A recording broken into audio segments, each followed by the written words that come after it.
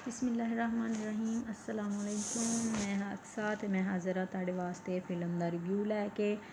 Film है जी Pakistani movie बोल, जिन्हें कि बहुत ज़्यादा बिजनेस किया, बहुत ही अच्छी और हिट चली है अपने पाकिस्तान की मूवी। और काफ़ी अरसे तो बाद जी है वो एक ऐसी मूवी आई सी जिन्हें बहुत ज़्यादा बिजनेस किया सिनेमास तो जनाब अगर तुसी हजे तक नहीं वेख सके हो वो मूवी तो मैं हाज़िर हाँ, मैं वह रिव्यू लैके तुहाडे वास्ते कि शॉर्ट स्टोरी में एक्सप्लेन कर देनी हाँ कुछ टाइम के अंदर अंदर।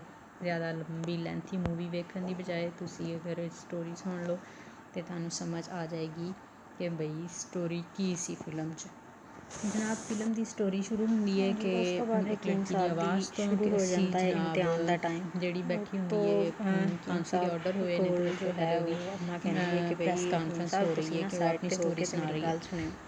स्टोरी लाइन स्टार्ट कर दी हुई है असी माशाअल्लाह जी 5 भैणां वां ठीक है। उस तो बाद ਉਹਦੇ ਬਾਵਜੂਦ ਵੀ ਬਾਪ ਦੀ ਜਿਹੜੀ ਹੈ ਉਹ ਬੇਟੇ ਦੀ ਖੁਆਹਿਸ਼ ਜਿਹੜੀ ਉਹਨੂੰ ਉਸ ਚੀਜ਼ ਤੋਂ ਰਹਿਣ ਨਹੀਂ ਦਿੰਦੀ ਕਿ ਉਹਦੀ ਆਮਦਨੀ ਘੱਟ ਹੈ, ਉਹਦਾ ਸਿਸਟਮ ਨਹੀਂ ਹੈ ਰੋਜ਼ਗਾਰ ਦਾ ਇੰਨਾ ਜ਼ਿਆਦਾ, ਲੇਕਿਨ ਉਹਦੇ ਬਾਵਜੂਦ ਕਿਉਂਕਿ ਉਹਨੂੰ ਸਿਰਫ ਬੇਟੇ ਦੀ ਖੁਆਹਿਸ਼ ਔਰ ਬੇਟੇ ਦੀ ਖੁਆਹਿਸ਼ ਦੇ ਪਿੱਛੇ ਉਹ ਜਿਹੜਾ ਉਹ ਲਗਾਤਾਰ ਬੱਚੇ ਪੈਦਾ ਕਰਨ ਤੇ ਲੱਗਾ ਹੈ। ਬੱਚੇ ਪੈਦਾ ਕਰਨ ਤੇ ਲੱਗਿਆ ਬਾਰ ਇਹ ਸਾਰੀ ਚੀਜ਼ ਜਿਹੜੀ ਉਹ ਰਿਪੀਟ ਕਰਦਾ ਪਿਆ। ਜੀ टाइम शुरू होया है 6वें बच्चे की पैदाइश का। पांच पहले बेटियां है ने छेवां बच्चा होने वाला है। छेवें बच्चे वास्ते दुआ करन दिया कि या अल्लाह बेटा ही होए चलो जी थोड़ी देर बाद दाई जिहड़ी है वो खुशखबरी लैके बाहर आउंदी है कि हकीम साहब तुहाडे नाल अल्लाह ताला ने बेटा दिता है। आ जाती है कि हकीम साहब ਤੁਹਾਡਾ ਬੱਚਾ ਹੈ ਜਿਹੜਾ ਉਹ ਤੁਸੀਂ ਇਹਨਾਂ ਨੂੰ ਦੇ ਦਿਓ ਤੇ ਇਹ ਤੁਹਾਨੂੰ ਪੈਸੇ ਵੀ ਦੇਣਗੇ, ਕਿਉਂਕਿ ਤੁਹਾਡੇ ਘਰ ਦੇ ਵਿੱਚ ਕਸਮ ਕੁਰਸੀ ਦਾ ਆਲਮ ਹੈ, ਕੋਈ ਖਾਣ ਪੀਣ ਦਾ ਵੀ ਨਹੀਂ ਤੁਹਾਡਾ ਸਿਸਟਮ ਹੈ ਸਹੀ ਤਰੀਕੇ ਨਾਲ ਚੱਲਦਾ, ਤੇ ਇਹ ਤੁਹਾਨੂੰ ਅੱਛੇ ਖਾਸੇ ਪੈਸੇ ਵੀ ਦੇਗੀ ਤੇ ਬੱਚਾ ਵੀ ਤੁਹਾਡਾ ਲੈ ਜਾਏਗੀ ਤੇ ਸੰਭਾਲ ਲੇਗੀ ਜਾ ਕੇ। ਔਰ ਹਕੀਮ ਸਾਹਿਬ ਜਿਹੜਾ ਉਹ ਇਸ ਗੱਲ 'ਤੇ ਬੜੇ ਸੀਖਾ ਹੋ ਕੇ ਤੇ ਉਹਨੂੰ ਕੱਢ ਦਿੰਦੇ ਨੇ ਘਰੋਂ ਵੀ, ਦੁਕਾਨ ਚੋਂ, ਚੱਲ ਬਈ ਨਿਕਲਦੀ ਹੋ ਇੱਥੋਂ, ਠੀਕ ਹੈ। ਉਸ ਤੋਂ ਬਾਅਦ ਜਨਾਬ ਉਹ ਬੱਚਾ ਹੈ ਜਿਹੜਾ ਭੈਣਾਂ ਤੇ 5 ਭੈਣਾਂ ਸੀ ਅੱਗੇ, ਉਹਨਾਂ ਨੂੰ ਭਰਾ ਇੱਕ ਲੱਭਿਆ, ਉਹ ਬਹੁਤ ਖੁਸ਼ ਆਪਣੇ ਆਪ ਉਹਨੂੰ ਬੜਾ ਖਿਡਾਉਂਦੀਆਂ ਨੇ, ਉਹਦੇ ਨਾਲ ਬਹੁਤ ਖੁਸ਼ ਰਹਿੰਦੀਆਂ ਨੇ। ਲੇਕਿਨ ਹਕੀਮ ਸਾਹਿਬ ਜਿਹੜੇ ਨੇ ਉਹ ਉਹਦੇ ਨਾਲ ਇੰਤਹਾਈ ਗੁੱਸੇ ਨਾਲ ਨਫ਼ਰਤ ਸ਼ੁਰੂ ਤੋਂ ਹਕੀਮ ਸਾਹਿਬ ਦੇ ਦਿਲ 'ਚ ਆ ਜਾਂਦੀ ਹੈ। ਇਹ ਬੱਚਾ ਉਹ ਆਹਿਸਤਾ ਆਹਿਸਤਾ ਵੱਡਾ ਹੁੰਦਾ ਜਿਵੇਂ 1 ਸਾਲ 2 ਸਾਲ 3 ਸਾਲ ਦਾ ਜਦੋਂ ਵੀ, ਲੇਕਿਨ ਹਕੀਮ ਸਾਹਿਬ ਨੇ ਕਦੀ ਉਹਨੂੰ ਨਹੀਂ ਵੇਖਣਾ, ਨਹੀਂ ਉਹਨੂੰ ਪਿਆਰ ਕਰਨਾ, ਨਹੀਂ ਉਹਦੇ ਕੋਲ ਗੌਰ ਕਰਨੀ, ਨਹੀਂ ਉਹਦੇ ਕੋਲ ਜਾਣਾ, ਨਹੀਂ ਉਹਨੂੰ ਬਹਿਣਾ, ਮਤਲਬ ਬਿਲਕੁਲ ਕਿਤਾ ਤਾਲੁਕ ਹੈ ਜਿਸ ਤਰ੍ਹਾਂ ਇਹ ਕੋਈ ਆਪਣੀ ਔਲਾਦ ਹੀ ਨਹੀਂ ਹੈਗੀ ਮੇਰੀ, ਇਸ ਤਰ੍ਹਾਂ ਦੀ ਸਿਚੁਏਸ਼ਨ ਹੁੰਦੀ ਹੈ। ਔਰ ਉੱਪਰ ਛੱਤ 'ਤੇ ਇੱਕ ਕਮਰਾ ਹੁੰਦਾ, ਉੱਥੇ ਉਹਨੂੰ ਬਸ ਬੰਦ ਕਰ ਛੱਡਣਾ, ਜਿੰਨਾ ਚਿਰ ਪਿਓ ਨੇ ਘਰ ਰਹਿਣਾ ਉਹਨਾਂ ਚਿਰ ਪੁੱਤਰ ਨੇ ਸਾਰਾ ਟਾਈਮ ਬਸ ਉਸੇ ਕਮਰੇ 'ਚ ਰਹਿਣਾ। ਅੱਛਾ, ਉਸ ਕਮਰੇ 'ਚ ਉਹ ਪੁਰਾਣੇ ਜ਼ਮਾਨੇ ਦਾ ਇੱਕ ਕਮਰਾ ਸੀ, ਉਹੀ ਉਹਦੀ ਰਿਹਾਇਸ਼ਗਾਹ ਬਣ ਗਿਆ ਵਿਚਾਰੇ ਬੱਚੇ ਦੀ। ਉਹ ਉਹਦੇ 'ਚ ਹੀ ਕਮਰੇ 'ਚ ਬੰਦ ਰਹਿਣ ਲੱਗ ਗਿਆ ਜੀ ਜ਼ਿਆਦਾ ਟਾਈਮ। ਬਾਪ ਜਿੰਨੇ ਟਾਈਮ ਘਰ ਹੈ ਉਨਾ ਟਾਈਮ ਬੱਚਾ ਕਮਰੇ 'ਚ, ਜਦੋਂ ਬਾਪ ਘਰੋਂ ਬਾਹਰ ਗਿਆ ਉਸ ਤੋਂ ਬਾਅਦ ਉਹਨੇ ਕਮਰੇ 'ਚੋਂ ਨਿਕਲਣਾ ਅਤੇ ਭੈਣਾਂ ਨਾਲ ਖੇਡ ਲਿਆ, ਹਾਸਿਆ, ਜੋ ਵੀ ਸਿਸਟਮ ਘਰ ਦੇ ਵਿੱਚ ਉਹਨਾਂ ਦਾ ਹੋ ਗਿਆ। ਬਸ ਉਸ ਕਮਰੇ 'ਚ ਰਹਿੰਦਿਆਂ ਟਾਈਮ ਪਾਸ ਕਰਨ ਵਾਸਤੇ ਉਹਦੇ ਕੋਲ ਇੱਕ ਹੀ ਆਪਸ਼ਨ ਹੁੰਦਾ ਸੀ ਕਿ ਉਹ ਆਸ ਪਾਸ ਕਮਰੇ ਦੇ ਦੀਵਾਰਾਂ ਦੇ ਉੱਤੇ ਉਹ ਪੁਰਾਣੇ ਜ਼ਮਾਨੇ ਵਾਲੇ ਮੁਗਲਈ ਕਮਰੇ ਹੁੰਦੇ ਸੀ ਅਤੇ ਬਣੀਆਂ ਹੁੰਦੀਆਂ ਸੀ ਨਾ ਦੀਵਾਰਾਂ 'ਤੇ ਆਰਟ ਵਰਕ ਬਣਿਆ ਹੁੰਦਾ ਸੀ। ਬਸ ਉਸ ਆਰਟ ਵਰਕ ਨੂੰ ਵੇਖ ਕੇ ਅਤੇ ਉਹਨੇ ਫਰਸ਼ 'ਤੇ ਜਿਹੜਾ ਉਹ ਲੀਕੀ ਰੱਖਣਾ, ਉਹ ਮਤਲਬ ਅੱਛੀ ਡਰਾਇੰਗ ਜਾਂ ਪੇਂਟਿੰਗ ਜਿਹਨੂੰ ਕਹਿ ਲਓ ਤੁਸੀਂ, ਉਹ ਕਰ ਲੈਂਦਾ ਸੀ। ਉਹ ਜੀ ਪੇਂਟਿੰਗ ਔਰ ਅੱਛੀਆਂ ਉਹਦੀਆਂ ਪੇਂਟਿੰਗ ਦੀਆਂ ਸਕਿੱਲਸ ਆਹਿਸਤਾ ਆਹਿਸਤਾ ਵੱਧ ਗਈਆਂ। ਇਵੇਂ ਜੀ ਭੈਣਾਂ ਨਾਲ ਹੱਸਦਿਆਂ ਖੇਡਦਿਆਂ ਜਿਹੜਾ ਉਹ ਟਾਈਮ ਪਾਸ ਹੋਣ ਲੱਗ ਗਿਆ। ਹੁਣ ਭੈਣਾਂ ਸੀ ਜਿਹੜੀਆਂ ਉਹ ਤਾਂ ਬਹੁਤ ਅੱਛਾ ਰਹਿੰਦੀਆਂ ਸੀ। ਇੱਕ ਭੈਣ ਵੱਡੀ ਸਾਰਿਆਂ ਤੋਂ, ਉਹਦੇ ਨਾਲ ਬਹੁਤ ਜ਼ਿਆਦਾ ਪਿਆਰ ਸੀ, ਬਹੁਤ ਜ਼ਿਆਦਾ ਖਿਆਲ ਕਰਦੀ ਸੀ। ਉਹ ਜਿਸ ਤਰ੍ਹਾਂ ਬੱਚਾ ਵੱਡਾ ਹੋਣ ਦਿਆ ਸੀ, ਕਿਉਂਕਿ ਉਹਦੇ 'ਚ ਕੁਦਰਤੀ ਤੌਰ 'ਤੇ ਇਸ ਤਰ੍ਹਾਂ ਦਾ ਹੈਗਾ ਸੀ ਸਿਸਟਮ ਕਿ ਉਹ ਕਦੀ ਭੈਣਾਂ ਦਾ ਦੁਪੱਟਾ ਲੈ ਕੇ ਵੇਖਣ ਲੱਗ ਪੈਂਦਾ ਸੀ, ਕਦੀ ਲਿਪਸਟਿਕ ਲਾ ਕੇ ਵੇਖਦਾ ਸੀ, ਅਤੇ ਭੈਣ ਕੋਲੋਂ ਕਦੀ ਜਾਂ ਮਾਂ ਕੋਲੋਂ ਕਦੀ ਮਾਰ ਵੀ ਖਾ ਲੈਂਦਾ ਸੀ ਕਿ ਤੂੰ ਇਹ ਕੀ ਕੰਮ ਕਰਨਾ, ਤੈਨੂੰ ਮੁੰਡੇ ਇਹੋ ਜਿਹੇ ਕੰਮ ਨਹੀਂ ਕਰਦੇ ਹੁੰਦੇ, ਤੈਨੂੰ ਕਿੰਨੀ ਦਫਾ ਮਨਾ ਕੀਤਾ। ਲੇਕਿਨ ਉਹ ਬੱਚਾ ਹੈ, ਉਹਨੂੰ ਕੀ ਕਿਹਾ ਜਾ ਸਕਦਾ, ਠੀਕ ਹੈ। ਫਿਰ ਜਨਾਬ ਇਸ ਤਰ੍ਹਾਂ ਹੀ ਵਕਤ ਗੁਜ਼ਰਦਾ ਗਿਆ, ਉਹ ਬੱਚਾ ਥੋੜ੍ਹਾ ਜਿਹਾ ਵੱਡਾ ਹੋ ਗਿਆ।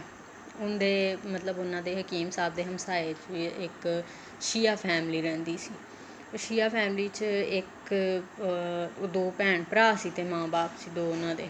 ਪ੍ਰੋਫੈਸਰ ਸੀ ਉਹਨਾਂ ਜਿਹੜੇ ਹਮਸਾਏ ਨੇ, ਉਹਨੇ ਪ੍ਰੋਫੈਸਰ ਸਾਹਿਬ ਨੇ ਜਨਾਬ, ਉਹਨਾਂ ਦਾ ਇੱਕ ਬੇਟਾ ਸੀ ਜਿਹੜਾ ਉਹਦੀ ਇੱਕ ਭੈਣ ਨਾਲ, ਜਿਹੜੀ ਸੈਕਿੰਡ ਨੰਬਰ ਵਾਲੀ ਸਿਸਟਰ ਸੀ ਨਾ, ਉਹਦੇ ਨਾਲ ਉਹਦੀ ਮਤਲਬ ਅੱਛੀ ਖਾਸੀ ਦੋਸਤੀ ਸੀ, ਇਸਲਾਮ ਦੁਆ ਸੀ, ਉਹਦੇ ਨਾਲ ਬਹੁਤ ਅੱਛਾ ਉਹਦਾ ਟਾਈਮ ਪਾਸ ਹੁੰਦਾ ਸੀ। ਠੀਕ ਹੈ, ਉਹ ਦੋਵੇਂ ਮਿਊਜ਼ਿਕ ਦਾ ਸ਼ੌਕ ਸੀ। ਉਹਦੀ ਦੂਸਰੇ ਨੰਬਰ ਵਾਲੀ ਜਿਹੜੀ ਭੈਣ ਹੈ ਉਹਨੂੰ ਵੀ ਬਹੁਤ, ਹਕੀਮ ਸਾਹਿਬ ਦੀ ਦੂਸਰੇ ਨੰਬਰ ਵਾਲੀ ਬੇਟੀ, ਉਹਨੂੰ ਬਹੁਤ ਜ਼ਿਆਦਾ ਸ਼ੌਕ ਸੀ ਮਿਊਜ਼ਿਕ ਦਾ, ਅਤੇ ਉਹ ਦੂਸਰੇ ਮੁੰਡੇ ਨੂੰ ਵੀ ਸ਼ੌਕ ਸੀ ਮਿਊਜ਼ਿਕ ਦਾ। ਦੋਵੇਂ ਰਲ ਕੇ ਜਿਹੜਾ ਉਹ ਆਪਣੇ ਮਿਊਜ਼ਿਕ ਵੱਲ ਬਹੁਤ ਜ਼ਿਆਦਾ ਤਵੱਜੋ ਦੇ ਲੈਂਦੇ ਹੁੰਦੇ ਸੀ। ਉਸ ਤੋਂ ਬਾਅਦ ਫਿਰ ਜੀ ਹਕੀਮ ਸਾਹਿਬ ਦੀਆਂ ਬੇਟੀਆਂ ਜਵਾਨ ਹੋ ਗਈਆਂ ਜੀ, ਬੇਟਾ ਵੀ ਜਵਾਨ ਹੈ, ਲੇਕਿਨ ਹਕੀਮ ਸਾਹਿਬ ਨੂੰ ਹੁਣ ਸ਼ਾਦੀ ਦੀ ਫਿਕਰ ਹੋਣ ਲੱਗੀ ਕਿ ਮੈਂ ਆਪਣੀਆਂ ਬੱਚੀਆਂ ਦੀ ਸ਼ਾਦੀ ਕਰਨੀ। ਸਭ ਤੋਂ ਵੱਡੀ ਬੱਚੀ ਸੀ ਜਿਹੜੀ ਮਤਲਬ ਉਸ ਟਾਈਮ ਕਰ ਰਹੀ ਸੀ ਪ੍ਰੈਸ ਕਾਨਫਰੰਸ, ਜਿਹਦੇ ਫਾਂਸੀ ਦੇ ਆਰਡਰ ਹੋ ਚੁੱਕੇ ਸੀ। ਉਸ ਲੜਕੀ ਦੀ ਸ਼ਾਦੀ ਦਾ ਟਾਈਮ ਆ ਗਿਆ ਜੀ।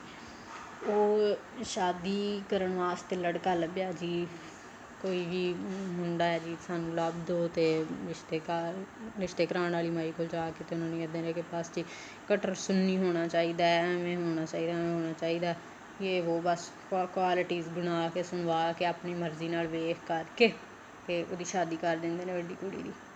ਉਹ ਸ਼ਾਦੀ ਕਰਾ ਕੇ ਆਪਣੇ ਘਰ ਚਲੀ ਗਈ। ਉਸ ਤੋਂ ਬਾਅਦ ਛੋਟੀਆਂ ਭੈਣਾਂ ਨਾਲ ਰਹਿਣ ਲੱਗ ਪਿਆ ਮੁੰਡਾ। ਉਹ ਜੀ ਸ਼ਾਦੀ ਨੂੰ ਥੋੜ੍ਹਾ ਅਰਸਾ ਗੁਜ਼ਰਿਆ, ਉਸ ਤੋਂ ਬਾਅਦ ਉਹਦੇ ਸ਼ੌਹਰ ਨਾਲ ਕੋਈ ਮਸਲਾ ਮਸਾਇਲ ਬਣ ਗਿਆ, ਉਹਨੇ ਦੂਸਰੀ ਸ਼ਾਦੀ ਕਰ ਲਈ। ਹੁਣ ਛਡਾ ਕੇ ਅਤੇ ਘਰ ਵਾਪਸ ਆ ਜਾਂਦੀ ਮਾਂ ਪਿਓ ਦੇ ਪਾਪਾ। ਹਕੀਮ ਸਾਹਿਬ ਬੜੇ ਪਰੇਸ਼ਾਨ ਹੁੰਦੇ ਨੇ ਜੀ, ਇਹ ਲੜਕੀ ਜਿਹੜੀ ਇਹ ਘਰ ਆ ਕੇ ਬਹਿ ਗਈ ਹੈ ਮੇਰੇ ਕੋਲ, ਅਤੇ ਦੁਕਾਨਦਾਰੀ ਅੱਗੇ ਨਹੀਂ ਚੱਲਦੀ, ਘਰ ਦੀ ਰੋਟੀ ਪੂਰੀ ਨਹੀਂ ਹੋਣ ਦਈ, ਅਤੇ ਅਸੀਂ ਜਿਹੜਾ ਉਹ ਇੰਨੇ ਖਰਚੇ ਕਿੱਥੋਂ ਪੂਰੇ ਕਰਾਂਗੇ। ਉਹ ਇਸ ਚੀਜ਼ ਤੋਂ ਇਸ ਵਜ੍ਹਾ ਤੋਂ ਆਪਣੀ ਵੱਡੀ ਬੇਟੀ ਨਾਲ ਵੀ ਬਹੁਤ ਜ਼ਿਆਦਾ ਖਫਾ ਰਹਿਣ ਲੱਗ ਪੈਂਦਾ। ਵੱਡੀ ਬੇਟੀ ਕੁਛ ਨਾ ਕੁਛ ਮਾਮਲਾਤ ਵੀ ਇਸ ਤਰ੍ਹਾਂ ਚਲਾਉਂਦੀ ਹੈ ਕਿ ਬਹੁਤ ਸਾਰੇ ਨਜ਼ਰੀਆਂ 'ਚ ਬਾਪ ਦੀ ਮੁਖਾਲਫ ਹੁੰਦੀ ਹੈ, ਕਿ ਉਹਨੂੰ ਇਸ ਚੀਜ਼ ਤੋਂ ਹੁੰਦਾ ਹੈ ਕਿ ਅਗਰ ਆਮਦਨ ਦਾ ਕੋਈ ਜ਼ਰੀਆ ਨਹੀਂ ਹੈ ਤਾਂ ਮੇਰਾ ਬਾਪ ਇੰਨੇ ਬੱਚੇ ਕਿਉਂ ਪੈਦਾ ਕਰੀ ਜਾਣ ਦਿਆ ਹੈ, ਉਹਨੂੰ ਬਸ ਕਰਨੀ ਚਾਹੀਦੀ ਹੈ। ਉਹ ਇਸ ਚੀਜ਼ ਤੋਂ ਅੱਕੀ ਹੋਈ ਹੁੰਦੀ ਹੈ ਕਿ ਮੇਰਾ ਬਾਪ ਫਿਰ ਦੁਬਾਰਾ ਕੋਈ ਨਾ ਕੋਈ ਕਰੇਗਾ ਕੁਛ, ਅਤੇ ਮਤਲਬ ਫਿਰ ਮੇਰੀ ਮਾਂ ਪ੍ਰੈਗਨੈਂਟ ਹੋ ਜਾਏਗੀ, ਫਿਰ ਕੋਈ ਇੱਕ ਨਵਾਂ ਬੱਚਾ ਹੋ ਜਾਏਗਾ। ਇਸ ਚੀਜ਼ ਤੋਂ ਅੱਕ ਕੇ ਉਹ ਆਪਣੀ ਮਾਂ ਨੂੰ ਇੱਕ ਦਿਨ ਪਿਓ ਤੋਂ ਚੋਰੀ ਲੈ ਜਾਂਦੀ, ਕਿਸੇ ਡਾਕਟਰ ਵਗੈਰਾ ਕੋਲ ਜਾ ਕੇ ਉਹਦਾ ਓਪਰੇਸ਼ਨ ਕਰਵਾ ਆਉਂਦੀ ਹੈ ਕਿ ਦੁਬਾਰਾ ਬੱਚੇ ਹੋਣ ਹੀ ਨਾ। ਹਕੀਮ ਸਾਹਿਬ ਉਹਦੇ ਤੋਂ ਕਾਫੀ ਅਰਸਾ ਬਾਅਦ ਜਿਹੜਾ ਨਾ ਉਹ ਆਪਣੀ ਬੀਵੀ ਨਾਲ ਬਹੁਤ ਲੜਦੇ ਨੇ ਕਿ ਇੰਨਾ ਚਿਰ ਹੋ ਗਿਆ, ਕੁਛ ਹੋਣ ਕਿਉਂ ਨਹੀਂ ਦਿਆ, ਤੂੰ ਕਸਮ ਖਾ ਕੇ ਤੂੰ ਕੁਛ ਕਰਾਇਆ ਤਾਂ ਨਹੀਂ ਆਪਣੇ ਨਾਲ। ਉਹ ਵਿਚਾਰੀ ਡਰਦੀ ਬੀਵੀ ਕੁਛ ਨਹੀਂ ਦੱਸਦੀ। ਬੇਟੀ ਵੱਡੀ ਉਹ ਆ ਜਾਂਦੀ, ਕਹਿੰਦੀ ਹਾਂ ਮੈਂ ਕਰਵਾਇਆ ਅੱਬਾ, ਤੂੰ ਜਿਹੜਾ ਉਹ ਬੇਟੇ ਦੀ ਖਵਾਹਿਸ਼ 'ਚ ਬੱਚਿਆਂ ਦੀ ਲੈਣ ਲਾਈ ਜਾਂਦਾ, ਤੈਨੂੰ ਇਸ ਚੀਜ਼ ਦਾ ਅਹਿਸਾਸ ਨਹੀਂ ਹੁੰਦਾ ਕਿ ਮੈਂ ਕੀ ਕਰਨ ਦਿਆ ਵਾਂ। ਉਹ ਬੜਾ ਮਤਲਬ ਬੇਟੀ ਨਾਲ ਲੜਦਾ, ਉਹਨੂੰ ਮਾਰਦਾ, ਉਹਨੂੰ ਕੁੱਟਦਾ ਕਿ ਤੇਰੀ ਹਿੰਮਤ ਕਿੱਦਾਂ ਹੋਈ ਕਿ ਤੂੰ ਅੱਲਾਹ ਤਾਲਾ ਦੇ ਨਿਜ਼ਾਮ 'ਚ ਜਿਹੜਾ ਮੁਦਾਖਲਤ ਕਰਨੀ ਹੈ, ਤੂੰ ਕੋਈ ਤੈਨੂੰ ਹੈ ਹੀ ਨਹੀਂ ਦੀਨ ਨਾਲ ਲਗਾਓ, ਕੋਈ ਤੈਨੂੰ ਅੱਲਾਹ ਤਾਲਾ ਦੀ ਮਖਲੂਕ ਹੈ, ਉਹ ਅੱਲਾਹ ਤਾਲਾ ਦੀ ਦੇਣ ਹੈ ਔਲਾਦ। ਜਿਸ ਤਰ੍ਹਾਂ ਸਾਡੇ ਮੁਆਸ਼ਰੇ 'ਚ ਆਮ ਰੂਟੀਨ 'ਚ ਲੋਕਾਂ ਦਾ ਬਹੁਤ ਸਾਰਿਆਂ ਦਾ ਜਿਹੜਾ ਉਹ ਕਨਸੈਪਟ ਹੁੰਦਾ ਕਿ ਯਾਰ ਜੀ ਜੇ ਅਗਰ ਇਸ ਤਰ੍ਹਾਂ ਕਰਾ ਲਿਆ ਤਾਂ ਬਹੁਤ ਵੱਡਾ ਗੁਨਾਹ ਸਰਜ਼ਦ ਕੀਤਾ ਤੁਸੀਂ। ਉਹ ਜੀ ਇਹ ਮਾਮਲਾਤ ਇਸ ਤਰ੍ਹਾਂ ਹੀ ਚੱਲਦੇ ਰਹਿੰਦੇ ਨੇ। ਦੂਸਰੇ ਨੰਬਰ ਵਾਲੀ ਜਿਹੜੀ ਬੇਟੀ ਹੈ ਉਹਦਾ ਹਮਸਾਇਆਂ ਦੇ ਮੁੰਡੇ ਨਾਲ ਜਿਹੜਾ ਉਹ ਸਿਸਟਮ ਚੱਲਦਾ ਰਹਿੰਦਾ ਕਿ ਉਹਦੀ ਦੋਸਤੀ ਹੈ, ਉਹਦੇ ਨਾਲ ਰਲ ਕੇ ਮਿਊਜ਼ਿਕ ਸਿੱਖਦੀ ਹੈ, ਕਰਦੀ ਹੈ ਸਾਰਾ ਕੁਛ। ਉਹ ਸਾਰਾ ਮਾਮਲਾਤ ਜਿਹੜੇ ਨੇ ਉਹਨਾਂ ਨੂੰ ਕਰਦੇ ਰਹਿੰਦੇ ਨੇ। ਇਸੇ ਤਰ੍ਹਾਂ ਚੱਲਦੇ ਚੱਲਦੇ ਮੁੰਡਾ ਜਵਾਨ ਹੋ ਗਿਆ, ਸਾਰੇ ਜਵਾਨ ਨੇ, ਹੱਸਦੇ ਖੇਡਦੇ ਨੇ ਆਪਣਾ। ਮੁੰਡਾ ਜਵਾਨ ਹੋਣ ਤੋਂ ਬਾਅਦ ਹਮਸਾਇਆਂ ਦਾ ਲੜਕਾ ਜਿਹਦੇ ਨਾਲ ਦੂਸਰੇ ਨੰਬਰ ਵਾਲੀ ਬੇਟੀ ਦੇ ਮਤਲਬ ਦੋਸਤੀ ਹੁੰਦੀ ਹੈ, ਉਹ ਮਿਊਜ਼ਿਕ ਵਗੈਰਾ ਪਰਸੂ ਕਰਦੇ ਹੁੰਦੇ ਨੇ ਜਿਹੜੇ, ਉਹ ਕਹਿੰਦਾ ਵੀ ਮੇਰੇ ਕੋਲ ਨਾ ਇੱਕ ਮੇਰੀ ਨਜ਼ਰ 'ਚ ਇੱਕ ਜਗ੍ਹਾ ਹੈਗੀ ਹੈ ਕਿ ਮੈਂ ਇਸ ਮੁੰਡੇ ਨੂੰ ਨਾ ਉੱਥੇ ਲਾ ਸਕਦਾ ਵਾਂ, ਕਿ ਇਹਨੂੰ ਪੇਂਟਿੰਗ ਆਉਂਦੀ ਹੈ, ਡਰਾਇੰਗ ਵਗੈਰਾ ਆਉਂਦੀ ਹੈ, ਅਤੇ ਇਹ ਨਾ ਇਹਨੂੰ ਮੈਂ ਲੈ ਜਾਂਦਾ ਵਾਂ ਉੱਥੇ ਜਾ ਕੇ, ਅਤੇ ਉੱਥੇ ਇਹਨੂੰ ਬਿਠਾ ਦੇਵਾਂਗਾ ਉਹਨਾਂ ਦੇ ਕੋਲ, ਅਤੇ ਉਹ ਇਹਨੂੰ ਸਿਖਾ ਦੇਣਗੇ ਔਰ ਕੰਮ ਕਰਨ ਲੱਗ ਪਏਗਾ। ਇਹ ਕੁਛ ਨਾ ਕੁਛ ਸ਼ਾਇਦ ਘਰ ਦਾ ਰਾਸ਼ਨ ਪਾਣੀ ਵੀ ਚੱਲ ਜਾਵੇ। ਉਹ ਇਸ ਤਰ੍ਹਾਂ ਕਰਕੇ ਅਤੇ ਮੁੰਡੇ ਨੂੰ ਲੈ ਜਾਂਦਾ ਉੱਥੇ ਪਠਾਨ ਵਗੈਰਾ ਹੁੰਦੇ ਨੇ, ਉਹਨਾਂ ਕੋਲ ਛੱਡ ਦਿੰਦਾ ਉੱਥੇ ਟਰੱਕਾਂ ਦੀ ਪੇਂਟਿੰਗ ਵਾਸਤੇ। ਸੁਬਾਹ ਨੂੰ ਛੱਡਦਾ ਵਿਚਾਰਾ, ਸ਼ਾਮ ਨੂੰ ਉਹਨੂੰ ਲੈ ਕੇ ਆਉਂਦਾ। ਕੋਸ਼ਿਸ਼ ਇਸ ਤਰ੍ਹਾਂ ਉਹਦਾ ਲਿਆਉਣ ਲਿਜਾਉਣ ਵਾਲਾ ਸਿਸਟਮ ਉਹ ਜਿਹੜੇ ਉਸਤਾਦ ਕੋਲ ਛੱਡਦਾ ਉਹਨੂੰ ਬੜੀ ਖਸੂਸੀ ਵੈਸੇ ਤਾਂ ਕਰਕੇ ਆਉਂਦਾ ਹੈ ਤਾਕੀਦ ਕਿ ਉਸਤਾਦ ਜੀ ਬੱਚੇ ਦਾ ਖਿਆਲ ਰੱਖਣਾ ਹੈ, ਮਾਸੂਮ ਹੈ, ਇਹਨੂੰ ਪਤਾ ਨਹੀਂ ਹੈਗਾ ਕਿਸੇ ਵੀ ਚੀਜ਼ ਦਾ, ਨਾ ਇਹਨੇ ਬਾਹਰ ਦੀ ਦੁਨੀਆ ਵੇਖੀ ਹੈ ਬਿਲਕੁਲ ਹੀ। ਅਤੇ ਉਸਤਾਦ ਸਾਹਿਬ ਬੜਾ ਯਕੀਨ ਦਿਲਾਉਂਦੇ ਨੇ, ਲੇਕਿਨ ਉੱਥੇ ਲੜਕੇ ਹੁੰਦੇ ਨੇ ਉਹ ਬੜਾ ਤੰਗ ਕਰਦੇ ਨੇ ਉਹਨੂੰ ਵਿਚਾਰੇ ਨੂੰ। ਅਤੇ ਬਸ ਇਸ ਤਰ੍ਹਾਂ ਉਹ ਵਿਚਾਰਾ ਉੱਥੇ ਖੱਪਦਾ ਰਹਿੰਦਾ ਕਿ ਇੱਕ ਦਿਨ ਉਹ ਲੜਕੇ ਜਿਹੜੇ ਉੱਥੇ ਉਹਦੇ ਨਾਲ ਕੰਮ ਕਰਦੇ ਹੁੰਦੇ ਨੇ ਉਹ ਅਤੇ ਉਹਨਾਂ ਦੇ ਨਾਲ ਕੋਈ ਹੋਰ ਬੰਦੇ ਮੇਲ ਮਿਲਾ ਕੇ ਉਸਤਾਦ ਜਿਹੜਾ ਉਹ ਵਰਕਸ਼ਾਪ ਤੋਂ ਬਾਹਰ ਕਿਸੇ ਸਾਈਡ 'ਤੇ ਚਲਾ ਜਾਂਦਾ ਅਤੇ ਉਹ ਪਿੱਛੋਂ ਜੀ ਉਸ ਬੱਚੇ ਨਾਲ ਜ਼ਿਆਦਤੀ ਕਰ ਦਿੰਦੇ ਨੇ। ਉਹ ਉਹਦੇ ਨਾਲ ਜ਼ਿਆਦਤੀ ਕਰਕੇ ਉਹਦੇ ਹੱਥ ਪੈਰ ਬੰਨ੍ਹ ਕੇ ਉਹਨੂੰ ਕਿਤੇ ਫਸਲਾਂ 'ਚ ਕਿਤੇ ਸਾਈਡ 'ਤੇ ਸੁੱਟ ਦਿੰਦੇ ਨੇ। ਉੱਥੋਂ ਕੋਈ ਕਿਸੇ ਦਾ ਗੁਜ਼ਰ ਬਸਰ ਹੁੰਦਾ ਹੈ ਅਤੇ ਉਹ ਪਤਾ ਲੱਗਦਾ ਜੀ ਇੱਥੇ ਕੋਈ ਹੈਗਾ ਹੈ, ਉਹ ਡਿੱਗਿਆ ਪਿਆ, ਉਹਨੂੰ ਚੁੱਕਦੇ ਨੇ, ਚੁੱਕ ਕੇ ਅਤੇ ਕੋਈ ਖਵਾਜਾ ਸਰਾਈ ਹੁੰਦਾ ਉਹਨੂੰ ਰਿਕਸ਼ੇ 'ਚ ਪਾ ਕੇ ਅਤੇ ਘਰ ਛੱਡ ਕੇ ਜਾਂਦਾ। ਮਾਂ ਅਤੇ ਭੈਣਾਂ ਜਿਹੜੀਆਂ ਨੇ ਉਹ ਬੜੀਆਂ ਪਰੇਸ਼ਾਨ ਹੁੰਦੀਆਂ ਨੇ, ਉਹਨੂੰ ਚੁੱਕਦੀਆਂ ਨੇ, ਸੰਭਾਲਦੀਆਂ ਨੇ, ਕਰਦੀਆਂ ਨੇ, ਬੜਾ ਮਤਲਬ ਕਰਦੀਆਂ ਨੇ। ਬੱਚਾ ਵਿਚਾਰਾ ਬੜਾ ਰੋਂਦਾ, ਪਰੇਸ਼ਾਨ ਹਾਲ ਹੁੰਦਾ। ਹਕੀਮ ਸਾਹਿਬ ਨੇ ਉਹਨਾਂ ਦੇ ਦਿਮਾਗ 'ਚ ਬਸ ਇਹੀ ਗੱਲ ਚੱਲਦੀ ਹੁੰਦੀ ਹੈ ਕਿ ਜੀ ਇਹਦੇ ਨਾਲ ਹੋ ਗਈ ਹੈ ਜ਼ਿਆਦਤੀ, ਇੱਕ ਤਾਂ ਇਹ ਹੈਗਾ ਖਵਾਜਾ ਸਰਾਏ ਅਤੇ ਦੂਸਰਾ ਇਹਦੇ ਨਾਲ ਜ਼ਿਆਦਤੀ ਹੋ ਗਈ ਹੈ ਅਤੇ ਮੈਂ ਕਿੱਧਰ ਜਾਵਾਂਗਾ, ਮੇਰੇ ਵਾਸਤੇ ਤਾਂ ਮੁਸ਼ਕਿਲ ਹੋ ਜਾਏਗੀ, ਲੋਕ ਮੈਨੂੰ ਗੱਲਾਂ ਕਰਨਗੇ, ਹੱਸਣਗੇ ਲੋਕ ਮੇਰੇ 'ਤੇ ਵੀ ਇਹ ਕੀ ਹੈ, ਇਹ ਕੀ ਹੈ। ਅਤੇ ਇਹਨਾਂ ਸਾਰੀਆਂ ਚੀਜ਼ਾਂ ਨੂੰ ਜਿਹੜਾ ਨਾ ਉਹ ਕਿਸੇ ਤਰ੍ਹਾਂ ਕਵਰ ਕਰਾਂਗਾ ਅਤੇ ਮੈਂ ਕਿਵੇਂ ਕਵਰ ਕਰਾਂ ਇਹਨਾਂ ਸਾਰੀਆਂ ਚੀਜ਼ਾਂ ਨੂੰ। ਉਹ ਜਨਾਬ ਇਹੀ ਸੋਚਦਾ ਉਹਦੇ ਦਿਮਾਗ 'ਚ ਇੱਕ ਹੀ ਹੱਲ ਹੁੰਦਾ ਵੀ ਮੈਂ ਇਹਨੂੰ ਜਾਨੋਂ ਹੀ ਮਾਰਨਾ। ਹਕੀਮ ਸਾਹਿਬ ਜਨਾਬ ਛਾਪਰ ਲੈ ਕੇ ਉੱਤੇ ਚਲੇ ਜਾਂਦੇ ਕਮਰੇ 'ਚ, ਉਹ ਬੱਚਾ ਸੁੱਤਾ ਪਿਆ ਹੁੰਦਾ ਬੇਟਾ ਹਕੀਮ ਸਾਹਿਬ ਦਾ, ਉੱਥੇ ਜਾ ਕੇ ਅਤੇ ਉਹਨੂੰ ਜਨਾਬ ਉਹਦੇ ਮੂੰਹ 'ਤੇ ਛਾਪਰ ਚੜ੍ਹਾ ਕੇ ਉਹਨੂੰ ਕਤਲ ਕਰ ਦਿੰਦੇ। ਮੁੰਡੇ ਨੂੰ ਕਤਲ ਕਰਕੇ ਅਤੇ ਆਵਾਮ ਨੂੰ ਕਹਿ ਦਿੰਦੇ ਨੇ ਕਿ ਬਸ ਜੀ ਫੌਤ ਹੋ ਗਿਆ ਮੁੰਡਾ। ਉਹ ਕੋਈ ਖਵਾਜਾ ਸਰਾਜ ਕਮਿਊਨਿਟੀ ਦਾ ਬੰਦਾ ਹੀ ਹੁੰਦਾ, ਉਹਨੂੰ ਇਸ ਚੀਜ਼ 'ਤੇ ਸ਼ੱਕ ਹੁੰਦਾ ਕਿ ਹਕੀਮ ਸਾਹਿਬ ਨੇ ਜਿਹੜਾ ਉਹ ਕਤਲ ਹੀ ਕੀਤਾ ਮੁੰਡੇ ਦਾ। ਉਹ ਥਾਣੇ ਰਿਪੋਰਟ ਕਰ ਦਿੰਦੇ ਨੇ। ਥਾਣੇਦਾਰ ਜਿਹੜਾ ਉਹ ਤਕਰੀਬਨ ਮੁੰਡੇ ਦੇ ਸ਼ਾਇਦ ਕੁਲਾਂ ਵਾਲੇ ਦਿਨ ਆ ਜਾਂਦੇ ਨੇ, ਉਹ ਆ ਕੇ ਅਤੇ ਉਹਨੂੰ ਕਹਿ ਦਿੰਦੇ ਨੇ ਕਿ ਬਈ ਹਕੀਮ ਸਾਹਿਬ ਜ਼ਰਾ ਥਾਣੇ ਤਸ਼ਰੀਫ ਲਿਆਇਓ, ਤੁਹਾਡੇ ਨਾਲ ਕੰਮ ਹੈ। ਹਕੀਮ ਸਾਹਿਬ ਪਰੇਸ਼ਾਨ ਹੋ ਜਾਂਦੇ ਨੇ ਇੱਕ ਵਾਰੀ ਅਤੇ ਫਿਰ ਪਰ ਥਾਣੇ ਚਲੇ ਜਾਂਦੇ ਨੇ। ਜਾ ਕੇ ਅਤੇ ਥਾਣੇਦਾਰ ਕੋਲ ਪੈਂਦੇ, ਥਾਣੇਦਾਰ ਕਹਿੰਦਾ ਕਿ ਹਕੀਮ ਸਾਹਿਬ ਇਸ ਤਰ੍ਹਾਂ ਹੈ। ਉਹ ਖਵਾਜਾ ਸਰਾ ਆਇਆ ਬੈਠਾ, ਉਹ ਕਹਿੰਦਾ ਮੇਰਾ ਪਰਚਾ ਕੱਟੋ ਵੀ ਮੁੰਡਾ ਇਹਨਾਂ ਨੇ ਜਿਹੜਾ ਉਹ ਕਤਲ ਕੀਤਾ। ਅਤੇ ਹਕੀਮ ਸਾਹਿਬ ਹੁਣ ਤੁਸੀਂ ਦੱਸੋ ਕੀ ਕਰਨਾ। ਹਕੀਮ ਸਾਹਿਬ ਕਹਿੰਦੇ ਨੇ ਕਿ ਬਈ ਮੈਂ ਪਰਚਾ ਨਹੀਂ ਕੱਟ ਸਕਦਾ, ਮੇਰੇ ਕਫਾਲਤ ਵਾਲਾ ਕੋਈ ਹੋਰ ਨਹੀਂ ਹੈਗਾ ਘਰ 'ਚ, ਅਤੇ ਕਿਸੇ ਤਰੀਕੇ ਮੇਰੀ ਜਾਨ ਛੁਡਾ ਇਹਦੇ ਕੋਲੋਂ। ਥਾਣੇਦਾਰ ਕਹਿੰਦਾ ਹਕੀਮ ਸਾਹਿਬ 3 ਲੱਖ ਰੁਪਈਏ ਦਾ ਇੰਤਜ਼ਾਮ ਕਰ ਲਓ, 2-2.5 ਲੱਖ ਦਾ, ਅਤੇ ਫਿਰ ਤੁਹਾਡੀ ਜਾਨ ਛੁੱਟ ਜਾਏਗੀ। ਹਕੀਮ ਸਾਹਿਬ ਪਹਿਲੇ ਤਾਂ ਇਨਕਾਰ ਕਰਦੇ ਨੇ, ਫਿਰ ਜਦੋਂ ਥਾਣੇਦਾਰ ਧਮਕੀ ਸ਼ਮਕੀ ਲਾਉਂਦਾ ਉਸ ਤੋਂ ਬਾਅਦ ਮੰਨ ਜਾਂਦੇ ਨੇ ਕਿ ਭਾਈ ਦੇਣਾ ਹੀ ਪੈਣਾ ਮੈਨੂੰ। ਫਿਰ ਹਕੀਮ ਸਾਹਿਬ ਸੋਚਦੇ ਨੇ ਵੀ ਕੀ ਕਰੀਏ ਅਸੀਂ, ਕਿੱਥੋਂ ਇੰਨੇ ਪੈਸੇ ਦੇਈਏ। ਘਰ ਵਾਲਿਆਂ ਨਾਲ ਐਵੇਂ ਬੈਠਿਆਂ ਗੱਲ ਕਰ ਦਿੰਦੀ ਹੈ ਬੀਵੀ ਕਿ ਤੁਸੀਂ ਮਸਜਿਦ ਵਗੈਰਾ ਦੇ ਨਾ ਚੰਦਾ ਇਕੱਠਾ ਕਰਨ ਦੀ ਜ਼ਿੰਮੇਵਾਰੀ ਹਕੀਮ ਸਾਹਿਬ ਕੋਲ ਹੁੰਦੀ ਵੀ ਤੁਸੀਂ ਉਹਦੇ 'ਚੋਂ ਤੁਹਾਡੇ ਕੋਲ ਪੈਸੇ ਪਏ ਨੇ ਅਤੇ ਉਹਦੇ 'ਚੋਂ ਤੁਸੀਂ ਦੇ ਦਿਓ, ਫਿਰ ਬਾਅਦ 'ਚੋਂ ਜਦੋਂ ਤੁਹਾਨੂੰ ਤੁਹਾਡੇ ਕੋਲ ਹੋਣਗੇ ਅਤੇ ਫਿਰ ਤੁਸੀਂ ਵਾਪਸ ਰੱਖ ਦਿਓ ਉੱਥੇ। ਹਕੀਮ ਸਾਹਿਬ ਕਹਿੰਦੇ ਨੇ ਕਿ ਉਹ ਮਸਜਿਦ ਦੇ ਪੈਸੇ ਨੇ, ਮੈਂ ਉਹਨਾਂ 'ਚੋਂ ਪੈਸੇ ਨਹੀਂ ਲੈ ਸਕਦਾ, ਇਹ ਰਿਸ਼ਵਤ ਦੇਣ ਵਾਸਤੇ ਅਤੇ ਖਿਲਾਫ ਚੀਜ਼ ਹੈ, ਇੱਕ ਬਹੁਤ ਗਲਤ ਚੀਜ਼ ਹੈ, ਕੋਈ ਹੋਰ ਹੱਲ ਸੋਚਣਾ ਵਾ। ਉਹ ਹੱਲ ਸੋਚਦੇ ਉਹ ਜਿਹੜਾ ਦਲਾਲ ਇੱਕ ਕੋਠੇ ਤੋਂ ਆਇਆ ਹੁੰਦਾ ਬੰਦਾ, ਇੱਕ ਦਿਨ ਹਕੀਮ ਸਾਹਿਬ ਕੋਲ ਬੱਚਿਆਂ ਨੂੰ ਕੁਰਾਨ ਪਾਕ ਪੜ੍ਹਾਉਣ ਵਾਸਤੇ, ਉਹਦੇ ਕੋਲ ਚਲੇ ਜਾਂਦੇ ਨੇ ਹਕੀਮ ਸਾਹਿਬ ਤੋਂ, ਉਹਨੂੰ ਜਾ ਕੇ ਕਹਿੰਦੇ ਨੇ ਕਿ ਬਈ ਬੱਚਿਆਂ ਨੂੰ ਕੁਰਾਨ ਪਾਕ ਪੜ੍ਹਾ ਦਾਂਗਾ ਮੈਂ ਤੁਹਾਡਿਆਂ ਨੂੰ, ਅਤੇ ਲੇਕਿਨ ਮੈਨੂੰ ਨਾ ਪੈਸੇ ਚਾਹੀਦੇ ਐਡਵਾਂਸ 'ਚ। ਅਤੇ ਉਹ ਪੁੱਛਦਾ ਵੀ ਕਿੰਨੇ ਪੈਸੇ ਚਾਹੀਦੇ ਨੇ। ਉਹ ਦਲਾਲ ਕਹਿੰਦਾ ਹੈ ਵੀ ਕਿੰਨੇ ਪੈਸੇ ਚਾਹੀਦੇ ਨੇ। ਹਕੀਮ ਸਾਹਿਬ ਕਹਿੰਦੇ ਜੀ ਭਾਈ ਮੈਨੂੰ 3 ਲੱਖ ਰੁਪਈਆ ਚਾਹੀਦਾ, ਅਤੇ ਜਦੋਂ ਮੇਰੇ ਕੋਲ ਹੋਣਗੇ ਮੈਂ ਤੁਹਾਨੂੰ ਵਾਪਸ ਕਰ ਦਾਂਗਾ। ਉਹ ਕਹਿੰਦਾ ਵੀ ਹਕੀਮ ਸਾਹਿਬ ਮੈਂ ਸੁਣਿਆ ਤੁਹਾਡੀਆਂ ਨਾ ਬੇਟੀਆਂ 5-6 ਬੱਚੀਆਂ ਨੇ। ਹਕੀਮ ਨੂੰ ਬੜਾ ਗੁੱਸਾ ਹੁੰਦਾ ਅਤੇ ਕਹਿੰਦਾ ਵੀ ਹਕੀਮ ਸਾਹਿਬ ਇੱਕ ਦੀ ਬੱਚੀ ਨਾ ਇੱਕ ਬੱਚੀ ਮੈਨੂੰ ਵੀ ਦੇ ਦਿਓ। ਅਤੇ ਹਕੀਮ ਬੜਾ ਗੁੱਸਾ ਆਉਂਦਾ ਕਿ ਮੇਰੀਆਂ ਬੇਟੀਆਂ ਦਾ ਨਾਮ ਨਾ ਲੈ ਕੇ। ਉਹ ਕਹਿੰਦਾ ਵੀ ਹਕੀਮ ਸਾਹਿਬ ਐਵੇਂ ਨਹੀਂ, ਤੁਸੀਂ ਮੇਰੀ ਬੀਵੀ 'ਚੋਂ ਹੀ ਇੱਕ ਬੇਟੀ ਦੇ ਦਿਓ ਮੈਨੂੰ। ਹਕੀਮ ਕਹਿੰਦਾ ਵੀ ਮੈਂ ਸੋਚਣਾ ਵਾ, ਮੈਨੂੰ ਮਤਲਬ ਪਹਿਲੇ ਤਾਂ ਨਹੀਂ ਮੰਨਦਾ, ਲੇਕਿਨ ਫਿਰ ਮਜਬੂਰੀ ਨੂੰ ਵੇਖ ਕੇ ਕਹਿੰਦਾ ਮੈਂ ਸੋਚ ਕੇ ਦੱਸਾਂਗਾ। ਸੋਚ ਵਿਚਾਰ ਕਰਕੇ ਅਤੇ ਇਹੀ ਫੈਸਲਾ ਕਰਦਾ ਕਿ ਠੀਕ ਹੈ, ਮੰਨ ਲੈਂਦਾ ਉਹਦੀ ਸ਼ਰਤ, ਠੀਕ ਹੈ ਤੇਰੀ ਬੀਵੀ 'ਚੋਂ ਹੀ ਤੈਨੂੰ ਇੱਕ ਬੱਚੀ ਦੇ ਦੂੰ, ਮਤਲਬ ਕਿ ਕੋਈ ਵੀ ਬੱਚਾ ਬੇਟਾ ਹੋਏਗਾ ਅਤੇ ਤਾਂ ਵੀ ਉਹਨਾਂ ਦਾ ਡਿਸਾਈਡ ਹੋ ਜਾਂਦਾ ਕਿ ਉਹ ਹਕੀਮ ਦਾ ਹੋਏਗਾ, ਅਤੇ ਜੇ ਅਗਰ ਬੇਟੀ ਹੋ ਗਈ ਅਤੇ ਉਹ ਫਿਰ ਉਹਨਾਂ ਦੀ ਹੋਏਗੀ ਕੋਠੇ ਵਾਲਿਆਂ ਦੀ। ਉਹੀ ਉਹਨੂੰ ਰੱਖਣਗੇ, ਉਹੀ ਉਹਦੀ ਹਿਫਾਜ਼ਤ ਕਰਨਗੇ। ਉਹ ਡਿਸਾਈਡ ਹੋ ਕੇ ਪੈਸੇ ਹਕੀਮ ਸਾਹਿਬ ਨੂੰ ਦੇ ਦਿੰਦਾ, ਆ ਲਓ ਹਕੀਮ ਸਾਹਿਬ ਪੈਸੇ ਤੁਸੀਂ। ਉਹ ਹਕੀਮ ਉੱਧਰ ਰਿਸ਼ਵਤ ਵਾਲੇ ਪੈਸੇ ਦੇ ਕੇ ਆਪਣੀ ਜਾਨ ਛੁਡਾ ਕੇ ਇੱਕ ਵਾਰੀ ਵਿਹਲਾ ਹੋ ਗਿਆ। ਫਿਰ ਕਹਿੰਦਾ ਵੀ ਤੂੰ ਆਪਣੀ ਬੀਵੀ ਨੂੰ ਤਲਾਕ ਦੇ, ਮੈਂ ਉਹਦਾ ਨਿਕਾਹ ਕਰਕੇ ਫਿਰ ਉਹਦੇ ਨਾਲ ਤਾਲੁਕ ਕਾਇਮ ਕਰਾਂਗਾ। ਇਸ ਤਰ੍ਹਾਂ ਹੀ ਹੁੰਦਾ ਜੀ। ਉਹ ਬੀਵੀ ਨੂੰ ਤਲਾਕ ਦੇ ਦਿੰਦਾ, ਉਹ ਹਕੀਮ ਸਾਹਿਬ ਉਹਦੇ ਨਾਲ ਨਿਕਾਹ ਕਰ ਲੈਂਦੇ ਨੇ, ਉਹਦੇ ਨਾਲ ਰਿਲੇਸ਼ਨਸ਼ਿਪ ਰਹਿੰਦੇ ਨੇ ਜੀ। ਕੁਛ ਅਰਸਾ ਗੁਜ਼ਰਦਾ, ਉਨੀ ਦੇਰ 'ਚ ਉਹਨੂੰ ਜਿਹੜੀ ਤਵਾਈਫ ਹੈ ਉਹਨੂੰ ਹੋ ਜਾਂਦੀ ਬੇਟੀ।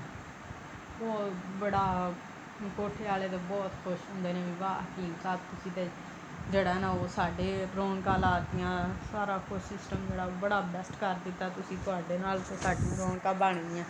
ਫਿਰ ਉਹ ਹਕੀਮ ਨੂੰ ਕਹਿੰਦਾ ਵੀ ਯਾਰ ਤੂੰ ਨਾ ਐਵੇਂ ਕਰ ਵੀ ਤੂੰ ਸਾਨੂੰ ਦੇਈ ਜਾ ਨਿਆਣੇ, ਅਤੇ ਇੱਕ ਕੁੜੀ ਇਸ ਵਾਰੀ ਤਾਂ ਤੈਨੂੰ 3 ਲੱਖ ਦਿੱਤਾ, ਅਗਲੀ ਵਾਰੀ ਤੈਨੂੰ 4 ਲੱਖ ਦੇਵਾਂਗੇ, ਉਸ ਤੋਂ ਅਗਲੀ ਧੀ ਤੇ 5 ਲੱਖ ਦੇ ਦਾਂਗੇ, ਉਸ ਤੋਂ ਅਗਲੀ ਧੀ ਤੇ 6 ਲੱਖ, ਐਵੇਂ ਕੰਮ ਚੱਲੇਗਾ। ਅਤੇ ਤੂੰ ਜਿਹੜਾ ਨਾ ਉਹ ਸਾਨੂੰ ਬੱਚੀਆਂ ਪੈਦਾ ਕਰ ਕਰਕੇ ਦੇਈ ਜਾ। ਹਕੀਮ ਬੜਾ ਗੁੱਸੇ 'ਚ ਆ ਜਾਂਦਾ, ਅਤੇ ਉਹ ਜਿਹੜਾ ਕੋਠੇ ਵਾਲਾ ਉਹਨੂੰ ਚੁੱਕ ਕੇ ਬਾਹਰ ਸੁਟਾ ਦਿੰਦਾ ਵੀ ਚੱਲ ਖਬਰਦਾਰ ਨਿਕਲਦਾ ਹੋ ਇੱਥੋਂ, ਤੈਨੂੰ ਕੋਈ ਕੰਮ ਨਹੀਂ ਹੈਗਾ। ਕਿਉਂਕਿ ਹਕੀਮ ਸਾਹਿਬ ਦੀ ਗੈਰਤ ਜਾਗ ਰਹੀ ਹੁੰਦੀ ਹੈ ਕਿ ਹੁਣ ਮੇਰੀ ਬੇਟੀ ਉਹ ਕੋਠੇ 'ਤੇ ਕੰਮ ਕਰੇਗੀ ਜਾਂ ਤਵਾਇਫ ਬਣੇਗੀ, ਇਹ ਗਵਾਰਾ ਨਹੀਂ ਕਰਦੀ। ਉਹ ਇਸ ਲੜਾਈ 'ਚ ਕਸ਼ਮਕਸ਼ 'ਚ ਜਿਹੜਾ ਉਹ ਹਕੀਮ ਸਾਹਿਬ ਨੂੰ ਇੱਕ ਵਾਰੀ ਘਰ ਭੇਜ ਦਿੰਦੇ ਨੇ। ਹਕੀਮ ਸਾਹਿਬ ਇੱਕ ਦਿਨ ਫਿਰ ਮੌਕਾ ਲੱਭ ਲੁੱਭ ਕੇ ਅਤੇ ਉਹ ਬੁੱਢੀ ਕੋਲ ਜਾਂਦੇ ਨੇ, ਉਸ ਤਵਾਇਫ ਕੋਲ ਜਿਹਦੇ ਨਾਲ ਉਹਨਾਂ ਦਾ ਨਿਕਾਹ ਹੋਇਆ ਹੁੰਦਾ।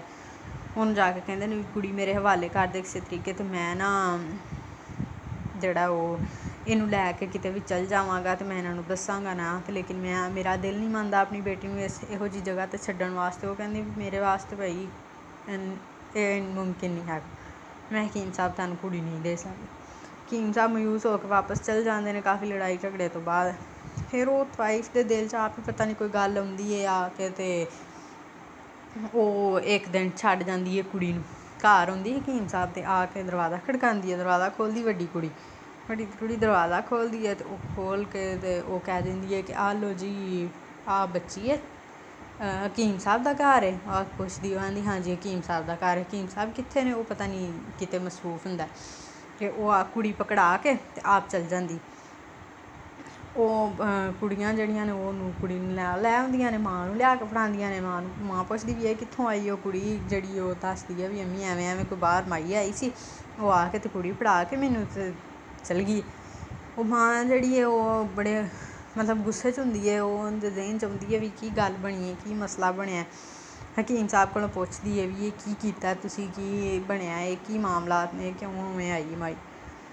ਉਹ ਮਾਈ ਹੈ ਜੀ, ਉਹ ਹਕੀਮ ਹੈ ਨਾ ਜਿਹੜਾ, ਉਹ ਦੱਸ ਦਿੰਦਾ ਉਹਨੂੰ ਕਿ ਇਸ ਤਰ੍ਹਾਂ ਮਾਮਲਾ ਹੋਇਆ ਸੀ, ਮੈਨੂੰ ਪੈਸੇ ਚਾਹੀਦੇ ਸਨ ਅਤੇ ਮੈਂ ਇਸ ਤਰ੍ਹਾਂ ਸ਼ਾਦੀ ਕਰ ਲਈ ਉਹਦੇ ਨਾਲ, ਅਤੇ ਉਹਦੇ 'ਚੋਂ ਮੇਰੀ ਇੱਕ ਬੱਚੀ ਹੋਈ ਹੈ। ਉਹ ਬੀਵੀ ਉਹਦੀ ਜਿਹੜੀ ਨਾ ਉਹ ਬੜਾ ਚੀਖਾਂ ਮਾਰਦੀ। ਹਕੀਮ ਉਹਨੂੰ ਕੁੱਟਦਾ ਵੀ ਤੂੰ ਜਿਹੜਾ ਨਾ ਉਹ ਚੀਖਾਂ ਨਾ ਮਾਰ, ਬੱਚਿਆਂ ਨੂੰ ਨਾ ਪਤਾ ਲੱਗੇ, ਇਹ ਹੈ ਉਹ ਹੈ। ਉਹ ਮਾਂ ਉਹਦੀ ਰੋਂਦੀ ਪਿੱਟਦੀ, ਮੈਂ ਤਾਂ ਦੱਸਾਂਗੀ ਸਾਰਿਆਂ ਨੂੰ, ਮੈਂ ਤਾਂ ਇਹ ਹੋਏਗਾ ਉਹ ਹੋਏਗਾ, ਬੜਾ ਰੌਲਾ ਪੈਂਦਾ ਉਹਨਾਂ ਦੇ ਘਰ। ਹਕੀਮ ਚੰਗਾ ਕੁੱਟਦਾ ਮਾਈ ਨੂੰ, ਆਪਣੀ ਕੁੜੀ ਨੂੰ। ਉਸ ਤੋਂ ਬਾਅਦ ਜਨਾਬ ਥੋੜ੍ਹੇ ਦਿਨ, ਇੱਕ ਅੱਧਾ ਦਿਨ ਹਰੇ ਲੰਘਦਾ ਹੈ।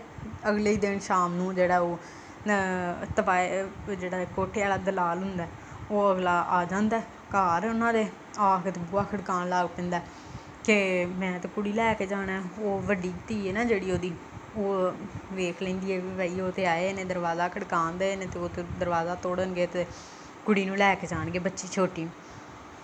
ਹਕੀਮ ਹੈ ਜਿਹੜਾ ਉਹ ਜਨਾਬ ਇਸ ਤਰ੍ਹਾਂ ਕਰਦਾ ਕਿ ਛੋਟੀ ਬੱਚੀ ਹੈ ਨਾ ਜਿਹੜੀ, ਉਹਨੂੰ ਬਿਠਾਇਆ ਹੁੰਦਾ ਕੋਲ, ਲਟਾਇਆ ਹੁੰਦਾ ਉਹਨੂੰ, ਅਤੇ ਉਹ ਸੋਚਦਾ ਵੀ ਮੈਂ ਕੀ ਕਰਾਂ, ਇਹਨਾਂ ਨੇ ਲੈ ਜਾਣੀ ਹੈ ਕੁੜੀ, ਅਤੇ ਇਹ ਹੋ ਜਾਏਗਾ ਉਹ ਹੋ ਜਾਏਗਾ, ਮਾਮਲਾਤ ਖਰਾਬ ਹੋਣਗੇ। ਉਹ ਸੋਚਦਾ ਅਤੇ ਉਹ ਨਾ ਉਹ ਜਿਹੜੀ ਛੋਟੀ ਜਿਹੀ ਬੱਚੀ ਹੁੰਦੀ ਹੈ ਉਹਨੂੰ ਮਾਰਨ ਲੱਗਦਾ। ਉਹਦਾ ਗਲਾ ਕਹਿੰਦਾ ਮੈਂ ਦਬਾ ਦੇਣਾ ਇਹਨੂੰ, ਵੈਸੇ ਹੀ ਮਾਰ ਛੱਡਣਾ ਮੈਂ ਜਾਨ ਨੂੰ, ਤਾਂ ਕਿ ਨਾ ਇਹ ਹੋਏਗੀ ਨਾ ਕੋਈ ਮੁੱਦਾ ਹੋਏਗਾ। ਵੱਡੀ ਕੁੜੀ ਉਹਨੂੰ ਮਨਾ ਕਰਦੀ ਕਿ ਅੱਬਾ ਤੂੰ ਇਹਨੂੰ ਨਾ, ਕੁੜੀ ਨੂੰ ਮਾਰਨਾ ਨਹੀਂ, ਖਬਰਦਾਰ ਜੇ ਤੂੰ ਕੁੜੀ ਨੂੰ ਮਾਰਿਆ ਅਤੇ ਤੇਰੀ ਮੇਰੀ ਬਸ, ਮੈਂ ਤੈਨੂੰ ਕਤਲ ਕਰ ਦੇਣਾ, ਜਾਂ ਤੂੰ ਮੇਰੇ ਹੱਥੋਂ ਮਰ ਜਾਏਗਾ ਜੇ ਤੂੰ ਇਸ ਕੁੜੀ ਨੂੰ ਮਾਰਿਆ। ਉਹ ਇਸੇ ਕਸ਼ਮਕਸ਼ ਦੇ ਦੌਰਾਨ ਬਾਪ ਜਿਹੜਾ ਉਹ ਛੋਟੀ ਬੱਚੀ ਦਾ ਗਲਾ ਦਬਾਉਣ ਲੱਗਦਾ ਹਕੀਮ ਸਾਹਿਬ, ਅਤੇ ਉਹ ਜਿਹੜੀ ਵੱਡੀ ਕੁੜੀ ਹੈ ਸਾਰਿਆਂ ਤੋਂ, ਉਹ ਸਾਈਡ 'ਤੇ ਪਿਆ ਹੋਇਆ ਬਾਲਾ ਬੂਲਾ ਜਾਂ ਕੋਈ ਚੀਜ਼ ਬਾਈ ਹੁੰਦੀ ਹੈ, ਡੰਡਾ ਛੋਟਾ, ਉਹ ਚੁੱਕ ਕੇ ਮਾਰਦੀ ਪਿਓ ਦੇ ਸਿਰ 'ਚ, ਉਹ ਐਸਾ ਮਾਰਦੀ ਹੈ ਵੀ ਉੱਥੇ ਹਕੀਮ ਉੱਥੇ ਹੀ ਮਰ ਜਾਂਦਾ। ਕੁੜੀ ਨੂੰ ਚੁੱਕ ਕੇ ਮੁੜ ਕੇ ਉਹ ਸਾਈਡ 'ਤੇ ਕਰ ਲੈਂਦੇ ਅਤੇ ਉਹ ਦਲਾਲ ਜਿੰਨੀ ਦੇਰ ਨੂੰ ਦਰਵਾਜ਼ਾ ਤੋੜ ਕੇ ਅਤੇ ਉਹਨਾਂ ਦੇ ਘਰ 'ਚ ਦਾਖਲ ਹੁੰਦਾ, ਓਨੀ ਦੇਰ ਤੱਕ ਕੁੜੀ ਉਹਨਾਂ ਨੇ ਸਾਈਡ 'ਤੇ ਕਰ ਲਈ ਹੁੰਦੀ ਹੈ ਤਾਂ ਕਿ ਉਹਨਾਂ ਨੂੰ ਲੱਭੇ ਹੀ ਨਾ। ਉਹ ਸਾਰੇ ਆਸੇ ਪਾਸੇ ਉਹਦੇ ਜਿਹੜੇ ਬੰਦੇ ਹੁੰਦੇ ਨੇ ਵੇਖ ਲੈਂਦੇ ਪੂਰੇ ਘਰ 'ਚ ਵੀ ਕਿਤੇ ਨਹੀਂ ਹੈਗੀ ਕੁੜੀ, ਹਕੀਮ ਦੀ ਉੱਥੇ ਲਾਸ਼ ਪਈ ਹੁੰਦੀ ਹੈ, ਬਸ ਉਹਨੂੰ ਵੇਖ ਵੂਖ ਕੇ ਤੇ ਉਹ ਚਲੇ ਜਾਂਦੇ ਨੇ। ਹਕੀਮ ਜਿਹੜਾ ਉਹ ਹੋ ਗਿਆ ਬਹੁਤ, ਮਰ ਗਿਆ, ਕਤਲ ਹੋ ਗਿਆ, ਕੁੜੀ ਨੇ ਵੱਡੀ ਨੇ ਕਤਲ ਕਰ ਦਿੱਤਾ ਉਹਨੂੰ। ਅਤੇ ਜਨਾਬ ਇਸ ਤਰ੍ਹਾਂ ਮਾਮਲਾ ਜਿਹੜਾ ਉਹ ਖ਼ਤਮ ਹੋ ਗਿਆ। ਫਿਰ ਵਕਤ ਹਾਲਾਤ ਇਸ ਤਰ੍ਹਾਂ ਬਦਲਦੇ ਕਰਦੇ ਉਹਨੂੰ ਵਿਚਾਰੀ ਨੂੰ ਪਰਚਾ ਹੋ ਜਾਂਦਾ ਵੱਡੀ ਕੁੜੀ 'ਤੇ, ਉਹਨੂੰ ਫਾਂਸੀ ਦੀ ਸਜ਼ਾ ਹੋ ਜਾਂਦੀ ਹੈ। ਠੀਕ ਹੋ ਗਿਆ। ਉਸ ਤੋਂ ਬਾਅਦ ਉਹ ਜਿਹੜਾ ਉਹਦੇ ਘਰ ਵਾਲੇ ਨੇ ਜਿਹੜੇ ਉਹ ਉਹਦੀਆਂ ਪਿੱਛੇ 4 ਭੈਣਾਂ ਬਚਦੀਆਂ ਨੇ। ਉਹ ਜਿਹੜੀ ਕੁੜੀ ਦੀ ਹਮਸਾਇਆਂ ਦੇ ਮੁੰਡੇ ਨਾਲ ਸੀ ਦੋਸਤੀ ਵਗੈਰਾ, ਉਹ ਉਹਨਾਂ ਨੂੰ ਪਸੰਦ ਕਰਨ ਲੱਗ ਪੈਂਦੀ ਹੈ, ਉਹਦੇ ਨਾਲ ਸ਼ਾਦੀ ਹੋ ਜਾਂਦੀ ਹੈ। ਉਹ ਵੀ ਮਾਵਾਂ ਧੀਆਂ ਰਲ ਕੇ ਆਪ ਹੀ ਕਰਾ ਦਿੰਦੀਆਂ ਨੇ। ਅਤੇ ਬਾਪ ਦੇ ਕਤਲ ਤੋਂ ਬਾਅਦ ਉਹ ਜੇਲ੍ਹ 'ਚ ਆ ਗਈ, ਉਹਨੂੰ ਫਾਂਸੀ ਹੋ ਗਈ। ਅਤੇ ਬਸ ਉੱਥੇ ਉਹ ਗੱਲ ਬੜਾ ਮਤਲਬ ਕਰਦੀ ਹੈ ਜਾ ਕੇ ਬਈ ਮੈਂ ਕਤਲ ਕੀਤਾ, ਮਾਰਿਆ ਅਤੇ ਮੇਰੇ ਵਾਸਤੇ ਜੁਰਮ ਬਣ ਗਿਆ ਕਿ ਮੈਂ ਫਾਂਸੀ ਦੇਣ ਦਈ ਹਾਂ। ਮੇਰੀਆਂ ਸਾਰੀਆਂ ਗੱਲਾਂ ਇੱਦਾਂ ਹੀ ਨੇ ਕਿ ਲੇਕਿਨ ਪੈਦਾ ਕਰਨਾ ਜੁਰਮ ਕਿਉਂ ਨਹੀਂ ਹੈਗਾ, ਮਾਰ ਦੇਣਾ ਹੀ ਕਿਉਂ ਜੁਰਮ ਹੈ, ਪੈਦਾ ਕਰਨਾ ਕਿਉਂ ਜੁਰਮ ਨਹੀਂ? ਕਿ ਅਗਰ ਤੁਹਾਡੇ ਵਸਾਇਲ ਨਹੀਂ ਹੈਗੇ ਤਾਂ ਤੁਸੀਂ ਇੰਨੇ ਬੱਚੇ ਪੈਦਾ ਹੀ ਨਾ ਕਰੋ। ਤੁਹਾਨੂੰ ਕਿਹੜਾ ਕਿਸੇ ਨੇ ਤੁਹਾਡੀ ਵੇਲਣੇ 'ਚ ਬਾਂਹ ਆਈ ਹੈ ਕਿ ਤੁਸੀਂ ਲਾਜ਼ਮੀ ਬੱਚੇ ਪੈਦਾ ਕਰੀ ਜਾਣੇ। ਕੁਛ ਨਾ ਕੁਛ ਗਰਾਊਂਡ ਰਿਐਲਿਟੀਜ਼ ਨੂੰ ਵੀ ਵੇਖਣਾ ਚਾਹੀਦਾ। ਉਹ ਇਹਨਾਂ ਸਾਰੇ ਮਾਮਲਾਤ ਦੇ ਵਿੱਚ ਜਿਹੜਾ ਉਹਨੇ ਜਿਹਦੀ ਵਜ੍ਹਾ ਤੋਂ ਉਹਨੇ ਆਪਣੇ ਬਾਪ ਨੂੰ ਕਤਲ ਕਰ ਦਿੱਤਾ। ਬਾਕੀ ਜਿਹੜੀਆਂ ਪਿੱਛੇ ਇੱਕ ਜਿਹੜੀ ਸੀ ਉਹਦਾ ਤਾਂ ਸ਼ਾਦੀ ਹੋ ਗਈ, ਉਹ ਦੂਸਰੇ ਮਿਊਜ਼ਿਕ ਵਾਲਿਆਂ ਦੋਵਾਂ ਦੀ ਗੱਲ ਕੇ। ਬਾਕੀ ਪਿੱਛੇ 3 ਬੱਚੀਆਂ ਉਹਦੀਆਂ, ਮਾਈ ਬਚ ਗਈ, ਇੱਕ ਛੋਟੀ ਜਿਹੀ ਬੇਟੀ ਜਿਹੜੀ ਉਹ ਤਵਾਇਫ ਦੇ ਕੇ ਗਈ ਸੀ ਉਹ ਰਹਿ ਗਈ। ਉਹ ਜਨਾਬ ਆਪਣੇ ਗੁਜ਼ਰ ਬਸਰ ਵਾਸਤੇ ਆਪਣੇ ਘਰ ਦੇ ਸਾਹਮਣੇ ਕੋਈ ਢਾਬਾ ਵਗੈਰਾ ਖੋਲ੍ਹ ਲੈਂਦੀਆਂ ਨੇ। ਉਹ ਆਹਿਸਤਾ ਜੀ ਗਰੋ ਕਰਦਾ ਉਹ ਆਪ ਮਾਵਾਂ ਧੀਆਂ ਸਾਰੀਆਂ ਰਲ ਮਿਲ ਕੇ ਬੜਾ ਸੋਹਣਾ ਬਿਜ਼ਨਸ ਜਿਹੜਾ ਉਹ ਕੇਟਰਿੰਗ ਦਾ ਅਤੇ ਆਪਣਾ ਇੱਕ ਹੋਟਲ ਚੰਗਾ ਭਲਾ ਬਣਾ ਲੈਂਦੀਆਂ।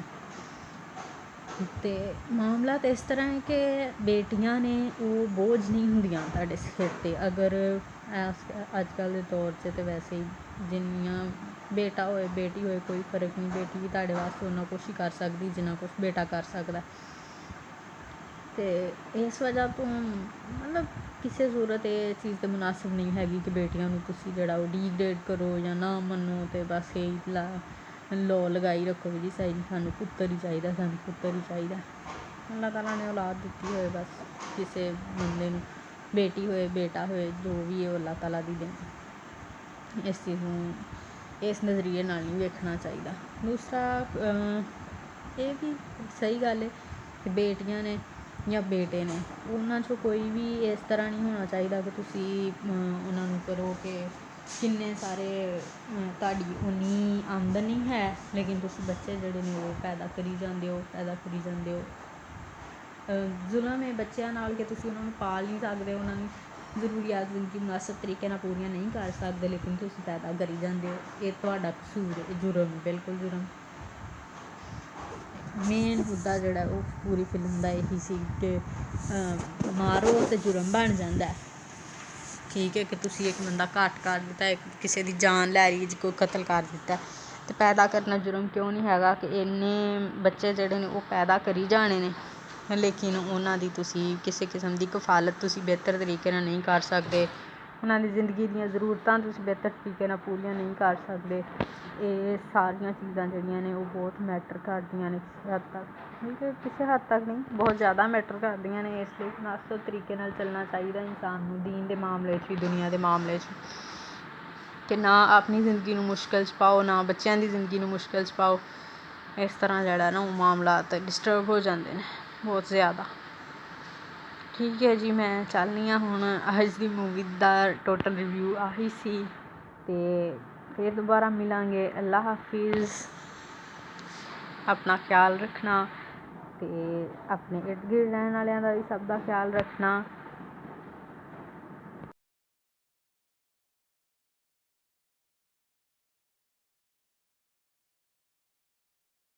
ਬਿਸਮਿल्लाहिर्रहमानिर्रहीम अस्सलाम वालेकुम। मैं अक्सा ते मैं हाज़िर हाँ तुहाडे वास्ते फिल्म का रिव्यू लैके। फिल्म है जी पाकिस्तानी मूवी बोल, जिन्हें कि बहुत ज़्यादा बिजनेस किया, बहुत ही अच्छी और हिट चली है अपने पाकिस्तान की मूवी। और काफ़ी अरसे तो बाद जी है वो एक ऐसी मूवी आई सी जिन्हें बहुत ज़्यादा बिजनेस किया सिनेमास तो जनाब अगर तुसी हजे तक नहीं वेख सके हो वो मूवी तो मैं हाज़र हाँ, मैं वह रिव्यू लैके तुहाडे वास्ते कि शॉर्ट स्टोरी मैं एक्सप्लेन कर देनी हाँ कुछ टाइम के अंदर अंदर। ज़्यादा लंबी लेंथी मूवी वेखन की बजाय तुसी अगर स्टोरी सुन लो तो तुहानू समझ आ जाएगी कि बई स्टोरी की सी फिल्म च। जनाब फिल्म की स्टोरी शुरू होंदी है कि एक लड़की की आवाज़ तो शुरू हो कि जाता है जनाब इम्तिहान का टाइम ਜਿਹੜੀ बैठी तो होंदी है फांसी के ऑर्डर हुए ने कोल तो जो है वो अपना कहती है कि प्रेस भाई कॉन्फ्रेंस साहब हो रही तुसी है ना कि वो साइड अपनी ते हो स्टोरी के ते सुना मेरी रही गल सुनियो।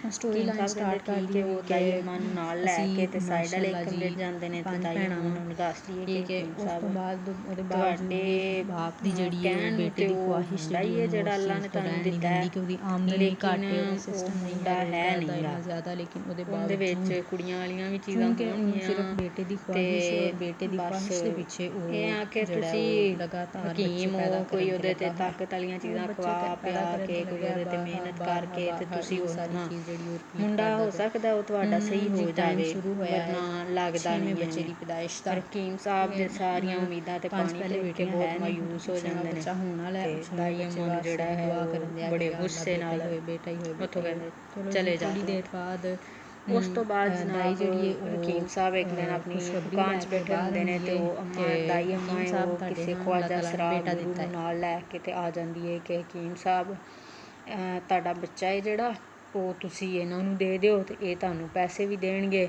ਕਿਉਂਕਿ ਤੁਹਾਡੇ ਘਰ ਦੇ ਵਿੱਚ ਕਸਮ ਕੁਰਸੀ ਦਾ ਆਲਮ ਹੈ, ਕੋਈ ਖਾਣ ਪੀਣ ਦਾ ਵੀ ਨਹੀਂ ਤੁਹਾਡਾ ਸਿਸਟਮ ਹੈ ਸਹੀ ਤਰੀਕੇ ਨਾਲ ਚੱਲਦਾ, ਤੇ ਇਹ ਤੁਹਾਨੂੰ ਅੱਛੇ ਖਾਸੇ ਪੈਸੇ ਵੀ ਦੇਗੀ ਤੇ ਬੱਚਾ ਵੀ ਤੁਹਾਡਾ ਲੈ ਜਾਏਗੀ ਤੇ ਸੰਭਾਲ ਲੇਗੀ ਜਾ ਕੇ। ਔਰ ਹਕੀਮ ਸਾਹਿਬ ਜਿਹੜਾ ਉਹ ਇਸ ਗੱਲ 'ਤੇ ਬੜੇ ਸੀਖਾ ਹੋ ਕੇ ਤੇ ਉਹਨੂੰ ਕੱਢ ਦਿੰਦੇ ਨੇ ਘਰੋਂ ਵੀ, ਦੁਕਾਨ 'ਚੋਂ ਕਿ ਚੱਲ ਬਈ ਨਿਕਲਦੀ ਹੋ ਇੱਥੋਂ, ਠੀਕ ਹੈ। ਉਸ ਤੋਂ ਬਾਅਦ ਜਨਾਬ ਉਹ ਬੱਚਾ ਹੈ ਜਿਹੜਾ ਭੈਣਾਂ ਤੇ 5 ਭੈਣਾਂ ਸੀ ਅੱਗੇ, ਉਹਨਾਂ ਨੂੰ ਭਰਾ ਇੱਕ ਲੱਭਿਆ, ਉਹ ਬਹੁਤ ਖੁਸ਼ ਆ ਆਪਣੇ ਆਪ ਨੂੰ ਬੜਾ ਖਿਡਾਉਂਦੀਆਂ ਨੇ ਉਹਦੇ ਨਾਲ, ਬਹੁਤ ਖੁਸ਼ ਰਹਿੰਦੀਆਂ ਨੇ। ਲੇਕਿਨ ਹਕੀਮ ਸਾਹਿਬ ਜਿਹੜੇ ਨੇ ਉਹ ਉਹਦੇ ਨਾਲ ਇੰਤਹਾਈ ਗੁੱਸੇ ਨਾਲ, ਨਫ਼ਰਤ ਸ਼ੁਰੂ ਤੋਂ ਹਕੀਮ ਸਾਹਿਬ ਦੇ ਦਿਲ 'ਚ ਆ ਜਾਂਦੀ ਹੈ। ਇਹ ਬੱਚਾ ਉਹ ਆਹਿਸਤਾ ਆਹਿਸਤਾ ਵੱਡਾ ਹੁੰਦਾ ਜਿਵੇਂ 1 ਸਾਲ 2 ਸਾਲ 3 ਸਾਲ ਦਾ ਜਦੋਂ ਵੀ, ਲੇਕਿਨ ਹਕੀਮ ਸਾਹਿਬ ਨੇ ਕਦੀ ਉਹਨੂੰ ਨਹੀਂ ਵੇਖਣਾ, ਨਹੀਂ ਉਹਨੂੰ ਪਿਆਰ ਕਰਨਾ, ਨਹੀਂ ਉਹਦੇ ਕੋਲ ਗੌਰ ਕਰਨੀ, ਨਹੀਂ ਉਹਦੇ ਕੋਲ ਜਾਣਾ, ਨਹੀਂ ਉਹਨੂੰ ਬਹਿਣਾ, ਮਤਲਬ ਬਿਲਕੁਲ ਕਿਤਾ ਤਾਲੁਕ ਹੈ ਜਿਸ ਤਰ੍ਹਾਂ ਇਹ ਕੋਈ ਆਪਣੀ ਔਲਾਦ ਹੀ ਨਹੀਂ ਹੈਗੀ ਮੇਰੀ, ਇਸ ਤਰ੍ਹਾਂ ਦੀ ਸਿਚੁਏਸ਼ਨ ਹੁੰਦੀ ਹੈ। ਔਰ ਉੱਪਰ ਛੱਤ 'ਤੇ ਇੱਕ ਕਮਰਾ ਹੁੰਦਾ, ਉੱਥੇ ਉਹਨੂੰ ਬਸ ਬੰਦ ਕਰ ਛੱਡਣਾ, ਜਿੰਨਾ ਚਿਰ ਪਿਓ ਨੇ ਘਰ ਰਹਿਣਾ ਉਹਨਾਂ ਚਿਰ ਪੁੱਤਰ ਨੇ ਸਾਰਾ ਟਾਈਮ ਬਸ ਉਸੇ ਕਮਰੇ 'ਚ ਰਹਿਣਾ। ਅੱਛਾ ਉਸ ਕਮਰੇ 'ਚ ਉਹ ਪੁਰਾਣੇ ਜ਼ਮਾਨੇ ਦਾ ਇੱਕ ਕਮਰਾ ਸੀ, ਉਹੀ ਉਹਦੀ ਰਿਹਾਇਸ਼ਗਾਹ ਬਣ ਗਿਆ ਵਿਚਾਰੇ ਬੱਚੇ ਦੀ, ਉਹ ਉਹਦੇ 'ਚ ਹੀ ਕਮਰੇ 'ਚ ਬੰਦ ਰਹਿਣ ਲੱਗ ਗਿਆ ਜੀ ਜ਼ਿਆਦਾ ਟਾਈਮ। ਬਾਪ ਜਿੰਨੇ ਟਾਈਮ ਘਰ ਹੈ ਉਨਾ ਟਾਈਮ ਬੱਚਾ ਕਮਰੇ 'ਚ, ਜਦੋਂ ਬਾਪ ਘਰੋਂ ਬਾਹਰ ਗਿਆ ਉਸ ਤੋਂ ਬਾਅਦ ਉਹਨੇ ਕਮਰੇ 'ਚੋਂ ਨਿਕਲਣਾ ਅਤੇ ਭੈਣਾਂ ਨਾਲ ਖੇਡ ਲਿਆ, ਹਾਸਿਆ, ਜੋ ਵੀ ਸਿਸਟਮ ਘਰ ਦੇ ਵਿੱਚ ਉਹਨਾਂ ਦਾ ਹੋ ਗਿਆ। ਬਸ ਉਸ ਕਮਰੇ 'ਚ ਰਹਿੰਦਿਆਂ ਟਾਈਮ ਪਾਸ ਕਰਨ ਵਾਸਤੇ ਉਹਦੇ ਕੋਲ ਇੱਕ ਹੀ ਆਪਸ਼ਨ ਹੁੰਦਾ ਸੀ ਕਿ ਉਹ ਆਸ ਪਾਸ ਕਮਰੇ ਦੇ ਦੀਵਾਰਾਂ ਦੇ ਉੱਤੇ ਉਹ ਪੁਰਾਣੇ ਜ਼ਮਾਨੇ ਵਾਲੇ ਮੁਗਲਈ ਕਮਰੇ ਹੁੰਦੇ ਸੀ ਅਤੇ ਬਣੀਆਂ ਹੁੰਦੀਆਂ ਸੀ ਨਾ ਦੀਵਾਰਾਂ 'ਤੇ ਆਰਟ ਵਰਕ ਬਣਿਆ ਹੁੰਦਾ ਸੀ, ਬਸ ਉਸ ਆਰਟ ਵਰਕ ਨੂੰ ਵੇਖ ਕੇ ਅਤੇ ਉਹਨੇ ਫਰਸ਼ 'ਤੇ ਜਿਹੜਾ ਉਹ ਲੀਕੀ ਰੱਖਣਾ, ਉਹ ਮਤਲਬ ਅੱਛੀ ਡਰਾਇੰਗ ਜਾਂ ਪੇਂਟਿੰਗ ਜਿਹਨੂੰ ਕਹਿ ਲਓ ਤੁਸੀਂ, ਉਹ ਕਰ ਲੈਂਦਾ ਸੀ। ਉਹ ਜੀ ਪੇਂਟਿੰਗ ਔਰ ਅੱਛੀਆਂ ਉਹਦੀਆਂ ਪੇਂਟਿੰਗ ਦੀਆਂ ਸਕਿੱਲਸ ਆਹਿਸਤਾ ਆਹਿਸਤਾ ਵੱਧ ਗਈਆਂ। ਇਵੇਂ ਜੀ ਭੈਣਾਂ ਨਾਲ ਹੱਸਦਿਆਂ ਖੇਡਦਿਆਂ ਜਿਹੜਾ ਉਹ ਟਾਈਮ ਪਾਸ ਹੋਣ ਲੱਗ ਗਿਆ। ਹੁਣ ਭੈਣਾਂ ਸੀ ਜਿਹੜੀਆਂ ਉਹ ਤਾਂ ਬਹੁਤ ਅੱਛਾ ਰਹਿੰਦੀਆਂ ਸੀ। ਇੱਕ ਭੈਣ ਵੱਡੀ ਸਾਰਿਆਂ ਤੋਂ, ਉਹਦੇ ਨਾਲ ਬਹੁਤ ਜ਼ਿਆਦਾ ਪਿਆਰ ਸੀ, ਬਹੁਤ ਜ਼ਿਆਦਾ ਖਿਆਲ ਕਰਦੀ ਸੀ। ਉਹ ਜਿਸ ਤਰ੍ਹਾਂ ਬੱਚਾ ਵੱਡਾ ਹੋਣ ਦਿਆ ਸੀ, ਕਿਉਂਕਿ ਉਹਦੇ 'ਚ ਕੁਦਰਤੀ ਤੌਰ 'ਤੇ ਇਸ ਤਰ੍ਹਾਂ ਦਾ ਹੈਗਾ ਸੀ ਸਿਸਟਮ ਕਿ ਉਹ ਕਦੀ ਭੈਣਾਂ ਦਾ ਦੁਪੱਟਾ ਲੈ ਕੇ ਵੇਖਣ ਲੱਗ ਪੈਂਦਾ ਸੀ, ਕਦੀ ਲਿਪਸਟਿਕ ਲਾ ਕੇ ਵੇਖਦਾ ਸੀ ਅਤੇ ਭੈਣ ਕੋਲੋਂ ਕਦੀ ਜਾਂ ਮਾਂ ਕੋਲੋਂ ਕਦੀ ਮਾਰ ਵੀ ਖਾ ਲੈਂਦਾ ਸੀ ਕਿ ਤੂੰ ਇਹ ਕੀ ਕੰਮ ਕਰਨਾ, ਤੈਨੂੰ ਮੁੰਡੇ ਇਹੋ ਜਿਹੇ ਕੰਮ ਨਹੀਂ ਕਰਦੇ ਹੁੰਦੇ, ਤੈਨੂੰ ਕਿੰਨੀ ਦਫਾ ਮਨਾ ਕੀਤਾ। ਲੇਕਿਨ ਉਹ ਬੱਚਾ ਹੈ, ਇਹਨੂੰ ਕੀ ਕਿਹਾ ਜਾ ਸਕਦਾ। ਠੀਕ ਹੈ। ਫਿਰ ਜਨਾਬ ਇਸ ਤਰ੍ਹਾਂ ਹੀ ਵਕਤ ਗੁਜ਼ਰਦਾ ਗਿਆ, ਉਹ ਬੱਚਾ ਥੋੜ੍ਹਾ ਜਿਹਾ ਵੱਡਾ ਹੋ ਗਿਆ।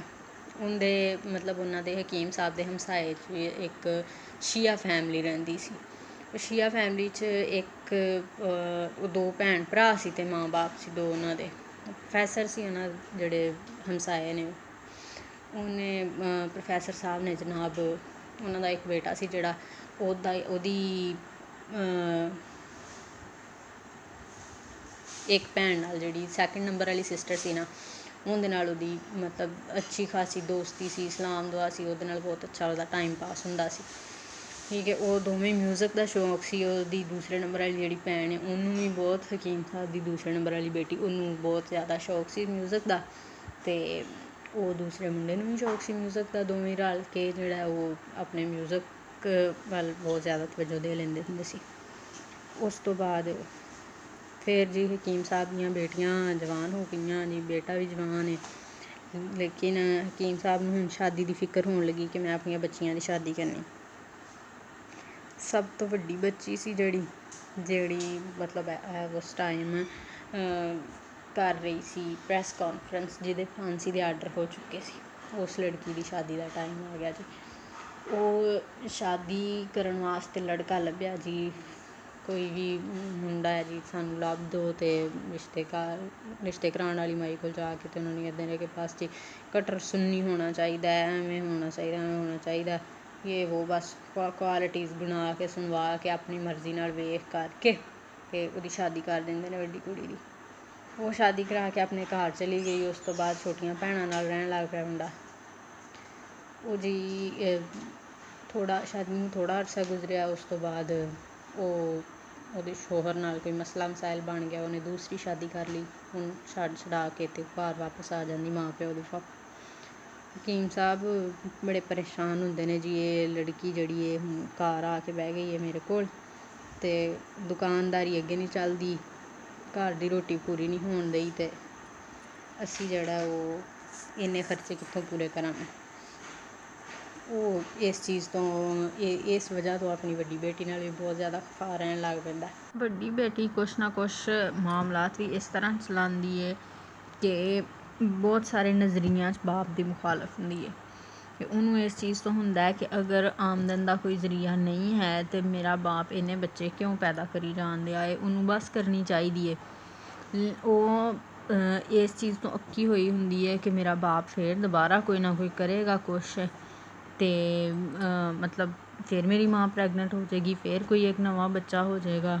ਇਸ ਚੀਜ਼ ਤੋਂ ਅੱਕ ਕੇ ਉਹ ਆਪਣੀ ਮਾਂ ਨੂੰ ਇੱਕ ਦਿਨ ਪਿਓ ਤੋਂ ਚੋਰੀ ਲੈ ਜਾਂਦੀ, ਕਿਸੇ ਡਾਕਟਰ ਵਗੈਰਾ ਕੋਲ ਜਾ ਕੇ ਉਹਦਾ ਓਪਰੇਸ਼ਨ ਕਰਵਾ ਆਉਂਦੀ ਹੈ ਕਿ ਦੁਬਾਰਾ ਬੱਚੇ ਹੋਣ ਹੀ ਨਾ। ਹਕੀਮ ਸਾਹਿਬ ਉਹਦੇ ਤੋਂ ਕਾਫੀ ਅਰਸਾ ਬਾਅਦ ਜਿਹੜਾ ਨਾ ਉਹ ਆਪਣੀ ਬੀਵੀ ਨਾਲ ਬਹੁਤ ਲੜਦੇ ਨੇ ਕਿ ਇੰਨਾ ਚਿਰ ਹੋ ਗਿਆ ਕੁਛ ਹੋਣ ਕਿਉਂ ਨਹੀਂ ਦਿਆ, ਤੂੰ ਕਸਮ ਖਾ ਕੇ ਤੂੰ ਕੁਛ ਕਰਾਇਆ ਤਾਂ ਨਹੀਂ ਆਪਣੇ ਨਾਲ। ਉਹ ਵਿਚਾਰੀ ਡਰਦੀ ਬੀਵੀ ਕੁਛ ਨਹੀਂ ਦੱਸਦੀ। ਬੇਟੀ ਵੱਡੀ ਉਹ ਆ ਜਾਂਦੀ ਕਹਿੰਦੀ ਹਾਂ ਮੈਂ ਕਰਵਾਇਆ ਅੱਬਾ, ਤੂੰ ਜਿਹੜਾ ਉਹ ਬੇਟੇ ਦੀ ਖਵਾਹਿਸ਼ 'ਚ ਬੱਚਿਆਂ ਦੀ ਲੈਣ ਲਾਈ ਜਾਂਦਾ, ਤੈਨੂੰ ਇਸ ਚੀਜ਼ ਦਾ ਅਹਿਸਾਸ ਨਹੀਂ ਹੁੰਦਾ ਕਿ ਮੈਂ ਕੀ ਕਰਨ ਦਿਆ ਵਾਂ। ਉਹ ਬੜਾ ਮਤਲਬ ਬੇਟੀ ਨਾਲ ਲੜਦਾ, ਉਹਨੂੰ ਮਾਰਦਾ, ਉਹਨੂੰ ਕੁੱਟਦਾ ਕਿ ਤੇਰੀ ਹਿੰਮਤ ਕਿੱਦਾਂ ਹੋਈ ਕਿ ਤੂੰ ਅੱਲਾਹ ਤਾਲਾ ਦੇ ਨਿਜ਼ਾਮ 'ਚ ਜਿਹੜਾ ਮੁਦਾਖਲਤ ਕਰਨੀ ਹੈ, ਤੂੰ ਕੋਈ ਤੈਨੂੰ ਹੈ ਹੀ ਨਹੀਂ ਦੀਨ ਨਾਲ ਲਗਾਓ, ਕੋਈ ਤੈਨੂੰ ਅੱਲਾਹ ਤਾਲਾ ਦੀ ਮਖਲੂਕ ਹੈ, ਉਹ ਅੱਲਾਹ ਤਾਲਾ ਦੀ ਦੇਣ ਹੈ ਔਲਾਦ। ਜਿਸ ਤਰ੍ਹਾਂ ਸਾਡੇ ਮੁਆਸ਼ਰੇ 'ਚ ਆਮ ਰੂਟੀਨ 'ਚ ਲੋਕਾਂ ਦਾ ਬਹੁਤ ਸਾਰਿਆਂ ਦਾ ਜਿਹੜਾ ਉਹ ਕਨਸੈਪਟ ਹੁੰਦਾ ਕਿ ਯਾਰ ਜੀ ਜੇ ਅਗਰ ਇਸ ਤਰ੍ਹਾਂ ਕਰਾ ਲਿਆ ਤਾਂ ਬਹੁਤ ਵੱਡਾ ਗੁਨਾਹ ਸਰਜ਼ਦ ਕੀਤਾ ਤੁਸੀਂ। ਉਹ ਜੀ ਇਹ ਮਾਮਲਾਤ ਇਸ ਤਰ੍ਹਾਂ ਹੀ ਚੱਲਦੇ ਰਹਿੰਦੇ ਨੇ। ਦੂਸਰੇ ਨੰਬਰ ਵਾਲੀ ਜਿਹੜੀ ਬੇਟੀ ਹੈ ਉਹਦਾ ਹਮਸਾਇਆਂ ਦੇ ਮੁੰਡੇ ਨਾਲ ਜਿਹੜਾ ਉਹ ਸਿਸਟਮ ਚੱਲਦਾ ਰਹਿੰਦਾ ਕਿ ਉਹਦੀ ਦੋਸਤੀ ਹੈ, ਉਹਦੇ ਨਾਲ ਰਲ ਕੇ ਮਿਊਜ਼ਿਕ ਸਿੱਖਦੀ ਹੈ, ਕਰਦੀ ਹੈ ਸਾਰਾ ਕੁਛ। ਉਹ ਸਾਰਾ ਮਾਮਲਾਤ ਜਿਹੜੇ ਨੇ ਉਹਨਾਂ ਨੂੰ ਕਰਦੇ ਰਹਿੰਦੇ ਨੇ। ਇਸੇ ਤਰ੍ਹਾਂ ਚੱਲਦੇ ਚੱਲਦੇ ਮੁੰਡਾ ਜਵਾਨ ਹੋ ਗਿਆ, ਸਾਰੇ ਜਵਾਨ ਨੇ, ਹੱਸਦੇ ਖੇਡਦੇ ਨੇ ਆਪਣਾ। ਮੁੰਡਾ ਜਵਾਨ ਹੋਣ ਤੋਂ ਬਾਅਦ ਹਮਸਾਇਆਂ ਦਾ ਲੜਕਾ ਜਿਹਦੇ ਨਾਲ ਦੂਸਰੇ ਨੰਬਰ ਵਾਲੀ ਬੇਟੀ ਦੇ ਮਤਲਬ ਦੋਸਤੀ ਹੁੰਦੀ ਹੈ, ਉਹ ਮਿਊਜ਼ਿਕ ਵਗੈਰਾ ਪਰਸੂ ਕਰਦੇ ਹੁੰਦੇ ਨੇ ਜਿਹੜੇ, ਉਹ ਕਹਿੰਦਾ ਵੀ ਮੇਰੇ ਕੋਲ ਨਾ ਇੱਕ ਮੇਰੀ ਨਜ਼ਰ 'ਚ ਇੱਕ ਜਗ੍ਹਾ ਹੈਗੀ ਹੈ ਕਿ ਮੈਂ ਇਸ ਮੁੰਡੇ ਨੂੰ ਨਾ ਉੱਥੇ ਲਾ ਸਕਦਾ ਵਾਂ, ਕਿ ਇਹਨੂੰ ਪੇਂਟਿੰਗ ਆਉਂਦੀ ਹੈ, ਡਰਾਇੰਗ ਵਗੈਰਾ ਆਉਂਦੀ ਹੈ, ਅਤੇ ਇਹ ਨਾ ਇਹਨੂੰ ਮੈਂ ਲੈ ਜਾਂਦਾ ਵਾਂ ਉੱਥੇ ਜਾ ਕੇ ਅਤੇ ਉੱਥੇ ਇਹਨੂੰ ਬਿਠਾ ਦੇਵਾਂਗਾ ਉਹਨਾਂ ਦੇ ਕੋਲ, ਅਤੇ ਉਹ ਇਹਨੂੰ ਸਿਖਾ ਦੇਣਗੇ ਔਰ ਕੰਮ ਕਰਨ ਲੱਗ ਪਏਗਾ। ਇਹ ਕੁਛ ਨਾ ਕੁਛ ਸ਼ਾਇਦ ਘਰ ਦਾ ਰਾਸ਼ਨ ਪਾਣੀ ਵੀ ਚੱਲ ਜਾਵੇ। ਉਹ ਇਸ ਤਰ੍ਹਾਂ ਕਰਕੇ ਅਤੇ ਮੁੰਡੇ ਨੂੰ ਲੈ ਜਾਂਦਾ। ਉਹ ਲੈ ਜਾਂਦਾ ਉੱਥੇ ਪਠਾਨ ਵਗੈਰਾ ਹੁੰਦੇ ਨੇ, ਉਹਨਾਂ ਕੋਲ ਛੱਡ ਦਿੰਦਾ ਉੱਥੇ ਟਰੱਕਾਂ ਦੀ ਪੇਂਟਿੰਗ ਵਾਸਤੇ। ਸੁਬਾਹ ਨੂੰ ਛੱਡਦਾ ਵਿਚਾਰਾ, ਸ਼ਾਮ ਨੂੰ ਉਹਨੂੰ ਲੈ ਕੇ ਆਉਂਦਾ। ਕੋਸ਼ਿਸ਼ ਇਸ ਤਰ੍ਹਾਂ ਉਹਦਾ ਲਿਆਉਣ ਲਿਜਾਉਣ ਵਾਲਾ ਸਿਸਟਮ ਉਹ ਜਿਹੜੇ ਉਸਤਾਦ ਕੋਲ ਛੱਡਦਾ ਉਹਨੂੰ ਬੜੀ ਖਸੂਸੀ ਵੈਸੇ ਤਾਂ ਕਰਕੇ ਆਉਂਦਾ ਤਾਕੀਦ ਕਿ ਉਸਤਾਦ ਜੀ ਬੱਚੇ ਦਾ ਖਿਆਲ ਰੱਖਣਾ, ਮਾਸੂਮ ਹੈ, ਇਹਨੂੰ ਪਤਾ ਨਹੀਂ ਹੈਗਾ ਕਿਸੇ ਵੀ ਚੀਜ਼ ਦਾ, ਨਾ ਇਹਨੇ ਬਾਹਰ ਦੀ ਦੁਨੀਆ ਵੇਖੀ ਹੈ ਬਿਲਕੁਲ ਹੀ। ਅਤੇ ਉਸਤਾਦ ਸਾਹਿਬ ਬੜਾ ਯਕੀਨ ਦਿਲਾਉਂਦੇ ਨੇ, ਲੇਕਿਨ ਉੱਥੇ ਲੜਕੇ ਹੁੰਦੇ ਨੇ ਉਹ ਬੜਾ ਤੰਗ ਕਰਦੇ ਨੇ ਉਹਨੂੰ ਵਿਚਾਰੇ ਨੂੰ। ਅਤੇ ਬਸ ਇਸ ਤਰ੍ਹਾਂ ਉਹ ਵਿਚਾਰਾ ਉੱਥੇ ਖੱਪਦਾ ਰਹਿੰਦਾ ਕਿ ਇੱਕ ਦਿਨ ਉਹ ਲੜਕੇ ਜਿਹੜੇ ਉੱਥੇ ਉਹਦੇ ਨਾਲ ਕੰਮ ਕਰਦੇ ਹੁੰਦੇ ਨੇ, ਉਹ ਅਤੇ ਉਹਨਾਂ ਦੇ ਨਾਲ ਕੋਈ ਹੋਰ ਬੰਦੇ ਮੇਲ ਮਿਲਾ ਕੇ ਉਸਤਾਦ ਜਿਹੜਾ ਉਹ ਵਰਕਸ਼ਾਪ ਤੋਂ ਬਾਹਰ ਕਿਸੇ ਸਾਈਡ 'ਤੇ ਚਲਾ ਜਾਂਦਾ, ਅਤੇ ਉਹ ਪਿੱਛੋਂ ਜੀ ਉਸ ਬੱਚੇ ਨਾਲ ਜ਼ਿਆਦਤੀ ਕਰ ਦਿੰਦੇ ਨੇ। ਉਹ ਉਹਦੇ ਨਾਲ ਜ਼ਿਆਦਤੀ ਕਰਕੇ ਉਹਦੇ ਹੱਥ ਪੈਰ ਬੰਨ੍ਹ ਕੇ ਉਹਨੂੰ ਕਿਤੇ ਫਸਲਾਂ 'ਚ ਕਿਤੇ ਸਾਈਡ 'ਤੇ ਸੁੱਟ ਦਿੰਦੇ ਨੇ। ਉੱਥੋਂ ਕੋਈ ਕਿਸੇ ਦਾ ਗੁਜ਼ਰ ਬਸਰ ਹੁੰਦਾ ਹੈ ਅਤੇ ਉਹ ਪਤਾ ਲੱਗਦਾ ਜੀ ਇੱਥੇ ਕੋਈ ਹੈਗਾ ਹੈ, ਉਹ ਡਿੱਗਿਆ ਪਿਆ, ਉਹਨੂੰ ਚੁੱਕਦੇ ਨੇ, ਚੁੱਕ ਕੇ ਅਤੇ ਕੋਈ ਖਵਾਜਾ ਸਰਾਈ ਹੁੰਦਾ ਉਹਨੂੰ ਰਿਕਸ਼ੇ 'ਚ ਪਾ ਕੇ ਅਤੇ ਘਰ ਛੱਡ ਕੇ ਜਾਂਦਾ। ਮਾਂ ਅਤੇ ਭੈਣਾਂ ਜਿਹੜੀਆਂ ਨੇ ਉਹ ਬੜੀਆਂ ਪਰੇਸ਼ਾਨ ਹੁੰਦੀਆਂ ਨੇ, ਉਹਨੂੰ ਚੁੱਕਦੀਆਂ ਨੇ, ਸੰਭਾਲਦੀਆਂ ਨੇ, ਕਰਦੀਆਂ ਨੇ, ਬੜਾ ਮਤਲਬ ਕਰਦੀਆਂ ਨੇ। ਬੱਚਾ ਵਿਚਾਰਾ ਬੜਾ ਰੋਂਦਾ, ਪਰੇਸ਼ਾਨ ਹਾਲ ਹੁੰਦਾ। ਹਕੀਮ ਸਾਹਿਬ ਨੇ ਉਹਨਾਂ ਦੇ ਦਿਮਾਗ 'ਚ ਬਸ ਇਹੀ ਗੱਲ ਚੱਲਦੀ ਹੁੰਦੀ ਹੈ ਕਿ ਜੀ ਇਹਦੇ ਨਾਲ ਹੋ ਗਈ ਹੈ ਜ਼ਿਆਦਤੀ, ਇੱਕ ਤਾਂ ਇਹ ਹੈਗਾ ਖਵਾਜਾ ਸਰਾਏ ਅਤੇ ਦੂਸਰਾ ਇਹਦੇ ਨਾਲ ਜ਼ਿਆਦਤੀ ਹੋ ਗਈ ਹੈ, ਅਤੇ ਮੈਂ ਕਿੱਧਰ ਜਾਵਾਂਗਾ, ਮੇਰੇ ਵਾਸਤੇ ਤਾਂ ਮੁਸ਼ਕਿਲ ਹੋ ਜਾਏਗੀ, ਲੋਕ ਮੈਨੂੰ ਗੱਲਾਂ ਕਰਨਗੇ, ਹੱਸਣਗੇ ਲੋਕ ਮੇਰੇ 'ਤੇ ਵੀ ਇਹ ਕੀ ਹੈ, ਇਹ ਕੀ ਹੈ। ਅਤੇ ਇਹਨਾਂ ਸਾਰੀਆਂ ਚੀਜ਼ਾਂ ਨੂੰ ਜਿਹੜਾ ਨਾ ਉਹ ਕਿਸੇ ਤਰ੍ਹਾਂ ਕਵਰ ਕਰਾਂਗਾ, ਅਤੇ ਮੈਂ ਕਿਵੇਂ ਕਵਰ ਕਰਾਂ ਇਹਨਾਂ ਸਾਰੀਆਂ ਚੀਜ਼ਾਂ। ਉਹ ਜਨਾਬ ਇਹੀ ਸੋਚਦਾ ਉਹਦੇ ਦਿਮਾਗ 'ਚ ਇੱਕ ਹੀ ਹੱਲ ਹੁੰਦਾ ਵੀ ਮੈਂ ਇਹਨੂੰ ਜਾਨੋਂ ਹੀ ਮਾਰਨਾ। ਹਕੀਮ ਸਾਹਿਬ ਜਨਾਬ ਛਾਪਰ ਲੈ ਕੇ ਉੱਤੇ ਚਲੇ ਜਾਂਦੇ ਕਮਰੇ 'ਚ, ਉਹ ਬੱਚਾ ਸੁੱਤਾ ਪਿਆ ਹੁੰਦਾ ਬੇਟਾ ਹਕੀਮ ਸਾਹਿਬ ਦਾ, ਉੱਥੇ ਜਾ ਕੇ ਅਤੇ ਉਹਨੂੰ ਜਨਾਬ ਉਹਦੇ ਮੂੰਹ 'ਤੇ ਛਾਪਰ ਚੜ੍ਹਾ ਕੇ ਉਹਨੂੰ ਕਤਲ ਕਰ ਦਿੰਦੇ। ਮੁੰਡੇ ਨੂੰ ਕਤਲ ਕਰਕੇ ਅਤੇ ਆਵਾਮ ਨੂੰ ਕਹਿ ਦਿੰਦੇ ਨੇ ਕਿ ਬਸ ਜੀ ਫੌਤ ਹੋ ਗਿਆ ਮੁੰਡਾ। ਉਹ ਕੋਈ ਖਵਾਜਾ ਸਰਾਜ ਕਮਿਊਨਿਟੀ ਦਾ ਬੰਦਾ ਹੀ ਹੁੰਦਾ, ਉਹਨੂੰ ਇਸ ਚੀਜ਼ 'ਤੇ ਸ਼ੱਕ ਹੁੰਦਾ ਕਿ ਹਕੀਮ ਸਾਹਿਬ ਨੇ ਜਿਹੜਾ ਉਹ ਕਤਲ ਹੀ ਕੀਤਾ ਮੁੰਡੇ ਦਾ। ਉਹ ਥਾਣੇ ਰਿਪੋਰਟ ਕਰ ਦਿੰਦੇ ਨੇ। ਥਾਣੇਦਾਰ ਜਿਹੜਾ ਉਹ ਤਕਰੀਬਨ ਮੁੰਡੇ ਦੇ ਸ਼ਾਇਦ ਕੁਲਾਂ ਵਾਲੇ ਦਿਨ ਆ ਜਾਂਦੇ ਨੇ, ਉਹ ਆ ਕੇ ਅਤੇ ਉਹਨੂੰ ਕਹਿ ਦਿੰਦੇ ਨੇ ਕਿ ਬਈ ਹਕੀਮ ਸਾਹਿਬ ਜ਼ਰਾ ਥਾਣੇ ਤਸ਼ਰੀਫ ਲਿਆਇਓ, ਤੁਹਾਡੇ ਨਾਲ ਕੰਮ ਹੈ। ਹਕੀਮ ਸਾਹਿਬ ਪਰੇਸ਼ਾਨ ਹੋ ਜਾਂਦੇ ਨੇ ਇੱਕ ਵਾਰੀ, ਅਤੇ ਫਿਰ ਪਰ ਥਾਣੇ ਚਲੇ ਜਾਂਦੇ ਨੇ। ਜਾ ਕੇ ਅਤੇ ਥਾਣੇਦਾਰ ਕੋਲ ਪੈਂਦੇ, ਥਾਣੇਦਾਰ ਕਹਿੰਦਾ ਕਿ ਹਕੀਮ ਸਾਹਿਬ ਇਸ ਤਰ੍ਹਾਂ ਹੈ, ਉਹ ਖਵਾਜਾ ਸਰਾ ਆਇਆ ਬੈਠਾ, ਉਹ ਕਹਿੰਦਾ ਮੇਰਾ ਪਰਚਾ ਕੱਟੋ ਵੀ ਮੁੰਡਾ ਇਹਨਾਂ ਨੇ ਜਿਹੜਾ ਉਹ ਕਤਲ ਕੀਤਾ। ਅਤੇ ਹਕੀਮ ਸਾਹਿਬ ਹੁਣ ਤੁਸੀਂ ਦੱਸੋ ਕੀ ਕਰਨਾ। ਹਕੀਮ ਸਾਹਿਬ ਕਹਿੰਦੇ ਨੇ ਕਿ ਬਈ ਮੈਂ ਪਰਚਾ ਨਹੀਂ ਕੱਟ ਸਕਦਾ, ਮੇਰੇ ਕਫਾਲਤ ਵਾਲਾ ਕੋਈ ਹੋਰ ਨਹੀਂ ਹੈਗਾ ਘਰ 'ਚ, ਅਤੇ ਕਿਸੇ ਤਰੀਕੇ ਮੇਰੀ ਜਾਨ ਛੁਡਾ ਇਹਦੇ ਕੋਲੋਂ। ਥਾਣੇਦਾਰ ਕਹਿੰਦਾ ਹਕੀਮ ਸਾਹਿਬ 3 ਲੱਖ ਰੁਪਈਏ ਦਾ ਇੰਤਜ਼ਾਮ ਕਰ ਲਓ, 2-2.5 ਲੱਖ ਦਾ, ਅਤੇ ਫਿਰ ਤੁਹਾਡੀ ਜਾਨ ਛੁੱਟ ਜਾਏਗੀ। ਹਕੀਮ ਸਾਹਿਬ ਪਹਿਲੇ ਤਾਂ ਇਨਕਾਰ ਕਰਦੇ ਨੇ, ਫਿਰ ਜਦੋਂ ਥਾਣੇਦਾਰ ਧਮਕੀ ਸ਼ਮਕੀ ਲਾਉਂਦਾ ਉਸ ਤੋਂ ਬਾਅਦ ਮੰਨ ਜਾਂਦੇ ਨੇ ਕਿ ਭਾਈ ਦੇਣਾ ਹੀ ਪੈਣਾ ਮੈਨੂੰ। ਫਿਰ ਹਕੀਮ ਸਾਹਿਬ ਸੋਚਦੇ ਨੇ ਵੀ ਕੀ ਕਰੀਏ ਅਸੀਂ, ਕਿੱਥੋਂ ਇੰਨੇ ਪੈਸੇ ਦੇਈਏ। ਘਰ ਵਾਲਿਆਂ ਨਾਲ ਐਵੇਂ ਬੈਠਿਆਂ ਗੱਲ ਕਰ ਦਿੰਦੀ ਹੈ ਬੀਵੀ ਕਿ ਤੁਸੀਂ ਮਸਜਿਦ ਵਗੈਰਾ ਦੇ ਨਾ ਚੰਦਾ ਇਕੱਠਾ ਕਰਨ ਦੀ ਜ਼ਿੰਮੇਵਾਰੀ ਹਕੀਮ ਸਾਹਿਬ ਕੋਲ ਹੁੰਦੀ ਵੀ ਤੁਸੀਂ ਉਹਦੇ 'ਚੋਂ ਤੁਹਾਡੇ ਕੋਲ ਪੈਸੇ ਪਏ ਨੇ ਅਤੇ ਉਹਦੇ 'ਚੋਂ ਤੁਸੀਂ ਦੇ ਦਿਓ, ਫਿਰ ਬਾਅਦ 'ਚੋਂ ਜਦੋਂ ਤੁਹਾਨੂੰ ਤੁਹਾਡੇ ਕੋਲ ਹੋਣਗੇ ਅਤੇ ਫਿਰ ਤੁਸੀਂ ਵਾਪਸ ਰੱਖ ਦਿਓ ਉੱਥੇ। ਹਕੀਮ ਸਾਹਿਬ ਕਹਿੰਦੇ ਨੇ ਕਿ ਉਹ ਮਸਜਿਦ ਦੇ ਪੈਸੇ ਨੇ, ਮੈਂ ਉਹਨਾਂ 'ਚੋਂ ਪੈਸੇ ਨਹੀਂ ਲੈ ਸਕਦਾ, ਇਹ ਰਿਸ਼ਵਤ ਦੇਣ ਵਾਸਤੇ ਅਤੇ ਖਿਲਾਫ ਚੀਜ਼ ਹੈ, ਇੱਕ ਬਹੁਤ ਗਲਤ ਚੀਜ਼ ਹੈ, ਕੋਈ ਹੋਰ ਹੱਲ ਸੋਚਣਾ ਵਾ। ਉਹ ਹੱਲ ਸੋਚਦੇ ਉਹ ਜਿਹੜਾ ਦਲਾਲ ਇੱਕ ਕੋਠੇ ਤੋਂ ਆਇਆ ਹੁੰਦਾ ਬੰਦਾ, ਇੱਕ ਦਿਨ ਹਕੀਮ ਸਾਹਿਬ ਕੋਲ ਬੱਚਿਆਂ ਨੂੰ ਕੁਰਾਨ ਪਾਕ ਪੜ੍ਹਾਉਣ ਵਾਸਤੇ, ਉਹਦੇ ਕੋਲ ਚਲੇ ਜਾਂਦੇ ਨੇ ਹਕੀਮ ਸਾਹਿਬ ਤੋਂ, ਉਹਨੂੰ ਜਾ ਕੇ ਕਹਿੰਦੇ ਨੇ ਕਿ ਬਈ ਬੱਚਿਆਂ ਨੂੰ ਕੁਰਾਨ ਪਾਕ ਪੜ੍ਹਾ ਦਾਂਗਾ ਮੈਂ ਤੁਹਾਡਿਆਂ ਨੂੰ, ਅਤੇ ਲੇਕਿਨ ਮੈਨੂੰ ਨਾ ਪੈਸੇ ਚਾਹੀਦੇ ਐਡਵਾਂਸ 'ਚ। ਅਤੇ ਉਹ ਪੁੱਛਦਾ ਵੀ ਕਿੰਨੇ ਪੈਸੇ ਚਾਹੀਦੇ ਨੇ, ਉਹ ਦਲਾਲ ਕਹਿੰਦਾ ਹੈ ਵੀ ਕਿੰਨੇ ਪੈਸੇ ਚਾਹੀਦੇ ਨੇ। ਹਕੀਮ ਸਾਹਿਬ ਕਹਿੰਦੇ ਜੀ ਭਾਈ ਮੈਨੂੰ 3 ਲੱਖ ਰੁਪਈਆ ਚਾਹੀਦਾ, ਅਤੇ ਜਦੋਂ ਮੇਰੇ ਕੋਲ ਹੋਣਗੇ ਮੈਂ ਤੁਹਾਨੂੰ ਵਾਪਸ ਕਰ ਦਾਂਗਾ। ਉਹ ਕਹਿੰਦਾ ਵੀ ਹਕੀਮ ਸਾਹਿਬ ਮੈਂ ਸੁਣਿਆ ਤੁਹਾਡੀਆਂ ਨਾ ਬੇਟੀਆਂ 5-6 ਬੱਚੀਆਂ ਨੇ। ਹਕੀਮ ਨੂੰ ਬੜਾ ਗੁੱਸਾ ਹੁੰਦਾ, ਅਤੇ ਕਹਿੰਦਾ ਵੀ ਹਕੀਮ ਸਾਹਿਬ ਇੱਕ ਦੀ ਬੱਚੀ ਨਾ ਇੱਕ ਬੱਚੀ ਮੈਨੂੰ ਵੀ ਦੇ ਦਿਓ। ਫਿਰ ਹਕੀਮ ਬੜਾ ਗੁੱਸਾ ਆਉਂਦਾ ਕਿ ਮੇਰੀਆਂ ਬੇਟੀਆਂ ਦਾ ਨਾਮ ਨਾ ਲੈ ਕੇ। ਉਹ ਕਹਿੰਦਾ ਵੀ ਹਕੀਮ ਸਾਹਿਬ ਐਵੇਂ ਨਹੀਂ, ਤੁਸੀਂ ਮੇਰੀ ਬੀਵੀ 'ਚੋਂ ਹੀ ਇੱਕ ਬੇਟੀ ਦੇ ਦਿਓ ਮੈਨੂੰ। ਹਕੀਮ ਕਹਿੰਦਾ ਮੈਂ ਸੋਚਣਾ ਵਾ ਮੈਨੂੰ ਮਤਲਬ ਪਹਿਲੇ ਤਾਂ ਨਹੀਂ ਮੰਨਦਾ ਲੇਕਿਨ ਫਿਰ ਮਜਬੂਰੀ ਨੂੰ ਵੇਖ ਕੇ ਕਹਿੰਦਾ ਮੈਂ ਸੋਚ ਕੇ ਦੱਸਾਂਗਾ। ਸੋਚ ਵਿਚਾਰ ਕਰਕੇ ਤੇ ਇਹ ਫੈਸਲਾ ਕਰਦਾ ਕਿ ਠੀਕ ਹੈ, ਮੰਨ ਲੈਂਦਾ ਉਹਦੀ ਸ਼ਰਤ, ਠੀਕ ਹੈ ਤੇਰੀ ਬੀਵੀ 'ਚੋਂ ਤੈਨੂੰ ਇੱਕ ਬੱਚੀ ਦੇ ਦੂੰ, ਮਤਲਬ ਕਿ ਕੋਈ ਵੀ ਬੱਚਾ ਬੇਟਾ ਹੋਏਗਾ ਅਤੇ ਤਾਂ ਵੀ ਉਹਨਾਂ ਦਾ ਡਿਸਾਈਡ ਹੋ ਜਾਂਦਾ ਕਿ ਉਹ ਹਕੀਮ ਦਾ ਹੋਏਗਾ, ਅਤੇ ਜੇਕਰ ਬੇਟੀ ਹੋ ਗਈ ਅਤੇ ਉਹ ਫਿਰ ਉਹਨਾਂ ਦੀ ਹੋਏਗੀ ਕੋਠੇ ਵਾਲਿਆਂ ਦੀ, ਉਹ ਹੀ ਉਹਨੂੰ ਰੱਖਣਗੇ, ਉਹੀ ਉਹਦੀ ਹਿਫਾਜ਼ਤ ਕਰਨਗੇ। ਉਹ ਡਿਸਾਈਡ ਹੋ ਕੇ ਪੈਸੇ ਹਕੀਮ ਸਾਹਿਬ ਨੂੰ ਦੇ ਦਿੰਦਾ, ਆ ਲਓ ਹਕੀਮ ਸਾਹਿਬ ਪੈਸੇ ਤੁਸੀਂ। ਉਹ ਹਕੀਮ ਉੱਧਰ ਰਿਸ਼ਵਤ ਵਾਲੇ ਪੈਸੇ ਦੇ ਕੇ ਆਪਣੀ ਜਾਨ ਛੁਡਾ ਕੇ ਇੱਕ ਵਾਰੀ ਵਿਹਲਾ ਹੋ ਗਿਆ। ਫਿਰ ਕਹਿੰਦਾ ਵੀ ਤੂੰ ਆਪਣੀ ਬੀਵੀ ਨੂੰ ਤਲਾਕ ਦੇ, ਮੈਂ ਉਹਦਾ ਨਿਕਾਹ ਕਰਕੇ ਫਿਰ ਉਹਦੇ ਨਾਲ ਤਾਲੁਕ ਕਾਇਮ ਕਰਾਂਗਾ। ਇਸ ਤਰ੍ਹਾਂ ਹੀ ਹੁੰਦਾ ਜੀ, ਉਹ ਬੀਵੀ ਨੂੰ ਤਲਾਕ ਦੇ ਦਿੰਦਾ, ਉਹ ਹਕੀਮ ਸਾਹਿਬ ਉਹਦੇ ਨਾਲ ਨਿਕਾਹ ਕਰ ਲੈਂਦੇ ਨੇ, ਉਹਦੇ ਨਾਲ ਰਿਲੇਸ਼ਨਸ਼ਿਪ ਰਹਿੰਦੇ ਨੇ ਜੀ। ਕੁਛ ਅਰਸਾ ਗੁਜ਼ਰਦਾ, ਉਨੀ ਦੇਰ 'ਚ ਉਹਨੂੰ ਜਿਹੜੀ ਤਵਾਈਫ ਹੈ ਉਹਨੂੰ ਹੋ ਜਾਂਦੀ ਬੇਟੀ। ਉਹ ਬੜਾ ਕੋਠੇ ਵਾਲੇ ਤਾਂ ਬਹੁਤ ਖੁਸ਼ ਹੁੰਦੇ ਨੇ ਵੀ ਵਾਹ ਹਕੀਮ ਸਾਹਿਬ ਤੁਸੀਂ ਤਾਂ ਜਿਹੜਾ ਨਾ ਉਹ ਸਾਡੇ ਰੌਣਕਾਂ ਲਾਤੀਆਂ, ਸਾਰਾ ਕੁਛ ਸਿਸਟਮ ਜਿਹੜਾ ਬੜਾ ਬੈਸਟ ਕਰ ਦਿੱਤਾ ਤੁਸੀਂ, ਤੁਹਾਡੇ ਨਾਲ ਤਾਂ ਸਾਡੀ ਰੌਣਕਾਂ ਬਣ ਗਈਆਂ। ਫਿਰ ਉਹ ਹਕੀਮ ਨੂੰ ਕਹਿੰਦਾ ਵੀ ਯਾਰ ਤੂੰ ਨਾ ਐਵੇਂ ਕਰ ਵੀ ਤੂੰ ਸਾਨੂੰ ਦੇਈ ਜਾ ਨਿਆਣੇ, ਅਤੇ ਇੱਕ ਕੁੜੀ ਇਸ ਵਾਰੀ ਤਾਂ ਤੈਨੂੰ 3 ਲੱਖ ਦਿੱਤਾ, ਅਗਲੀ ਵਾਰੀ ਤੈਨੂੰ 4 ਲੱਖ ਦੇਵਾਂਗੇ, ਉਸ ਤੋਂ ਅਗਲੀ ਧੀ 'ਤੇ 5 ਲੱਖ ਦੇ ਦਾਂਗੇ, ਉਸ ਤੋਂ ਅਗਲੀ ਧੀ 'ਤੇ 6 ਲੱਖ, ਐਵੇਂ ਕੰਮ ਚੱਲੇਗਾ ਅਤੇ ਤੂੰ ਜਿਹੜਾ ਨਾ ਉਹ ਸਾਨੂੰ ਬੱਚੀਆਂ ਪੈਦਾ ਕਰ ਕਰਕੇ ਦੇਈ ਜਾ। ਹਕੀਮ ਬੜਾ ਗੁੱਸੇ 'ਚ ਆ ਜਾਂਦਾ ਅਤੇ ਉਹ ਜਿਹੜਾ ਕੋਠੇ ਵਾਲਾ ਉਹਨੂੰ ਚੁੱਕ ਕੇ ਬਾਹਰ ਸੁਟਾ ਦਿੰਦਾ ਵੀ ਚੱਲ ਖਬਰਦਾਰ ਨਿਕਲਦਾ ਹੋ ਇੱਥੋਂ, ਤੈਨੂੰ ਕੋਈ ਕੰਮ ਨਹੀਂ ਹੈਗਾ। ਕਿਉਂਕਿ ਹਕੀਮ ਸਾਹਿਬ ਦੀ ਗੈਰਤ ਜਾਗ ਰਹੀ ਹੁੰਦੀ ਹੈ ਕਿ ਹੁਣ ਮੇਰੀ ਬੇਟੀ ਉਹ ਕੋਠੇ 'ਤੇ ਕੰਮ ਕਰੇਗੀ ਜਾਂ ਤਵਾਇਫ ਬਣੇਗੀ, ਇਹ ਗਵਾਰਾ ਨਹੀਂ ਕਰਦੀ। ਉਹ ਇਸ ਲੜਾਈ 'ਚ ਕਸ਼ਮਕਸ਼ 'ਚ ਜਿਹੜਾ ਉਹ ਹਕੀਮ ਸਾਹਿਬ ਨੂੰ ਇੱਕ ਵਾਰੀ ਘਰ ਭੇਜ ਦਿੰਦੇ ਨੇ। ਹਕੀਮ ਸਾਹਿਬ ਇੱਕ ਦਿਨ ਫਿਰ ਮੌਕਾ ਲੱਭ ਲੁੱਭ ਕੇ ਅਤੇ ਉਹ ਬੁੱਢੀ ਕੋਲ ਜਾਂਦੇ ਨੇ, ਉਸ ਤਵਾਇਫ ਕੋਲ ਜਿਹਦੇ ਨਾਲ ਉਹਨਾਂ ਦਾ ਨਿਕਾਹ ਹੋਇਆ ਹੁੰਦਾ।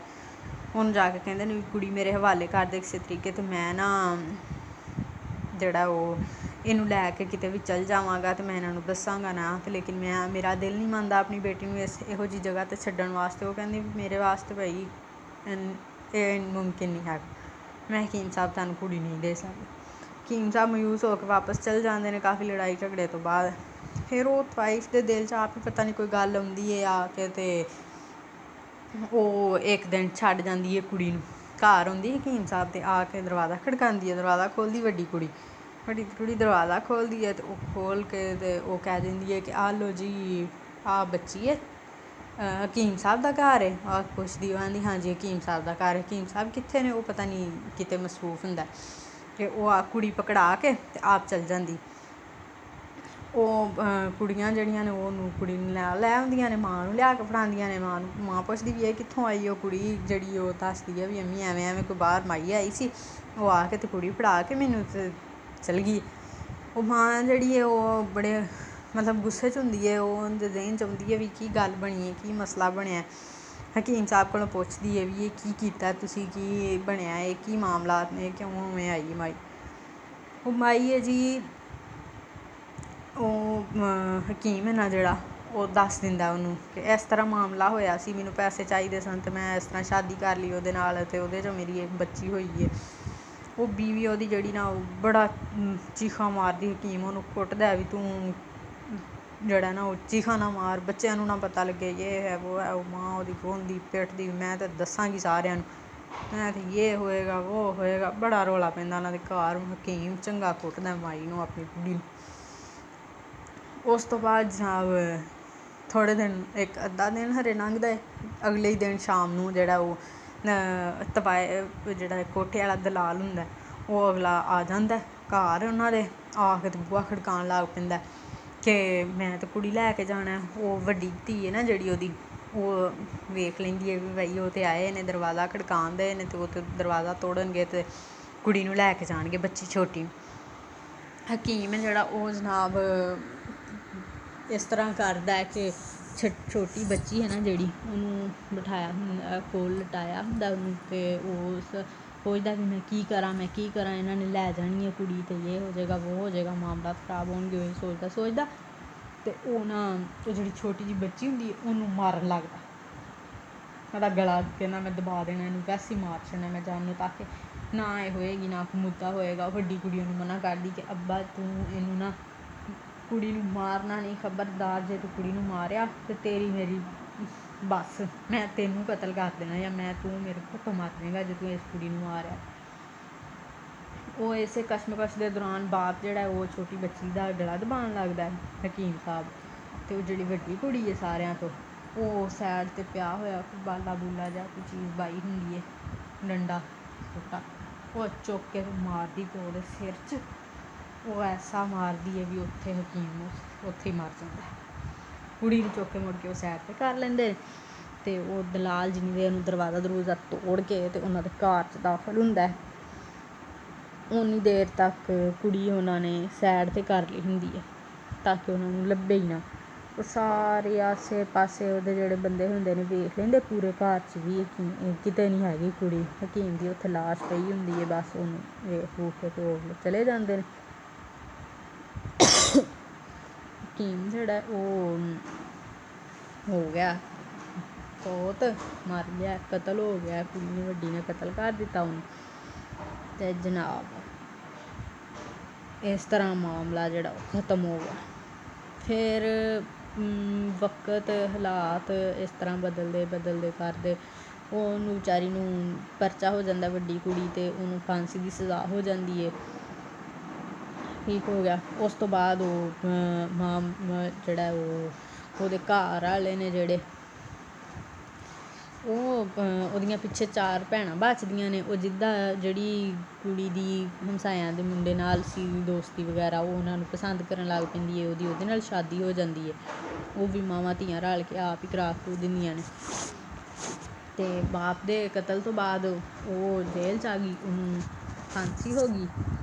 ਅਤੇ ਬਸ ਉੱਥੇ ਉਹ ਗੱਲ ਬੜਾ ਮਤਲਬ ਕਰਦੀ ਹੈ ਜਾ ਕੇ ਬਈ ਮੈਂ ਕਤਲ ਕੀਤਾ, ਮਾਰਿਆ, ਅਤੇ ਮੇਰੇ ਵਾਸਤੇ ਜੁਰਮ ਬਣ ਗਿਆ ਕਿ ਮੈਂ ਫਾਂਸੀ ਦੇਣ ਦਈ ਹਾਂ। ਮੇਰੀਆਂ ਸਾਰੀਆਂ ਗੱਲਾਂ ਇੱਦਾਂ ਹੀ ਨੇ ਕਿ ਲੇਕਿਨ ਪੈਦਾ ਕਰਨਾ ਜੁਰਮ ਕਿਉਂ ਨਹੀਂ ਹੈਗਾ, ਮਾਰ ਦੇਣਾ ਹੀ ਕਿਉਂ ਜੁਰਮ ਹੈ, ਪੈਦਾ ਕਰਨਾ ਕਿਉਂ ਜੁਰਮ ਨਹੀਂ? ਕਿ ਅਗਰ ਤੁਹਾਡੇ ਵਸਾਇਲ ਨਹੀਂ ਹੈਗੇ ਤਾਂ ਤੁਸੀਂ ਇੰਨੇ ਬੱਚੇ ਪੈਦਾ ਹੀ ਨਾ ਕਰੋ। ਤੁਹਾਨੂੰ ਕਿਹੜਾ ਕਿਸੇ ਨੇ ਤੁਹਾਡੀ ਵੇਲਣੇ 'ਚ ਬਾਂਹ ਆਈ ਹੈ ਕਿ ਤੁਸੀਂ ਲਾਜ਼ਮੀ ਬੱਚੇ ਪੈਦਾ ਕਰੀ ਜਾਣੇ। ਕੁਛ ਨਾ ਕੁਛ ਗਰਾਊਂਡ ਰਿਐਲਿਟੀਜ਼ ਨੂੰ ਵੀ ਵੇਖਣਾ ਚਾਹੀਦਾ। ਉਹ ਇਹਨਾਂ ਸਾਰੇ ਮਾਮਲਾਤ ਦੇ ਵਿੱਚ ਜਿਹੜਾ ਉਹਨੇ ਜਿਹਦੀ ਵਜ੍ਹਾ ਤੋਂ ਉਹਨੇ ਆਪਣੇ ਬਾਪ ਨੂੰ ਕਤਲ ਕਰ ਦਿੱਤਾ। ਬਾਕੀ ਜਿਹੜੀਆਂ ਪਿੱਛੇ ਇੱਕ ਜਿਹੜੀ ਸੀ ਉਹਦਾ ਤਾਂ ਸ਼ਾਦੀ ਹੋ ਗਈ, ਉਹ ਦੂਸਰੇ ਮਿਊਜ਼ਿਕ ਵਾਲਿਆਂ ਦੋਵਾਂ ਦੀ ਰਲ ਕੇ। ਬਾਕੀ ਪਿੱਛੇ 3 ਬੱਚੀਆਂ ਉਹਦੀਆਂ, ਮਾਈ ਬਚ ਗਈ, ਇੱਕ ਛੋਟੀ ਜਿਹੀ ਬੇਟੀ ਜਿਹੜੀ ਉਹ ਤਵਾਇਫ ਦੇ ਕੇ ਗਈ ਸੀ ਉਹ ਰਹਿ ਗਈ। ਉਹ ਜਨਾਬ ਆਪਣੇ ਗੁਜ਼ਰ ਬਸਰ ਵਾਸਤੇ ਆਪਣੇ ਘਰ ਦੇ ਸਾਹਮਣੇ ਕੋਈ ਢਾਬਾ ਵਗੈਰਾ ਖੋਲ੍ਹ ਲੈਂਦੀਆਂ ਨੇ। ਉਹ ਆਹਿਸਤਾ ਜੀ ਗਰੋ ਕਰਦਾ ਉਹ ਆਪ ਮਾਵਾਂ ਧੀਆਂ ਸਾਰੀਆਂ ਰਲ ਮਿਲ ਕੇ ਬੜਾ ਸੋਹਣਾ ਬਿਜ਼ਨਸ ਜਿਹੜਾ ਉਹ ਕੇਟਰਿੰਗ ਦਾ ਅਤੇ ਆਪਣਾ ਇੱਕ ਹੋਟਲ ਚੰਗਾ ਭਲਾ ਬਣਾ ਲੈਂਦੀਆਂ। ਅਤੇ ਮਾਮਲਾ ਤਾਂ ਇਸ ਤਰ੍ਹਾਂ ਹੈ ਕਿ ਬੇਟੀਆਂ ਨੇ ਉਹ ਬੋਝ ਨਹੀਂ ਹੁੰਦੀਆਂ ਤੁਹਾਡੇ ਸਿਰ 'ਤੇ। ਅਗਰ ਅੱਜ ਕੱਲ੍ਹ ਦੇ ਦੌਰ 'ਚ ਤਾਂ ਵੈਸੇ ਹੀ ਜਿੰਨੀਆਂ ਬੇਟਾ ਹੋਏ ਬੇਟੀ ਹੋਏ ਕੋਈ ਫਰਕ ਨਹੀਂ, ਬੇਟੀ ਵੀ ਤੁਹਾਡੇ ਵਾਸਤੇ ਓਨਾ ਕੁਛ ਹੀ ਕਰ ਸਕਦੀ ਜਿੰਨਾ ਕੁਛ ਬੇਟਾ ਕਰ ਸਕਦਾ। ਅਤੇ ਇਸ ਵਜ੍ਹਾ ਤੋਂ ਮਤਲਬ ਕਿਸੇ ਸੂਰਤ ਇਹ ਚੀਜ਼ ਤਾਂ ਮੁਨਾਸਿਬ ਨਹੀਂ ਹੈਗੀ ਕਿ ਬੇਟੀਆਂ ਨੂੰ ਤੁਸੀਂ ਜਿਹੜਾ ਉਹ ਡੀਗਰੇਡ ਕਰੋ ਜਾਂ ਨਾ ਮੰਨੋ, ਅਤੇ ਬਸ ਇਹੀ ਲੋਅ ਲਗਾਈ ਰੱਖੋ ਵੀ ਜੀ ਸਾਨੂੰ ਪੁੱਤਰ ਹੀ ਚਾਹੀਦਾ। ਅੱਲਾਹ ਤਾਲਾ ਨੇ ਔਲਾਦ ਦਿੱਤੀ ਹੋਏ, ਬਸ ਕਿਸੇ ਬੰਦੇ ਨੂੰ ਬੇਟੀ ਹੋਏ ਬੇਟਾ ਹੋਏ ਜੋ ਵੀ ਹੈ ਅੱਲਾਹ ਤਾਲਾ ਦੀ ਦੇਣ। ਇਸ ਚੀਜ਼ ਨੂੰ ਇਸ ਨਜ਼ਰੀਏ ਨਾਲ ਨਹੀਂ ਵੇਖਣਾ ਚਾਹੀਦਾ। ਦੂਸਰਾ ਇਹ ਵੀ ਸਹੀ ਗੱਲ ਹੈ ਕਿ ਬੇਟੀਆਂ ਨੇ ਜਾਂ ਬੇਟੇ ਨੇ, ਉਹਨਾਂ 'ਚੋਂ ਕੋਈ ਵੀ ਇਸ ਤਰ੍ਹਾਂ ਨਹੀਂ ਹੋਣਾ ਚਾਹੀਦਾ ਕਿ ਤੁਸੀਂ ਉਹਨਾਂ ਨੂੰ ਕਰੋ ਕਿ ਕਿੰਨੇ ਸਾਰੇ ਤੁਹਾਡੀ ਉਨੀ ਆਮਦਨ ਨਹੀਂ ਹੈ ਲੇਕਿਨ ਤੁਸੀਂ ਬੱਚੇ ਜਿਹੜੇ ਨੇ ਉਹ ਪੈਦਾ ਕਰੀ ਜਾਂਦੇ ਹੋ।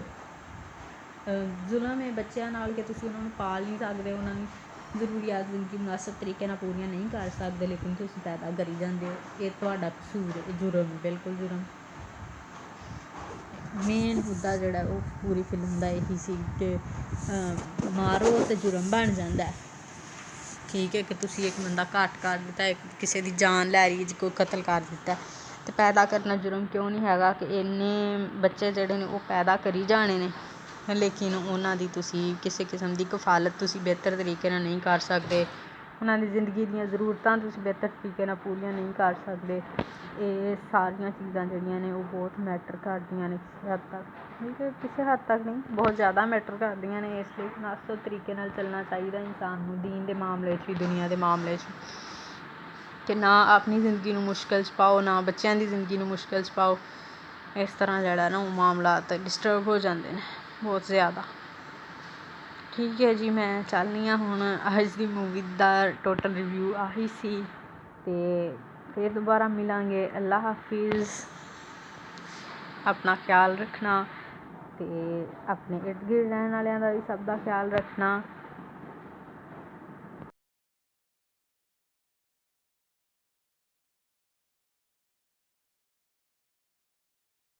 ਬਿਸਮਿल्लाहिर्रहमानिर्रहीम। अस्सलाम वालेकुम। मैं हादसा ਅਤੇ ਮੈਂ ਹਾਜ਼ਰ ਹਾਂ ਤੁਹਾਡੇ ਵਾਸਤੇ ਫਿਲਮ ਦਾ ਰਿਵਿਊ ਲੈ ਕੇ। ਫਿਲਮ ਹੈ ਜੀ ਪਾਕਿਸਤਾਨੀ ਮੂਵੀ ਬੋਲ, ਜਿਹਨੇ ਕਿ ਬਹੁਤ ਜ਼ਿਆਦਾ ਬਿਜ਼ਨਸ ਕੀਤਾ, ਬਹੁਤ ਹੀ ਅੱਛੀ ਔਰ ਹਿੱਟ ਚੱਲੀ ਹੈ ਆਪਣੇ ਪਾਕਿਸਤਾਨ ਦੀ ਮੂਵੀ। ਔਰ ਕਾਫੀ ਅਰਸੇ ਤੋਂ ਬਾਅਦ ਜਿਹੜੀ ਹੈ ਉਹ ਇੱਕ ਐਸੀ ਮੂਵੀ ਆਈ ਸੀ ਜਿਹਨੇ ਬਹੁਤ ਜ਼ਿਆਦਾ ਬਿਜ਼ਨਸ ਕੀਤਾ ਸਿਨੇਮਾਸ 'ਚ। ਅਤੇ ਜਨਾਬ, ਅਗਰ ਤੁਸੀਂ ਹਜੇ ਤੱਕ ਨਹੀਂ ਵੇਖ ਸਕੇ ਹੋ ਉਹ ਮੂਵੀ, ਅਤੇ ਮੈਂ ਹਾਜ਼ਰ ਹਾਂ, ਮੈਂ ਉਹਦਾ ਰਿਵਿਊ ਲੈ ਕੇ ਤੁਹਾਡੇ ਵਾਸਤੇ। ਕਿ ਸ਼ੋਰਟ ਸਟੋਰੀ ਮੈਂ ਐਕਸਪਲੇਨ ਕਰ ਦਿੰਦੀ ਹਾਂ ਕੁਛ ਟਾਈਮ ਦੇ ਅੰਦਰ ਅੰਦਰ। ਜ਼ਿਆਦਾ ਲੰਬੀ ਲੈਂਥੀ ਮੂਵੀ ਵੇਖਣ ਦੀ ਬਜਾਏ ਤੁਸੀਂ ਅਗਰ ਸਟੋਰੀ ਸੁਣ ਲਓ ਤਾਂ ਤੁਹਾਨੂੰ ਸਮਝ ਆ ਜਾਏਗੀ ਕਿ ਬਈ ਸਟੋਰੀ ਕੀ ਸੀ ਫਿਲਮ 'ਚ। ਜਨਾਬ, ਫਿਲਮ ਦੀ ਸਟੋਰੀ ਸ਼ੁਰੂ ਹੁੰਦੀ ਹੈ ਕਿ ਇੱਕ ਲੜਕੀ ਦੀ ਆਵਾਜ਼ ਤੋਂ ਕਿ ਅਸੀਂ ਜਨਾਬ ਜਿਹੜੀ ਬੈਠੀ ਹੁੰਦੀ ਹੈ, ਫਾਂਸੀ ਦੇ ਆਰਡਰ ਹੋਏ ਨੇ ਅਤੇ ਜੋ ਹੈ ਉਹਦੀ ਪ੍ਰੈਸ ਕਾਨਫਰੰਸ ਹੋ ਰਹੀ ਹੈ ਕਿ ਉਹ ਆਪਣੀ ਸਟੋਰੀ ਸੁਣਾ ਰਹੀ ਹੈ। ਸਟੋਰੀ ਲਾਈਨ ਸਟਾਰਟ ਕਰਦੀ ਹੋਈ ਕਿ ਅਸੀਂ ਮਾਸ਼ਾਅੱਲਾ ਜੀ 5 ਭੈਣਾਂ ਵਾਂ।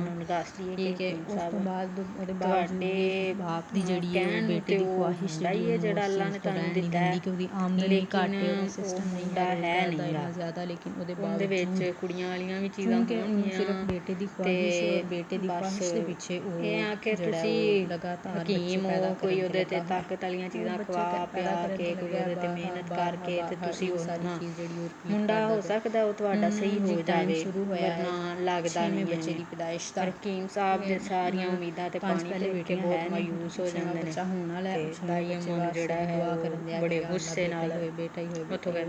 ਚਲੋ ਜੀ, ਥੋੜ੍ਹੀ ਦੇਰ ਬਾਅਦ ਉਸ ਤੋਂ ਬਾਅਦ ਦਾਈ ਜਨਾਬ ਜਿਹੜੀ ਹੈ ਹਕੀਮ ਸਾਹਿਬ ਇੱਕ ਦਿਨ ਉਹ ਆਪਣੀ ਖੁਸ਼ਖਬਰੀ ਦੁਕਾਨ ਲੈ 'ਚ ਕੇ ਬੈਠੇ ਬਾਹਰ ਹੁੰਦੇ ਨੇ, ਆਉਂਦੀ ਅਤੇ ਹੈ ਉਹ ਦਾਈ ਕਿ ਅੰਮਾ ਹਕੀਮ ਹੈ ਸਾਹਿਬ ਉਹ ਤੁਹਾਡੇ ਕਿਸੇ ਨਾ ਅੱਲਾਹ ਖਵਾਜਾ ਤਾਲਾ ਨੇ ਸਰਾਬ ਬੇਟਾ ਗੁਰੂ ਦਿੱਤਾ ਨੂੰ ਹੈ। ਨਾਲ ਲੈ ਕੇ ਤੇ ਆ ਜਾਂਦੀ ਹੈ ਕਿ ਹਕੀਮ ਸਾਹਿਬ ਤੁਹਾਡਾ ਬੱਚਾ ਹੈ ਜਿਹੜਾ ਉਹ ਤੁਸੀਂ ਇਹਨਾਂ ਨੂੰ ਦੇ ਦਿਓ ਅਤੇ ਇਹ ਤੁਹਾਨੂੰ ਪੈਸੇ ਵੀ ਦੇਣਗੇ, ਕਿਉਂਕਿ ਤੁਹਾਡੇ ਘਰ ਦੇ ਵਿੱਚ ਕਸਮ ਪੁਰਸੀ ਦਾ ਆਲਮ ਹੈ, ਕੋਈ ਖਾਣ ਪੀਣ ਦਾ ਵੀ ਨਹੀਂ ਤੁਹਾਡਾ ਸਿਸਟਮ ਹੈ ਸਹੀ ਤਰੀਕੇ ਨਾਲ ਚੱਲਦਾ, ਅਤੇ ਇਹ ਤੁਹਾਨੂੰ ਅੱਛੇ ਖਾਸੇ ਪੈਸੇ ਵੀ ਦੇਵੇਗੀ ਅਤੇ ਬੱਚਾ ਵੀ ਤੁਹਾਡਾ ਲੈ ਜਾਏਗੀ ਅਤੇ ਉਹ ਸੰਭਾਲ ਲਏਗੀ ਜਾ ਕੇ। ਔਰ ਹਕੀਮ ਸਾਹਿਬ ਜਿਹੜਾ ਉਹ ਇਸ ਗੱਲ 'ਤੇ ਬੜੇ ਸੀਖਾ ਹੋ ਕੇ ਅਤੇ ਉਹਨੂੰ ਕੱਢ ਦਿੰਦੇ ਨੇ ਘਰੋਂ ਵੀ, ਦੁਕਾਨ 'ਚੋਂ, ਕਿ ਚੱਲ ਬਈ ਨਿਕਲਦੀ ਹੋ ਇੱਥੋਂ। ਠੀਕ ਹੈ, ਉਸ ਤੋਂ ਬਾਅਦ ਜਨਾਬ ਉਹ ਬੱਚਾ ਹੈ ਜਿਹੜਾ, ਭੈਣਾਂ ਅਤੇ 5 ਭੈਣਾਂ ਸੀ ਅੱਗੇ, ਉਹਨਾਂ ਨੂੰ ਭਰਾ ਇੱਕ ਲੱਭਿਆ। ਉਹ ਬਹੁਤ ਖੁਸ਼ ਆ ਆਪਣੇ ਆਪ, ਉਹਨੂੰ ਬੜਾ ਖਿਡਾਉਂਦੀਆਂ ਨੇ, ਉਹਦੇ ਨਾਲ ਬਹੁਤ ਖੁਸ਼ ਰਹਿੰਦੀਆਂ ਨੇ। ਲੇਕਿਨ ਹਕੀਮ ਸਾਹਿਬ ਜਿਹੜੇ ਨੇ ਉਹ ਉਹਦੇ ਨਾਲ ਇੰਤਹਾਈ ਗੁੱਸੇ ਨਾਲ, ਨਫ਼ਰਤ ਸ਼ੁਰੂ ਤੋਂ ਹਕੀਮ ਸਾਹਿਬ ਦੇ ਦਿਲ 'ਚ ਆ ਜਾਂਦੀ ਹੈ। ਜੀ ਬੱਚਾ ਉਹ ਆਹਿਸਤਾ ਆਹਿਸਤਾ ਵੱਡਾ ਹੁੰਦਾ ਜਿਵੇਂ 1 ਸਾਲ 2 ਸਾਲ 3 ਸਾਲ ਦਾ ਜਦੋਂ ਵੀ, ਲੇਕਿਨ ਹਕੀਮ ਸਾਹਿਬ ਨੇ ਕਦੀ ਉਹਨੂੰ ਨਹੀਂ ਵੇਖਣਾ, ਨਹੀਂ ਉਹਨੂੰ ਪਿਆਰ ਕਰਨਾ, ਨਹੀਂ ਉਹਦੇ ਕੋਲ ਗੌਰ ਕਰਨੀ, ਨਹੀਂ ਉਹਦੇ ਕੋਲ ਜਾਣਾ, ਨਹੀਂ ਉਹਨੂੰ ਬਹਿਣਾ, ਮਤਲਬ ਬਿਲਕੁਲ ਕਿੱਤਾ ਤਾਲੁਕ ਹੈ ਜਿਸ ਤਰ੍ਹਾਂ ਇਹ ਕੋਈ ਆਪਣੀ ਔਲਾਦ ਹੀ ਨਹੀਂ ਹੈਗੀ ਮੇਰੀ, ਇਸ ਤਰ੍ਹਾਂ ਦੀ ਸਿਚੁਏਸ਼ਨ ਹੁੰਦੀ ਹੈ। ਔਰ ਉੱਪਰ ਛੱਤ 'ਤੇ ਇੱਕ ਕਮਰਾ ਹੁੰਦਾ, ਉੱਥੇ ਉਹਨੂੰ ਬਸ ਬੰਦ ਕਰ ਛੱਡਣਾ। ਜਿੰਨਾ ਚਿਰ ਪਿਓ ਨੇ ਘਰ ਰਹਿਣਾ ਉਹਨਾਂ ਚਿਰ ਪੁੱਤਰ ਨੇ ਸਾਰਾ ਟਾਈਮ ਬਸ ਉਸੇ ਕਮਰੇ 'ਚ ਰਹਿਣਾ। ਅੱਛਾ, ਉਸ ਕਮਰੇ 'ਚ ਉਹ ਪੁਰਾਣੇ ਜ਼ਮਾਨੇ ਦਾ ਇੱਕ ਕਮਰਾ ਸੀ, ਉਹੀ ਉਹਦੀ ਰਿਹਾਇਸ਼ਗਾਹ ਬਣ ਗਿਆ ਵਿਚਾਰੇ ਬੱਚੇ ਦੀ। ਉਹ ਉਹਦੇ 'ਚ ਹੀ ਕਮਰੇ 'ਚ ਬੰਦ ਰਹਿਣ ਲੱਗ ਗਿਆ ਜੀ ਜ਼ਿਆਦਾ ਟਾਈਮ। ਬਾਪ ਜਿੰਨੇ ਟਾਈਮ ਘਰ ਹੈ ਉਹਨਾਂ ਟਾਈਮ ਬੱਚਾ ਕਮਰੇ 'ਚ, ਜਦੋਂ ਬਾਪ ਘਰੋਂ ਬਾਹਰ ਗਿਆ ਉਸ ਤੋਂ ਬਾਅਦ ਉਹਨੇ ਕਮਰੇ 'ਚੋਂ ਨਿਕਲਣਾ ਅਤੇ ਭੈਣਾਂ ਨਾਲ ਖੇਡ ਲਿਆ, ਹਾਸਿਆ, ਜੋ ਵੀ ਸਿਸਟਮ ਘਰ ਦੇ ਵਿੱਚ ਉਹਨਾਂ ਦਾ ਹੋ ਗਿਆ। ਬਸ ਉਸ ਕਮਰੇ 'ਚ ਰਹਿੰਦਿਆਂ ਟਾਈਮ ਪਾਸ ਕਰਨ ਵਾਸਤੇ ਉਹਦੇ ਕੋਲ ਇੱਕ ਹੀ ਆਪਸ਼ਨ ਹੁੰਦਾ ਸੀ ਕਿ ਉਹ ਆਸ ਪਾਸ ਕਮਰੇ ਦੇ ਦੀਵਾਰਾਂ ਦੇ ਉੱਤੇ ਉਹ ਪੁਰਾਣੇ ਜ਼ਮਾਨੇ ਵਾਲੇ ਮੁਗਲਈ ਕਮਰੇ ਹੁੰਦੇ ਸੀ ਅਤੇ ਬਣੀਆਂ ਹੁੰਦੀਆਂ ਸੀ ਨਾ ਦੀਵਾਰਾਂ 'ਤੇ ਆਰਟ ਵਰਕ ਬਣਿਆ ਹੁੰਦਾ ਸੀ। ਬਸ ਉਸ ਆਰਟ ਵਰਕ ਨੂੰ ਵੇਖ ਕੇ ਅਤੇ ਉਹਨੇ ਫਰਸ਼ 'ਤੇ ਜਿਹੜਾ ਉਹ ਲੀਕ ਹੀ ਰੱਖਣਾ, ਉਹ ਮਤਲਬ ਅੱਛੀ ਡਰਾਇੰਗ ਜਾਂ ਪੇਂਟਿੰਗ ਜਿਹਨੂੰ ਕਹਿ ਲਓ ਤੁਸੀਂ, ਉਹ ਕਰ ਲੈਂਦਾ ਸੀ। ਉਹ ਜੀ ਪੇਂਟਿੰਗ ਔਰ ਅੱਛੀਆਂ ਉਹਦੀਆਂ ਪੇਂਟਿੰਗ ਦੀਆਂ ਸਕਿੱਲਸ ਆਹਿਸਤਾ ਆਹਿਸਤਾ ਵੱਧ ਗਈਆਂ। ਇਵੇਂ ਜੀ ਭੈਣਾਂ ਨਾਲ ਹੱਸਦਿਆਂ ਖੇਡਦਿਆਂ ਜਿਹੜਾ ਉਹ ਟਾਈਮ ਪਾਸ ਹੋਣ ਲੱਗ ਗਿਆ। ਹੁਣ ਭੈਣਾਂ ਸੀ ਜਿਹੜੀਆਂ ਉਹ ਤਾਂ ਬਹੁਤ ਅੱਛਾ ਰਹਿੰਦੀਆਂ ਸੀ, ਇੱਕ ਭੈਣ ਵੱਡੀ ਸਾਰਿਆਂ ਤੋਂ, ਉਹਦੇ ਨਾਲ ਬਹੁਤ ਜ਼ਿਆਦਾ ਪਿਆਰ ਸੀ, ਬਹੁਤ ਜ਼ਿਆਦਾ ਖਿਆਲ ਕਰਦੀ ਸੀ। ਉਹ ਜਿਸ ਤਰ੍ਹਾਂ ਬੱਚਾ ਵੱਡਾ ਹੁੰਦਿਆ ਸੀ, ਕਿਉਂਕਿ ਉਹਦੇ 'ਚ ਕੁਦਰਤੀ ਤੌਰ 'ਤੇ ਇਸ ਤਰ੍ਹਾਂ ਦਾ ਹੈਗਾ ਸੀ ਸਿਸਟਮ ਕਿ ਉਹ ਕਦੀ ਭੈਣਾਂ ਦਾ ਦੁਪੱਟਾ ਲੈ ਕੇ ਵੇਖਣ ਲੱਗ ਪੈਂਦਾ ਸੀ, ਕਦੀ ਲਿਪਸਟਿਕ ਲਾ ਕੇ ਵੇਖਦਾ ਸੀ, ਅਤੇ ਭੈਣ ਕੋਲੋਂ ਕਦੀ ਜਾਂ ਮਾਂ ਕੋਲੋਂ ਕਦੀ ਮਾਰ ਵੀ ਖਾ ਲੈਂਦਾ ਸੀ ਕਿ ਤੂੰ ਇਹ ਕੀ ਕੰਮ ਕਰਨਾ, ਤੈਨੂੰ ਮੁੰਡੇ ਇਹੋ ਜਿਹੇ ਕੰਮ ਨਹੀਂ ਕਰਦੇ ਹੁੰਦੇ, ਤੈਨੂੰ ਕਿੰਨੀ ਦਫਾ ਮਨਾ ਕੀਤਾ। ਲੇਕਿਨ ਉਹ ਬੱਚਾ ਹੈ, ਉਹਨੂੰ ਕੀ ਕਿਹਾ ਜਾ ਸਕਦਾ, ਠੀਕ ਹੈ। ਫਿਰ ਜਨਾਬ ਇਸ ਤਰ੍ਹਾਂ ਹੀ ਵਕਤ ਗੁਜ਼ਰਦਾ ਗਿਆ, ਉਹ ਬੱਚਾ ਥੋੜ੍ਹਾ ਜਿਹਾ ਵੱਡਾ ਹੋ ਗਿਆ। ਉਹਦੇ ਮਤਲਬ ਉਹਨਾਂ ਦੇ ਹਕੀਮ ਸਾਹਿਬ ਦੇ ਹਮਸਾਏ 'ਚ ਇੱਕ ਸ਼ੀਆ ਫੈਮਿਲੀ ਰਹਿੰਦੀ ਸੀ। ਸ਼ੀਆ ਫੈਮਿਲੀ 'ਚ ਇੱਕ ਦੋ ਭੈਣ ਭਰਾ ਸੀ ਅਤੇ ਮਾਂ ਬਾਪ ਸੀ ਦੋ ਉਹਨਾਂ ਦੇ। ਪ੍ਰੋਫੈਸਰ ਸੀ ਉਹਨਾਂ ਜਿਹੜੇ ਹਮਸਾਏ ਨੇ, ਉਹਨੇ ਪ੍ਰੋਫੈਸਰ ਸਾਹਿਬ ਨੇ ਜਨਾਬ, ਉਹਨਾਂ ਦਾ ਇੱਕ ਬੇਟਾ ਸੀ ਜਿਹੜਾ ਉਹਦੀ ਇੱਕ ਭੈਣ ਨਾਲ, ਜਿਹੜੀ ਸੈਕਿੰਡ ਨੰਬਰ ਵਾਲੀ ਸਿਸਟਰ ਸੀ ਨਾ, ਉਹਦੇ ਨਾਲ ਉਹਦੀ ਮਤਲਬ ਅੱਛੀ ਖਾਸੀ ਦੋਸਤੀ ਸੀ, ਇਸਲਾਮ ਦੁਆ ਸੀ, ਉਹਦੇ ਨਾਲ ਬਹੁਤ ਅੱਛਾ ਉਹਦਾ ਟਾਈਮ ਪਾਸ ਹੁੰਦਾ ਸੀ, ਠੀਕ ਹੈ। ਉਹ ਦੋਵੇਂ ਮਿਊਜ਼ਿਕ ਦਾ ਸ਼ੌਕ ਸੀ। ਉਹਦੀ ਦੂਸਰੇ ਨੰਬਰ ਵਾਲੀ ਜਿਹੜੀ ਭੈਣ ਹੈ, ਉਹਨੂੰ ਵੀ ਬਹੁਤ, ਹਕੀਮ ਸਾਹਿਬ ਦੀ ਦੂਸਰੇ ਨੰਬਰ ਵਾਲੀ ਬੇਟੀ, ਉਹਨੂੰ ਬਹੁਤ ਜ਼ਿਆਦਾ ਸ਼ੌਕ ਸੀ ਮਿਊਜ਼ਿਕ ਦਾ, ਅਤੇ ਉਹ ਦੂਸਰੇ ਮੁੰਡੇ ਨੂੰ ਵੀ ਸ਼ੌਕ ਸੀ ਮਿਊਜ਼ਿਕ ਦਾ। ਦੋਵੇਂ ਰਲ ਕੇ ਜਿਹੜਾ ਉਹ ਆਪਣੇ ਮਿਊਜ਼ਿਕ ਵੱਲ ਬਹੁਤ ਜ਼ਿਆਦਾ ਤਵੱਜੋ ਦੇ ਲੈਂਦੇ ਹੁੰਦੇ ਸੀ। ਉਸ ਤੋਂ ਬਾਅਦ ਫਿਰ ਜੀ ਹਕੀਮ ਸਾਹਿਬ ਦੀਆਂ ਬੇਟੀਆਂ ਜਵਾਨ ਹੋ ਗਈਆਂ ਜੀ, ਬੇਟਾ ਵੀ ਜਵਾਨ ਹੈ, ਲੇਕਿਨ ਹਕੀਮ ਸਾਹਿਬ ਨੂੰ ਹੁਣ ਸ਼ਾਦੀ ਦੀ ਫਿਕਰ ਹੋਣ ਲੱਗੀ ਕਿ ਮੈਂ ਆਪਣੀਆਂ ਬੱਚੀਆਂ ਦੀ ਸ਼ਾਦੀ ਕਰਨੀ। ਸਭ ਤੋਂ ਵੱਡੀ ਬੱਚੀ ਸੀ ਜਿਹੜੀ ਮਤਲਬ ਉਸ ਟਾਈਮ ਕਰ ਰਹੀ ਸੀ ਪ੍ਰੈਸ ਕਾਨਫਰੰਸ, ਜਿਹਦੇ ਫਾਂਸੀ ਦੇ ਆਰਡਰ ਹੋ ਚੁੱਕੇ ਸੀ। ਉਸ ਲੜਕੀ ਦੀ ਸ਼ਾਦੀ ਦਾ ਟਾਈਮ ਆ ਗਿਆ ਜੀ। ਉਹ ਸ਼ਾਦੀ ਕਰਨ ਵਾਸਤੇ ਲੜਕਾ ਲੱਭਿਆ ਜੀ, ਕੋਈ ਵੀ ਮੁੰਡਾ ਹੈ ਜੀ, ਸਾਨੂੰ ਲੱਭ ਦਿਓ, ਅਤੇ ਰਿਸ਼ਤੇ ਕਰਾਉਣ ਵਾਲੀ ਮਾਈ ਕੋਲ ਜਾ ਕੇ ਅਤੇ ਉਹਨਾਂ ਨੂੰ ਇੱਦਾਂ ਦੇ ਕਿ ਬਸ ਜੀ ਕਟਰ ਸੁੰਨੀ ਹੋਣਾ ਚਾਹੀਦਾ, ਐਵੇਂ ਹੋਣਾ ਚਾਹੀਦਾ, ਇਹ ਉਹ ਬਸ ਕੁਆਲਿਟੀਜ਼ ਬਣਾ ਕੇ ਸੁਣਵਾ ਕੇ ਆਪਣੀ ਮਰਜ਼ੀ ਨਾਲ ਵੇਖ ਕਰਕੇ ਅਤੇ ਉਹਦੀ ਸ਼ਾਦੀ ਕਰ ਦਿੰਦੇ ਨੇ ਵੱਡੀ ਕੁੜੀ ਦੀ। ਉਹ ਸ਼ਾਦੀ ਕਰਾ ਕੇ ਆਪਣੇ ਘਰ ਚਲੀ ਗਈ। ਉਸ ਤੋਂ ਬਾਅਦ ਛੋਟੀਆਂ ਭੈਣਾਂ ਨਾਲ ਰਹਿਣ ਲੱਗ ਪਿਆ ਮੁੰਡਾ। ਉਹ ਜੀ ਸ਼ਾਦੀ ਨੂੰ ਥੋੜ੍ਹਾ ਅਰਸਾ ਗੁਜ਼ਰਿਆ, ਉਸ ਤੋਂ ਬਾਅਦ ਉਹਦੇ ਸ਼ੌਹਰ ਨਾਲ ਕੋਈ ਮਸਲਾ ਮਸਾਇਲ ਬਣ ਗਿਆ, ਉਹਨੇ ਦੂਸਰੀ ਸ਼ਾਦੀ ਕਰ ਲਈ। ਹੁਣ ਛਡਾ ਕੇ ਅਤੇ ਘਰ ਵਾਪਸ ਆ ਜਾਂਦੀ ਮਾਂ ਪਿਓ ਦੇ। ਹਕੀਮ ਸਾਹਿਬ ਬੜੇ ਪਰੇਸ਼ਾਨ ਹੁੰਦੇ ਨੇ ਜੀ, ਇਹ ਲੜਕੀ ਜਿਹੜੀ ਹੈ ਘਰ ਆ ਕੇ ਬਹਿ ਗਈ ਹੈ ਮੇਰੇ ਕੋਲ, ਅਤੇ ਦੁਕਾਨਦਾਰੀ ਅੱਗੇ ਨਹੀਂ ਚੱਲਦੀ, ਘਰ ਦੀ ਰੋਟੀ ਪੂਰੀ ਨਹੀਂ ਹੋਣ ਦਈ, ਅਤੇ ਅਸੀਂ ਜਿਹੜਾ ਉਹ ਇੰਨੇ ਖਰਚੇ ਕਿੱਥੋਂ ਪੂਰੇ ਕਰਾਂਗੇ। ਉਹ ਇਸ ਚੀਜ਼ ਤੋਂ ਇਸ ਵਜ੍ਹਾ ਤੋਂ ਆਪਣੀ ਵੱਡੀ ਬੇਟੀ ਨਾਲ ਵੀ ਬਹੁਤ ਜ਼ਿਆਦਾ ਖਫਾ ਰਹਿਣ ਲੱਗ ਪੈਂਦਾ। ਵੱਡੀ ਬੇਟੀ ਕੁਛ ਨਾ ਕੁਛ ਮਾਮਲਾਤ ਵੀ ਇਸ ਤਰ੍ਹਾਂ ਚਲਾਉਂਦੀ ਹੈ ਕਿ ਬਹੁਤ ਸਾਰੇ ਨਜ਼ਰੀਆਂ 'ਚ ਬਾਪ ਦੀ ਮੁਖਾਲਫ ਹੁੰਦੀ ਹੈ, ਕਿ ਉਹਨੂੰ ਇਸ ਚੀਜ਼ ਤੋਂ ਹੁੰਦਾ ਹੈ ਕਿ ਅਗਰ ਆਮਦਨ ਦਾ ਕੋਈ ਜ਼ਰੀਆ ਨਹੀਂ ਹੈ ਤਾਂ ਮੇਰਾ ਬਾਪ ਇੰਨੇ ਬੱਚੇ ਕਿਉਂ ਪੈਦਾ ਕਰੀ ਜਾਣ ਦਿਆ ਹੈ, ਉਹਨੂੰ ਬਸ ਕਰਨੀ ਚਾਹੀਦੀ ਹੈ। ਉਹ ਇਸ ਚੀਜ਼ ਤੋਂ ਅੱਕੀ ਹੋਈ ਹੁੰਦੀ ਹੈ ਕਿ ਮੇਰਾ ਬਾਪ ਫਿਰ ਦੁਬਾਰਾ ਕੋਈ ਨਾ ਕੋਈ ਕਰੇਗਾ ਕੁਛ, ਅਤੇ ਮਤਲਬ ਫਿਰ ਮੇਰੀ ਮਾਂ ਪ੍ਰੈਗਨੈਂਟ ਹੋ ਜਾਏਗੀ, ਫਿਰ ਕੋਈ ਇੱਕ ਨਵਾਂ ਬੱਚਾ ਹੋ ਜਾਏਗਾ। ਇਸ ਚੀਜ਼ ਤੋਂ ਅੱਕ ਕੇ ਉਹ ਆਪਣੀ ਮਾਂ ਨੂੰ ਇੱਕ ਦਿਨ ਪਿਓ ਤੋਂ ਚੋਰੀ ਲੈ ਜਾਂਦੀ, ਕਿਸੇ ਡਾਕਟਰ ਵਗੈਰਾ ਕੋਲ ਜਾ ਕੇ ਉਹਦਾ ਓਪਰੇਸ਼ਨ ਕਰਵਾ ਆਉਂਦੀ ਹੈ ਕਿ ਦੁਬਾਰਾ ਬੱਚੇ ਹੋਣ ਹੀ ਨਾ। ਹਕੀਮ ਸਾਹਿਬ ਉਹਦੇ ਤੋਂ ਕਾਫੀ ਅਰਸਾ ਬਾਅਦ ਜਿਹੜਾ ਨਾ ਉਹ ਆਪਣੀ ਬੀਵੀ ਨਾਲ ਬਹੁਤ ਲੜਦੇ ਨੇ ਕਿ ਇੰਨਾ ਚਿਰ ਹੋ ਗਿਆ, ਕੁਛ ਹੋਣ ਕਿਉਂ ਨਹੀਂ ਦਿਆ, ਤੂੰ ਕਸਮ ਖਾ ਕੇ ਤੂੰ ਕੁਛ ਕਰਾਇਆ ਤਾਂ ਨਹੀਂ ਆਪਣੇ ਨਾਲ। ਉਹ ਵਿਚਾਰੀ ਡਰਦੀ ਬੀਵੀ ਕੁਛ ਨਹੀਂ ਦੱਸਦੀ। ਬੇਟੀ ਵੱਡੀ ਉਹ ਆ ਜਾਂਦੀ, ਕਹਿੰਦੀ ਹਾਂ ਮੈਂ ਕਰਵਾਇਆ ਅੱਬਾ, ਤੂੰ ਜਿਹੜਾ ਉਹ ਬੇਟੇ ਦੀ ਖਵਾਹਿਸ਼ 'ਚ ਬੱਚਿਆਂ ਦੀ ਲੈਣ ਲਾਈ ਜਾਂਦਾ, ਤੈਨੂੰ ਇਸ ਚੀਜ਼ ਦਾ ਅਹਿਸਾਸ ਨਹੀਂ ਹੁੰਦਾ ਕਿ ਮੈਂ ਕੀ ਕਰਨ ਦਿਆ ਵਾਂ। ਉਹ ਬੜਾ ਮਤਲਬ ਬੇਟੀ ਨਾਲ ਲੜਦਾ, ਉਹਨੂੰ ਮਾਰਦਾ, ਉਹਨੂੰ ਕੁੱਟਦਾ ਕਿ ਤੇਰੀ ਹਿੰਮਤ ਕਿੱਦਾਂ ਹੋਈ ਕਿ ਤੂੰ ਅੱਲਾਹ ਤਾਲਾ ਦੇ ਨਿਜ਼ਾਮ 'ਚ ਜਿਹੜਾ ਮੁਦਾਖਲਤ ਕਰਨੀ ਹੈ, ਤੂੰ ਕੋਈ ਤੈਨੂੰ ਹੈ ਹੀ ਨਹੀਂ ਦੀਨ ਨਾਲ ਲਗਾਓ, ਕੋਈ ਤੈਨੂੰ ਅੱਲਾਹ ਤਾਲਾ ਦੀ ਮਖਲੂਕ ਹੈ, ਉਹ ਅੱਲਾਹ ਤਾਲਾ ਦੀ ਦੇਣ ਹੈ ਔਲਾਦ। ਜਿਸ ਤਰ੍ਹਾਂ ਸਾਡੇ ਮੁਆਸ਼ਰੇ 'ਚ ਆਮ ਰੂਟੀਨ 'ਚ ਲੋਕਾਂ ਦਾ ਬਹੁਤ ਸਾਰਿਆਂ ਦਾ ਜਿਹੜਾ ਉਹ ਕਨਸੈਪਟ ਹੁੰਦਾ ਕਿ ਯਾਰ ਜੀ ਜੇ ਅਗਰ ਇਸ ਤਰ੍ਹਾਂ ਕਰਾ ਲਿਆ ਤਾਂ ਬਹੁਤ ਵੱਡਾ ਗੁਨਾਹ ਸਰਜ਼ਦ ਕੀਤਾ ਤੁਸੀਂ। ਉਹ ਜੀ ਇਹ ਮਾਮਲਾਤ ਇਸ ਤਰ੍ਹਾਂ ਹੀ ਚੱਲਦੇ ਰਹਿੰਦੇ ਨੇ। ਦੂਸਰੇ ਨੰਬਰ ਵਾਲੀ ਜਿਹੜੀ ਬੇਟੀ ਹੈ ਉਹਦਾ ਹਮਸਾਇਆਂ ਦੇ ਮੁੰਡੇ ਨਾਲ ਜਿਹੜਾ ਉਹ ਸਿਸਟਮ ਚੱਲਦਾ ਰਹਿੰਦਾ ਕਿ ਉਹਦੀ ਦੋਸਤੀ ਹੈ, ਉਹਦੇ ਨਾਲ ਰਲ ਕੇ ਮਿਊਜ਼ਿਕ ਸਿੱਖਦੀ ਹੈ, ਕਰਦੀ ਹੈ ਸਾਰਾ ਕੁਛ। ਉਹ ਸਾਰਾ ਮਾਮਲਾਤ ਜਿਹੜੇ ਨੇ ਉਹਨਾਂ ਨੂੰ ਕਰਦੇ ਰਹਿੰਦੇ ਨੇ। ਇਸੇ ਤਰ੍ਹਾਂ ਚੱਲਦੇ ਮੁੰਡਾ ਜਵਾਨ ਹੋ ਗਿਆ, ਸਾਰੇ ਜਵਾਨ ਨੇ, ਹੱਸਦੇ ਖੇਡਦੇ ਨੇ ਆਪਣਾ। ਮੁੰਡਾ ਜਵਾਨ ਹੋਣ ਤੋਂ ਬਾਅਦ ਹਮਸਾਇਆਂ ਦਾ ਲੜਕਾ ਜਿਹਦੇ ਨਾਲ ਦੂਸਰੇ ਨੰਬਰ ਵਾਲੀ ਬੇਟੀ ਦਾ ਮਤਲਬ ਦੋਸਤੀ ਹੁੰਦੀ ਹੈ, ਉਹ ਮਿਊਜ਼ਿਕ ਵਗੈਰਾ ਪਰਸੂ ਕਰਦੇ ਹੁੰਦੇ ਨੇ ਜਿਹੜੇ, ਉਹ ਕਹਿੰਦਾ ਵੀ ਮੇਰੇ ਕੋਲ ਨਾ ਇੱਕ ਮੇਰੀ ਨਜ਼ਰ 'ਚ ਇੱਕ ਜਗ੍ਹਾ ਹੈਗੀ ਹੈ ਕਿ ਮੈਂ ਇਸ ਮੁੰਡੇ ਨੂੰ ਨਾ ਉੱਥੇ ਲਾ ਸਕਦਾ ਵਾਂ, ਕਿ ਇਹਨੂੰ ਪੇਂਟਿੰਗ ਆਉਂਦੀ ਹੈ, ਡਰਾਇੰਗ ਵਗੈਰਾ ਆਉਂਦੀ ਹੈ, ਅਤੇ ਇਹ ਨਾ ਇਹਨੂੰ ਮੈਂ ਲੈ ਜਾਂਦਾ ਵਾਂ ਉੱਥੇ ਜਾ ਕੇ, ਅਤੇ ਉੱਥੇ ਇਹਨੂੰ ਬਿਠਾ ਦੇਵਾਂਗਾ ਉਹਨਾਂ ਦੇ ਕੋਲ, ਅਤੇ ਉਹ ਇਹਨੂੰ ਸਿਖਾ ਦੇਣਗੇ ਔਰ ਕੰਮ ਕਰਨ ਲੱਗ ਪਏਗਾ, ਇਹ ਕੁਛ ਨਾ ਕੁਛ ਸ਼ਾਇਦ ਘਰ ਦਾ ਰਾਸ਼ਨ ਪਾਣੀ ਵੀ ਚੱਲ ਜਾਵੇ। ਉਹ ਇਸ ਤਰ੍ਹਾਂ ਕਰਕੇ ਤੇ ਮੁੰਡੇ ਨੂੰ ਲੈ ਜਾਂਦਾ, ਉਹ ਲੈ ਜਾਂਦਾ ਉੱਥੇ ਪਠਾਨ ਵਗੈਰਾ ਹੁੰਦੇ ਨੇ ਉਹਨਾਂ ਕੋਲ ਛੱਡ ਦਿੰਦਾ, ਉੱਥੇ ਟਰੱਕਾਂ ਦੀ ਪੇਂਟਿੰਗ ਵਾਸਤੇ ਸੁਬਾਹ ਨੂੰ ਛੱਡਦਾ ਵਿਚਾਰਾ, ਸ਼ਾਮ ਨੂੰ ਉਹਨੂੰ ਲੈ ਕੇ ਆਉਂਦਾ।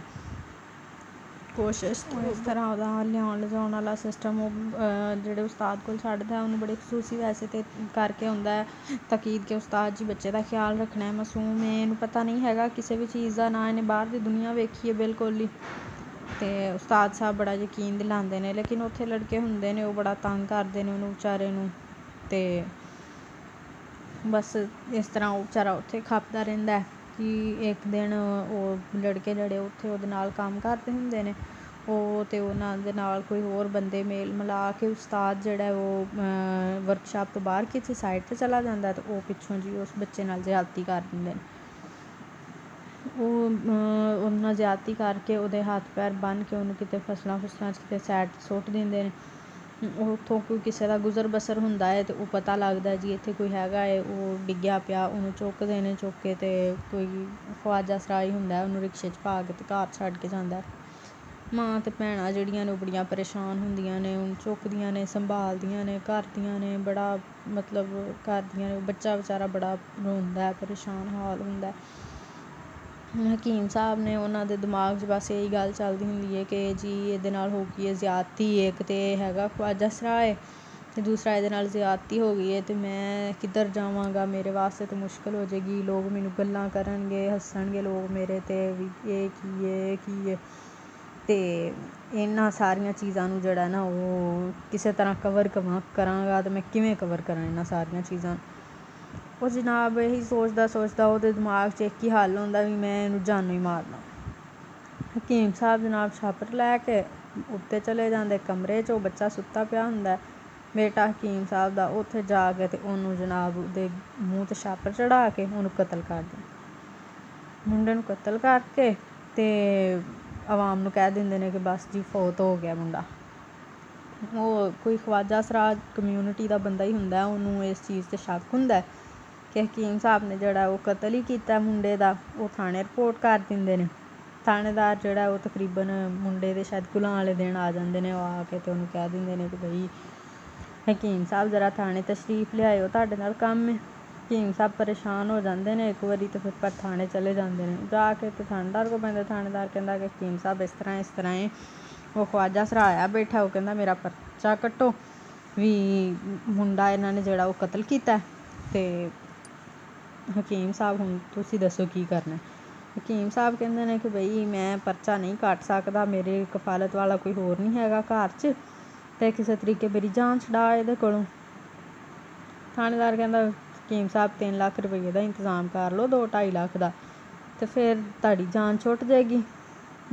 ਹਕੀਮ ਸਾਹਿਬ ਪਹਿਲੇ ਤਾਂ ਇਨਕਾਰ ਕਰਦੇ ਨੇ, ਫਿਰ ਜਦੋਂ ਥਾਣੇਦਾਰ ਧਮਕੀ ਸ਼ਮਕੀ ਲਾਉਂਦਾ ਉਸ ਤੋਂ ਬਾਅਦ ਮੰਨ ਜਾਂਦੇ ਨੇ ਕਿ ਭਾਈ ਦੇਣਾ ਹੀ ਪੈਣਾ ਮੈਨੂੰ।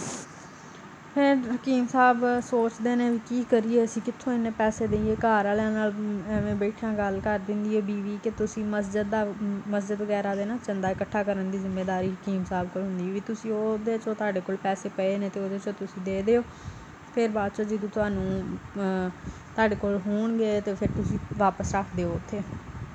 ਹਕੀਮ ਸਾਹਿਬ ਕਹਿੰਦੇ ਨੇ ਕਿ ਉਹ ਮਸਜਿਦ ਦੇ ਪੈਸੇ ਨੇ, ਮੈਂ ਉਹਨਾਂ 'ਚੋਂ ਪੈਸੇ ਨਹੀਂ ਲੈ ਸਕਦਾ, ਇਹ ਰਿਸ਼ਵਤ ਦੇਣ ਵਾਸਤੇ ਅਤੇ ਖਿਲਾਫ ਚੀਜ਼ ਹੈ, ਇੱਕ ਬਹੁਤ ਗਲਤ ਚੀਜ਼ ਹੈ, ਕੋਈ ਹੋਰ ਹੱਲ ਸੋਚਣਾ ਵਾ। ਉਹ ਹੱਲ ਸੋਚਦੇ ਉਹ ਜਿਹੜਾ ਦਲਾਲ ਇੱਕ ਕੋਠੇ ਤੋਂ ਆਇਆ ਹੁੰਦਾ ਬੰਦਾ, ਇੱਕ ਦਿਨ ਹਕੀਮ ਸਾਹਿਬ ਕੋਲ ਬੱਚਿਆਂ ਨੂੰ ਕੁਰਾਨ ਪਾਕ ਪੜ੍ਹਾਉਣ ਵਾਸਤੇ, ਉਹਦੇ ਕੋਲ ਚਲੇ ਜਾਂਦੇ ਨੇ ਹਕੀਮ ਸਾਹਿਬ ਤੋਂ, ਉਹਨੂੰ ਜਾ ਕੇ ਕਹਿੰਦੇ ਨੇ ਕਿ ਬਈ ਬੱਚਿਆਂ ਨੂੰ ਕੁਰਾਨ ਪਾਕ ਪੜ੍ਹਾ ਦਾਂਗਾ ਮੈਂ ਤੁਹਾਡਿਆਂ ਨੂੰ, ਅਤੇ ਲੇਕਿਨ ਮੈਨੂੰ ਨਾ ਪੈਸੇ ਚਾਹੀਦੇ ਐਡਵਾਂਸ 'ਚ। ਅਤੇ ਉਹ ਪੁੱਛਦਾ ਵੀ ਕਿੰਨੇ ਪੈਸੇ ਚਾਹੀਦੇ ਨੇ, ਉਹ ਦਲਾਲ ਕਹਿੰਦਾ ਹੈ ਵੀ ਕਿੰਨੇ ਪੈਸੇ ਚਾਹੀਦੇ ਨੇ। ਹਕੀਮ ਸਾਹਿਬ ਕਹਿੰਦੇ ਜੀ ਭਾਈ ਮੈਨੂੰ 3 ਲੱਖ ਰੁਪਈਆ ਚਾਹੀਦਾ, ਅਤੇ ਜਦੋਂ ਮੇਰੇ ਕੋਲ ਹੋਣਗੇ ਮੈਂ ਤੁਹਾਨੂੰ ਵਾਪਸ ਕਰ ਦਾਂਗਾ। ਉਹ ਕਹਿੰਦਾ ਵੀ ਹਕੀਮ ਸਾਹਿਬ ਮੈਂ ਸੁਣਿਆ ਤੁਹਾਡੀਆਂ ਨਾ ਬੇਟੀਆਂ 5-6 ਬੱਚੀਆਂ ਨੇ। ਹਕੀਮ ਨੂੰ ਬੜਾ ਗੁੱਸਾ ਹੁੰਦਾ ਅਤੇ ਕਹਿੰਦਾ ਵੀ ਹਕੀਮ ਸਾਹਿਬ ਇੱਕ ਦੀ ਬੱਚੀ ਨਾ ਇੱਕ ਬੱਚੀ ਮੈਨੂੰ ਵੀ ਦੇ ਦਿਓ। ਫਿਰ ਹਕੀਮ ਬੜਾ ਗੁੱਸਾ ਆਉਂਦਾ ਕਿ ਮੇਰੀਆਂ ਬੇਟੀਆਂ ਦਾ ਨਾਮ ਨਾ ਲੈ ਕੇ। ਉਹ ਕਹਿੰਦਾ ਵੀ ਹਕੀਮ ਸਾਹਿਬ ਐਵੇਂ ਨਹੀਂ, ਤੁਸੀਂ ਮੇਰੀ ਬੀਵੀ 'ਚੋਂ ਹੀ ਇੱਕ ਬੇਟੀ ਦੇ ਦਿਓ ਮੈਨੂੰ। ਹਕੀਮ ਕਹਿੰਦਾ ਵੀ ਮੈਂ ਸੋਚਣਾ ਵਾ, ਮੈਨੂੰ ਮਤਲਬ ਪਹਿਲੇ ਤਾਂ ਨਹੀਂ ਮੰਨਦਾ, ਲੇਕਿਨ ਫਿਰ ਮਜਬੂਰੀ ਨੂੰ ਵੇਖ ਕੇ ਕਹਿੰਦਾ ਮੈਂ ਸੋਚ ਕੇ ਦੱਸਾਂਗਾ। ਸੋਚ ਵਿਚਾਰ ਕਰਕੇ ਅਤੇ ਇਹੀ ਫੈਸਲਾ ਕਰਦਾ ਕਿ ਠੀਕ ਹੈ, ਮੰਨ ਲੈਂਦਾ ਉਹਦੀ ਸ਼ਰਤ। ਠੀਕ ਹੈ, ਤੇਰੀ ਬੀਵੀ 'ਚੋਂ ਤੈਨੂੰ ਇੱਕ ਬੱਚੀ ਦੇ ਦੂੰ, ਮਤਲਬ ਕਿ ਕੋਈ ਵੀ ਬੱਚਾ ਬੇਟਾ ਹੋਏਗਾ ਅਤੇ ਤਾਂ ਵੀ ਉਹਨਾਂ ਦਾ ਡਿਸਾਈਡ ਹੋ ਜਾਂਦਾ ਕਿ ਉਹ ਹਕੀਮ ਦਾ ਹੋਏਗਾ। ਅਤੇ ਜੇਕਰ ਬੇਟੀ ਹੋ ਗਈ ਅਤੇ ਉਹ ਫਿਰ ਉਹਨਾਂ ਦੀ ਹੋਏਗੀ ਕੋਠੇ ਵਾਲਿਆਂ ਨੂੰ, ਉਹ ਹੀ ਉਹਨੂੰ ਰੱਖਣਗੇ, ਉਹੀ ਉਹਦੀ ਹਿਫਾਜ਼ਤ ਕਰਨਗੇ। ਉਹ ਡਿਸਾਈਡ ਹੋ ਕੇ ਪੈਸੇ ਹਕੀਮ ਸਾਹਿਬ ਨੂੰ ਦੇ ਦਿੰਦਾ। ਆ ਲਓ ਹਕੀਮ ਸਾਹਿਬ ਪੈਸੇ ਤੁਸੀਂ। ਉਹ ਹਕੀਮ ਉੱਧਰ ਰਿਸ਼ਵਤ ਵਾਲੇ ਪੈਸੇ ਦੇ ਕੇ ਆਪਣੀ ਜਾਨ ਛੁਡਾ ਕੇ ਇੱਕ ਵਾਰੀ ਵਿਹਲਾ ਹੋ ਗਿਆ। ਫਿਰ ਕਹਿੰਦਾ ਵੀ ਤੂੰ ਆਪਣੀ ਬੀਵੀ ਨੂੰ ਤਲਾਕ ਦੇ, ਮੈਂ ਉਹਦਾ ਨਿਕਾਹ ਕਰਕੇ ਫਿਰ ਉਹਦੇ ਨਾਲ ਤਾਲੁਕ ਕਾਇਮ ਕਰਾਂਗਾ। ਇਸ ਤਰ੍ਹਾਂ ਹੀ ਹੁੰਦਾ ਜੀ। ਉਹ ਬੀਵੀ ਨੂੰ ਤਲਾਕ ਦੇ ਦਿੰਦਾ। ਉਹ ਹਕੀਮ ਸਾਹਿਬ ਉਹਦੇ ਨਾਲ ਨਿਕਾਹ ਕਰ ਲੈਂਦੇ ਨੇ, ਉਹਦੇ ਨਾਲ ਰਿਲੇਸ਼ਨਸ਼ਿਪ ਰਹਿੰਦੇ ਨੇ ਜੀ। ਕੁਛ ਅਰਸਾ ਗੁਜ਼ਰਦਾ, ਉਨੀ ਦੇਰ 'ਚ ਉਹਨੂੰ ਜਿਹੜੀ ਤਵਾਈਫ ਹੈ ਉਹਨੂੰ ਹੋ ਜਾਂਦੀ ਬੇਟੀ। ਉਹ ਬੜਾ ਕੋਠੇ ਵਾਲੇ ਤਾਂ ਬਹੁਤ ਖੁਸ਼ ਹੁੰਦੇ ਨੇ ਵੀ ਵਾਹ ਹਕੀਮ ਸਾਹਿਬ ਤੁਸੀਂ ਤਾਂ ਜਿਹੜਾ ਨਾ ਉਹ ਸਾਡੇ ਰੌਣਕਾਂ ਲਾਤੀਆਂ, ਸਾਰਾ ਕੁਛ ਸਿਸਟਮ ਜਿਹੜਾ ਬੜਾ ਬੈਸਟ ਕਰ ਦਿੱਤਾ ਤੁਸੀਂ, ਤੁਹਾਡੇ ਨਾਲ ਤਾਂ ਸਾਡੀ ਰੌਣਕਾਂ ਬਣ ਗਈਆਂ। ਫਿਰ ਉਹ ਹਕੀਮ ਨੂੰ ਕਹਿੰਦਾ ਵੀ ਯਾਰ ਤੂੰ ਨਾ ਐਵੇਂ ਕਰ ਵੀ ਤੂੰ ਸਾਨੂੰ ਦੇਈ ਜਾ ਨਿਆਣੇ, ਅਤੇ ਇੱਕ ਕੁੜੀ ਇਸ ਵਾਰੀ ਤਾਂ ਤੈਨੂੰ 3 ਲੱਖ ਦਿੱਤਾ, ਅਗਲੀ ਵਾਰੀ ਤੈਨੂੰ 4 ਲੱਖ ਦੇਵਾਂਗੇ, ਉਸ ਤੋਂ ਅਗਲੀ ਧੀ 'ਤੇ 5 ਲੱਖ ਦੇ ਦਾਂਗੇ, ਉਸ ਤੋਂ ਅਗਲੀ ਧੀ 'ਤੇ 6 ਲੱਖ, ਐਵੇਂ ਕੰਮ ਚੱਲੇਗਾ। ਅਤੇ ਤੂੰ ਜਿਹੜਾ ਨਾ ਉਹ ਸਾਨੂੰ ਬੱਚੀਆਂ ਪੈਦਾ ਕਰ ਕਰਕੇ ਦੇਈ ਜਾ। ਹਕੀਮ ਬੜਾ ਗੁੱਸੇ 'ਚ ਆ ਜਾਂਦਾ ਅਤੇ ਉਹ ਜਿਹੜਾ ਕੋਠੇ ਵਾਲਾ ਉਹਨੂੰ ਚੁੱਕ ਕੇ ਬਾਹਰ ਸੁਟਾ ਦਿੰਦਾ ਵੀ ਚੱਲ ਖਬਰਦਾਰ ਨਿਕਲਦਾ ਹੋਵੇ ਇੱਥੋਂ, ਤੈਨੂੰ ਕੋਈ ਕੰਮ ਨਹੀਂ ਹੈਗਾ। ਕਿਉਂਕਿ ਹਕੀਮ ਸਾਹਿਬ ਦੀ ਗੈਰਤ ਜਾਗ ਰਹੀ ਹੁੰਦੀ ਹੈ ਕਿ ਹੁਣ ਮੇਰੀ ਬੇਟੀ ਉਹ ਕੋਠੇ 'ਤੇ ਕੰਮ ਕਰੇਗੀ ਜਾਂ ਤਵਾਇਫ ਬਣੇਗੀ, ਇਹ ਗਵਾਰਾ ਨਹੀਂ ਕਰਦੀ। ਉਹ ਇਸ ਲੜਾਈ 'ਚ ਕਸ਼ਮਕਸ਼ 'ਚ ਜਿਹੜਾ ਉਹ ਹਕੀਮ ਸਾਹਿਬ ਨੂੰ ਇੱਕ ਵਾਰੀ ਘਰ ਭੇਜ ਦਿੰਦੇ ਨੇ। ਹਕੀਮ ਸਾਹਿਬ ਇੱਕ ਦਿਨ ਫਿਰ ਮੌਕਾ ਲੱਭ ਲੁੱਭ ਕੇ ਅਤੇ ਉਹ ਬੁੱਢੀ ਕੋਲ ਜਾਂਦੇ ਨੇ, ਉਸ ਤਵਾਇਫ ਕੋਲ ਜਿਹਦੇ ਨਾਲ ਉਹਨਾਂ ਦਾ ਨਿਕਾਹ ਹੋਇਆ ਹੁੰਦਾ। ਉਹਨੂੰ ਜਾ ਕੇ ਕਹਿੰਦੇ ਨੇ ਵੀ ਕੁੜੀ ਮੇਰੇ ਹਵਾਲੇ ਕਰ ਦੇ ਕਿਸੇ ਤਰੀਕੇ, ਅਤੇ ਮੈਂ ਨਾ ਜਿਹੜਾ ਉਹ ਇਹਨੂੰ ਲੈ ਕੇ ਕਿਤੇ ਵੀ ਚੱਲ ਜਾਵਾਂਗਾ ਅਤੇ ਮੈਂ ਇਹਨਾਂ ਨੂੰ ਦੱਸਾਂਗਾ ਨਾ, ਅਤੇ ਲੇਕਿਨ ਮੇਰਾ ਦਿਲ ਨਹੀਂ ਮੰਨਦਾ ਆਪਣੀ ਬੇਟੀ ਨੂੰ ਇਹੋ ਜਿਹੀ ਜਗ੍ਹਾ 'ਤੇ ਛੱਡਣ ਵਾਸਤੇ। ਉਹ ਕਹਿੰਦੀ ਵੀ ਮੇਰੇ ਵਾਸਤੇ ਭਾਈ ਇਹ ਮੁਮਕਿਨ ਨਹੀਂ ਹੈਗਾ, ਮੈਂ ਹਕੀਮ ਸਾਹਿਬ ਤੁਹਾਨੂੰ ਕੁੜੀ ਨਹੀਂ ਦੇ ਸਕਦੀ। ਹਕੀਮ ਸਾਹਿਬ ਮਾਯੂਸ ਹੋ ਕੇ ਵਾਪਸ ਚੱਲ ਜਾਂਦੇ ਨੇ ਕਾਫੀ ਲੜਾਈ ਝਗੜੇ ਤੋਂ ਬਾਅਦ। ਫਿਰ ਉਹ ਤਵਾਈਫ ਦੇ ਦਿਲ 'ਚ ਆਪ ਹੀ ਪਤਾ ਨਹੀਂ ਕੋਈ ਗੱਲ ਆਉਂਦੀ ਹੈ ਆ ਕੇ, ਅਤੇ ਉਹ ਇੱਕ ਦਿਨ ਛੱਡ ਜਾਂਦੀ ਹੈ ਕੁੜੀ ਨੂੰ। ਘਰ ਆਉਂਦੀ ਹਕੀਮ ਸਾਹਿਬ ਅਤੇ ਆ ਕੇ ਦਰਵਾਜ਼ਾ ਖੜਕਾਉਂਦੀ ਹੈ, ਦਰਵਾਜ਼ਾ ਖੋਲ੍ਹਦੀ ਵੱਡੀ ਕੁੜੀ ਦਰਵਾਜ਼ਾ ਖੋਲ੍ਹਦੀ ਹੈ ਅਤੇ ਉਹ ਖੋਲ੍ਹ ਕੇ ਅਤੇ ਉਹ ਕਹਿ ਦਿੰਦੀ ਹੈ ਕਿ ਆਹ ਲਓ ਜੀ ਆਹ ਬੱਚੀ ਹੈ, ਹਕੀਮ ਸਾਹਿਬ ਦਾ ਘਰ ਹੈ। ਆਹ ਪੁੱਛਦੀ ਉਹ ਕਹਿੰਦੀ ਹਾਂਜੀ ਹਕੀਮ ਸਾਹਿਬ ਦਾ ਘਰ। ਹਕੀਮ ਸਾਹਿਬ ਕਿੱਥੇ ਨੇ? ਉਹ ਪਤਾ ਨਹੀਂ ਕਿਤੇ ਮਸਰੂਫ ਹੁੰਦਾ। ਅਤੇ ਉਹ ਆ ਕੁੜੀ ਪਕੜਾ ਕੇ ਅਤੇ ਆਪ ਚੱਲ ਜਾਂਦੀ। ਉਹ ਕੁੜੀਆਂ ਜਿਹੜੀਆਂ ਨੇ ਉਹਨੂੰ ਕੁੜੀ ਨੂੰ ਲੈ ਆਉਂਦੀਆਂ ਨੇ, ਮਾਂ ਨੂੰ ਲਿਆ ਕੇ ਫੜਾਉਂਦੀਆਂ ਨੇ। ਮਾਂ ਪੁੱਛਦੀ ਵੀ ਇਹ ਕਿੱਥੋਂ ਆਈ? ਉਹ ਕੁੜੀ ਜਿਹੜੀ ਉਹ ਦੱਸਦੀ ਹੈ ਵੀ ਅੰਮੀ ਐਵੇਂ ਕੋਈ ਬਾਹਰ ਮਾਈ ਆਈ ਸੀ, ਉਹ ਆ ਕੇ ਅਤੇ ਕੁੜੀ ਫੜਾ ਕੇ ਮੈਨੂੰ ਅਤੇ ਚਲ ਗਈ। ਉਹ ਮਾਂ ਜਿਹੜੀ ਹੈ ਉਹ ਬੜੇ ਮਤਲਬ ਗੁੱਸੇ 'ਚ ਹੁੰਦੀ ਹੈ। ਉਹ ਉਹਦੇ ਜ਼ਿਹਨ 'ਚ ਆਉਂਦੀ ਹੈ ਵੀ ਕੀ ਗੱਲ ਬਣੀ ਹੈ, ਕੀ ਮਸਲਾ ਬਣਿਆ। ਹਕੀਮ ਸਾਹਿਬ ਕੋਲੋਂ ਪੁੱਛਦੀ ਹੈ ਵੀ ਇਹ ਕੀ ਕੀਤਾ ਤੁਸੀਂ, ਕੀ ਬਣਿਆ, ਇਹ ਕੀ ਮਾਮਲਾਤ ਨੇ, ਕਿਉਂ ਉਵੇਂ ਆਈ ਮਾਈ? ਉਹ ਮਾਈ ਹੈ ਜੀ ਉਹ ਹਕੀਮ ਹੈ ਨਾ ਜਿਹੜਾ, ਉਹ ਦੱਸ ਦਿੰਦਾ ਉਹਨੂੰ ਕਿ ਇਸ ਤਰ੍ਹਾਂ ਮਾਮਲਾ ਹੋਇਆ ਸੀ, ਮੈਨੂੰ ਪੈਸੇ ਚਾਹੀਦੇ ਸਨ ਅਤੇ ਮੈਂ ਇਸ ਤਰ੍ਹਾਂ ਸ਼ਾਦੀ ਕਰ ਲਈ ਉਹਦੇ ਨਾਲ, ਅਤੇ ਉਹਦੇ 'ਚੋਂ ਮੇਰੀ ਇੱਕ ਬੱਚੀ ਹੋਈ ਹੈ। ਉਹ ਬੀਵੀ ਉਹਦੀ ਜਿਹੜੀ ਨਾ ਉਹ ਬੜਾ ਚੀਖਾਂ ਮਾਰਦੀ। ਹਕੀਮ ਉਹਨੂੰ ਕੁੱਟਦਾ ਵੀ ਤੂੰ ਜਿਹੜਾ ਨਾ ਉਹ ਚੀਖਾਂ ਨਾ ਮਾਰ, ਬੱਚਿਆਂ ਨੂੰ ਨਾ ਪਤਾ ਲੱਗੇ, ਇਹ ਹੈ ਉਹ ਹੈ। ਉਹ ਮਾਂ ਉਹਦੀ ਰੋਂਦੀ ਪਿੱਟਦੀ, ਮੈਂ ਤਾਂ ਦੱਸਾਂਗੀ ਸਾਰਿਆਂ ਨੂੰ, ਮੈਂ ਤਾਂ ਇਹ ਹੋਏਗਾ ਉਹ ਹੋਏਗਾ। ਬੜਾ ਰੌਲਾ ਪੈਂਦਾ ਉਹਨਾਂ ਦੇ ਘਰ। ਹਕੀਮ ਚੰਗਾ ਕੁੱਟਦਾ ਮਾਈ ਨੂੰ, ਆਪਣੀ ਕੁੜੀ ਨੂੰ। ਉਸ ਤੋਂ ਬਾਅਦ ਜਨਾਬ ਥੋੜ੍ਹੇ ਦਿਨ, ਇੱਕ ਅੱਧਾ ਦਿਨ ਹਰੇ ਲੰਘਦਾ ਹੈ।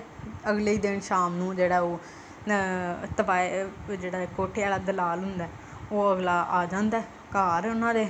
ਆ ਕੇ ਅਤੇ ਬੂਹਾ ਖੜਕਾਉਣ ਲੱਗ ਪੈਂਦਾ ਕਿ ਮੈਂ ਤਾਂ ਕੁੜੀ ਲੈ ਕੇ ਜਾਣਾ। ਉਹ ਵੱਡੀ ਧੀ ਹੈ ਨਾ ਜਿਹੜੀ ਉਹਦੀ, ਉਹ ਵੇਖ ਲੈਂਦੀ ਹੈ ਵੀ ਬਾਈ ਉਹ ਤਾਂ ਆਏ ਨੇ, ਦਰਵਾਜ਼ਾ ਖੜਕਾਉਣ ਦੇ ਨੇ, ਅਤੇ ਉਹ ਤਾਂ ਦਰਵਾਜ਼ਾ ਤੋੜਨਗੇ ਅਤੇ ਕੁੜੀ ਨੂੰ ਲੈ ਕੇ ਜਾਣਗੇ, ਬੱਚੀ ਛੋਟੀ। ਹਕੀਮ ਹੈ ਜਿਹੜਾ ਉਹ ਜਨਾਬ ਇਸ ਤਰ੍ਹਾਂ ਕਰਦਾ ਕਿ ਛੋਟੀ ਬੱਚੀ ਹੈ ਨਾ ਜਿਹੜੀ, ਉਹਨੂੰ ਬਿਠਾਇਆ ਹੁੰਦਾ ਕੋਲ, ਲਟਾਇਆ ਹੁੰਦਾ ਉਹਨੂੰ, ਅਤੇ ਉਸ ਸੋਚਦਾ ਵੀ ਮੈਂ ਕੀ ਕਰਾਂ ਇਹਨਾਂ ਨੇ ਲੈ ਜਾਣੀ ਹੈ ਕੁੜੀ ਅਤੇ ਇਹ ਹੋ ਜਾਏਗਾ ਉਹ ਹੋ ਜਾਏਗਾ, ਮਾਮਲਾਤ ਖਰਾਬ ਹੋਣਗੇ, ਉਹ ਸੋਚਦਾ ਅਤੇ ਉਹ ਨਾ ਉਹ ਜਿਹੜੀ ਛੋਟੀ ਜਿਹੀ ਬੱਚੀ ਹੁੰਦੀ ਹੈ ਉਹਨੂੰ ਮਾਰਨ ਲੱਗਦਾ, ਉਹਦਾ ਗਲਾ ਕਹਿੰਦਾ ਮੈਂ ਦਬਾ ਦੇਣਾ ਇਹਨੂੰ, ਵੈਸੇ ਹੀ ਮਾਰ ਛੱਡਣਾ ਮੈਂ ਜਾਨ ਨੂੰ, ਤਾਂ ਕਿ ਨਾ ਇਹ ਹੋਏਗੀ ਨਾ ਕੋਈ ਮੁੱਦਾ ਹੋਏਗਾ। ਵੱਡੀ ਕੁੜੀ ਉਹਨੂੰ ਮਨਾ ਕਰਦੀ ਕਿ ਅੱਬਾ ਤੂੰ ਇਹਨੂੰ ਨਾ ਕੁੜੀ ਨੂੰ ਮਾਰਨਾ ਨਹੀਂ, ਖਬਰਦਾਰ ਜੇ ਤੂੰ ਕੁੜੀ ਨੂੰ ਮਾਰਿਆ ਅਤੇ ਤੇਰੀ ਮੇਰੀ ਬਸ ਮੈਂ ਤੈਨੂੰ ਕਤਲ ਕਰ ਦੇਣਾ, ਜਾਂ ਤੂੰ ਮੇਰੇ ਹੱਥੋਂ ਮਰ ਜਾਏਗਾ ਜੇ ਤੂੰ ਇਸ ਕੁੜੀ ਨੂੰ ਮਾਰਿਆ। ਉਹ ਇਸੇ ਕਸ਼ਮਕਸ਼ ਦੇ ਦੌਰਾਨ ਬਾਪ ਜਿਹੜਾ ਉਹ ਛੋਟੀ ਬੱਚੀ ਦਾ ਗਲਾ ਦਬਾਉਣ ਲੱਗਦਾ ਹਕੀਮ ਸਾਹਿਬ, ਅਤੇ ਉਹ ਜਿਹੜੀ ਵੱਡੀ ਕੁੜੀ ਹੈ ਸਾਰਿਆਂ ਤੋਂ ਉਹ ਸਾਈਡ 'ਤੇ ਪਿਆ ਹੋਇਆ ਬਾਲਾ ਬੂਲਾ ਜਾਂ ਕੋਈ ਚੀਜ਼ ਬਾਈ ਹੁੰਦੀ ਹੈ ਡੰਡਾ ਛੋਟਾ, ਉਹ ਚੁੱਕ ਕੇ ਮਾਰਦੀ ਪਿਓ ਦੇ ਸਿਰ 'ਚ, ਉਹ ਐਸਾ ਮਾਰਦੀ ਹੈ ਵੀ ਉੱਥੇ ਹਕੀਮ ਉੱਥੇ ਹੀ ਮਰ ਜਾਂਦਾ। ਕੁੜੀ ਨੂੰ ਚੁੱਕ ਕੇ ਮੁੜ ਕੇ ਉਹ ਸਾਈਡ 'ਤੇ ਕਰ ਲੈਂਦੇ ਅਤੇ ਉਹ ਦਲਾਲ ਜਿੰਨੀ ਦੇਰ ਨੂੰ ਦਰਵਾਜ਼ਾ ਤੋੜ ਕੇ ਅਤੇ ਉਹਨਾਂ ਦੇ ਘਰ 'ਚ ਦਾਖਲ ਹੁੰਦਾ, ਉਨੀ ਦੇਰ ਤੱਕ ਕੁੜੀ ਉਹਨਾਂ ਨੇ ਸਾਈਡ 'ਤੇ ਕਰ ਲਈ ਹੁੰਦੀ ਹੈ ਤਾਂ ਕਿ ਉਹਨਾਂ ਨੂੰ ਲੱਭੇ ਹੀ ਨਾ। ਉਹ ਸਾਰੇ ਆਸੇ ਪਾਸੇ ਉਹਦੇ ਜਿਹੜੇ ਬੰਦੇ ਹੁੰਦੇ ਨੇ ਵੇਖ ਲੈਂਦੇ, ਪੂਰੇ ਘਰ 'ਚ ਵੀ ਕਿਤੇ ਨਹੀਂ ਹੈਗੀ ਕੁੜੀ, ਹਕੀਮ ਦੀ ਉੱਥੇ ਲਾਸ਼ ਪਈ ਹੁੰਦੀ ਹੈ, ਬਸ ਉਹਨੂੰ ਵੇਖ ਵੂਖ ਕੇ ਤੋੜ ਚਲੇ ਜਾਂਦੇ ਨੇ। ਹਕੀਮ ਜਿਹੜਾ ਉਹ ਹੋ ਗਿਆ ਬਹੁਤ, ਮਰ ਗਿਆ, ਕਤਲ ਹੋ ਗਿਆ, ਕੁੜੀ ਨੇ ਵੱਡੀ ਨੇ ਕਤਲ ਕਰ ਦਿੱਤਾ ਉਹਨੂੰ। ਅਤੇ ਜਨਾਬ ਇਸ ਤਰ੍ਹਾਂ ਮਾਮਲਾ ਜਿਹੜਾ ਉਹ ਖ਼ਤਮ ਹੋ ਗਿਆ। ਫਿਰ ਵਕਤ ਹਾਲਾਤ ਇਸ ਤਰ੍ਹਾਂ ਬਦਲਦੇ ਕਰਦੇ ਉਹਨੂੰ ਵਿਚਾਰੀ ਨੂੰ ਪਰਚਾ ਹੋ ਜਾਂਦਾ ਵੱਡੀ ਕੁੜੀ 'ਤੇ, ਉਹਨੂੰ ਫਾਂਸੀ ਦੀ ਸਜ਼ਾ ਹੋ ਜਾਂਦੀ ਹੈ, ਠੀਕ ਹੋ ਗਿਆ। ਉਸ ਤੋਂ ਬਾਅਦ ਉਹ ਜਿਹੜਾ ਉਹਦੇ ਘਰ ਵਾਲੇ ਨੇ ਜਿਹੜੇ ਉਹ ਉਹਦੀਆਂ ਪਿੱਛੇ 4 ਭੈਣਾਂ ਬਚਦੀਆਂ ਨੇ, ਉਹ ਜਿੱਦਾਂ ਜਿਹੜੀ ਕੁੜੀ ਦੀ ਹਮਸਾਇਆਂ ਦੇ ਮੁੰਡੇ ਨਾਲ ਸੀ ਦੋਸਤੀ ਵਗੈਰਾ, ਉਹ ਉਹਨਾਂ ਨੂੰ ਪਸੰਦ ਕਰਨ ਲੱਗ ਪੈਂਦੀ ਹੈ, ਉਹਦੇ ਨਾਲ ਸ਼ਾਦੀ ਹੋ ਜਾਂਦੀ ਹੈ। ਉਹ ਵੀ ਮਾਵਾਂ ਧੀਆਂ ਰਲ ਕੇ ਆਪ ਹੀ ਕਰਾ ਕਰੂ ਦਿੰਦੀਆਂ ਨੇ। ਅਤੇ ਬਾਪ ਦੇ ਕਤਲ ਤੋਂ ਬਾਅਦ ਉਹ ਜੇਲ੍ਹ 'ਚ ਆ ਗਈ, ਉਹਨੂੰ ਫਾਂਸੀ ਹੋ ਗਈ ਅਤੇ ਬਸ ਉੱਥੇ ਉਹ ਗੱਲ ਬੜਾ ਮਤਲਬ ਕਰਦੀ ਹੈ ਜਾ ਕੇ ਬਈ ਮੈਂ ਕਤਲ ਕੀਤਾ ਮਾਰਿਆ ਅਤੇ ਮੇਰੇ ਵਾਸਤੇ ਜੁਰਮ ਬਣ ਗਿਆ ਕਿ ਮੈਂ ਫਾਂਸੀ ਦੇਣ ਦਈ ਹਾਂ, ਮੇਰੀਆਂ ਸਾਰੀਆਂ ਗੱਲਾਂ ਇੱਦਾਂ ਹੀ ਨੇ ਕਿ ਲੇਕਿਨ ਪੈਦਾ ਕਰਨਾ ਜੁਰਮ ਕਿਉਂ ਨਹੀਂ ਹੈਗਾ, ਮਾਰ ਦੇਣਾ ਹੀ ਕਿਉਂ ਜੁਰਮ ਹੈ, ਪੈਦਾ ਕਰਨਾ ਕਿਉਂ ਜੁਰਮ ਨਹੀਂ, ਕਿ ਅਗਰ ਤੁਹਾਡੇ ਵਸਾਇਲ ਨਹੀਂ ਹੈਗੇ ਤਾਂ ਤੁਸੀਂ ਇੰਨੇ ਬੱਚੇ ਪੈਦਾ ਹੀ ਨਾ ਕਰੋ। ਤੁਹਾਨੂੰ ਕਿਹੜਾ ਕਿਸੇ ਨੇ ਤੁਹਾਡੀ ਵੇਲਣੇ 'ਚ ਬਾਂਹ ਆਈ ਹੈ ਕਿ ਤੁਸੀਂ ਲਾਜ਼ਮੀ ਬੱਚੇ ਪੈਦਾ ਕਰੀ ਜਾਣੇ। ਕੁਛ ਨਾ ਕੁਛ ਗਰਾਊਂਡ ਰਿਐਲਿਟੀਜ਼ ਨੂੰ ਵੀ ਵੇਖਣਾ ਚਾਹੀਦਾ। ਉਹ ਇਹਨਾਂ ਸਾਰੇ ਮਾਮਲਾਤ ਦੇ ਵਿੱਚ ਜਿਹੜਾ ਉਹਨੇ ਜਿਹਦੀ ਵਜ੍ਹਾ ਤੋਂ ਉਹਨੇ ਆਪਣੇ ਬਾਪ ਨੂੰ ਕਤਲ ਕਰ ਦਿੱਤਾ। ਬਾਕੀ ਜਿਹੜੀਆਂ ਪਿੱਛੇ ਇੱਕ ਜਿਹੜੀ ਸੀ ਉਹਦਾ ਤਾਂ ਸ਼ਾਦੀ ਹੋ ਗਈ, ਉਹ ਦੂਸਰੇ ਮਿਊਜ਼ਿਕ ਵਾਲਿਆਂ ਦੋਵਾਂ ਦੀ ਗੱਲ ਕੇ, ਬਾਕੀ ਪਿੱਛੇ 3 ਬੱਚੀਆਂ ਉਹਦੀਆਂ, ਮਾਈ ਬਚ ਗਈ, ਇੱਕ ਛੋਟੀ ਜਿਹੀ ਬੇਟੀ ਜਿਹੜੀ ਉਹ ਤਵਾਇਫ ਦੇ ਕੇ ਗਈ ਸੀ ਉਹ ਰਹਿ ਗਈ।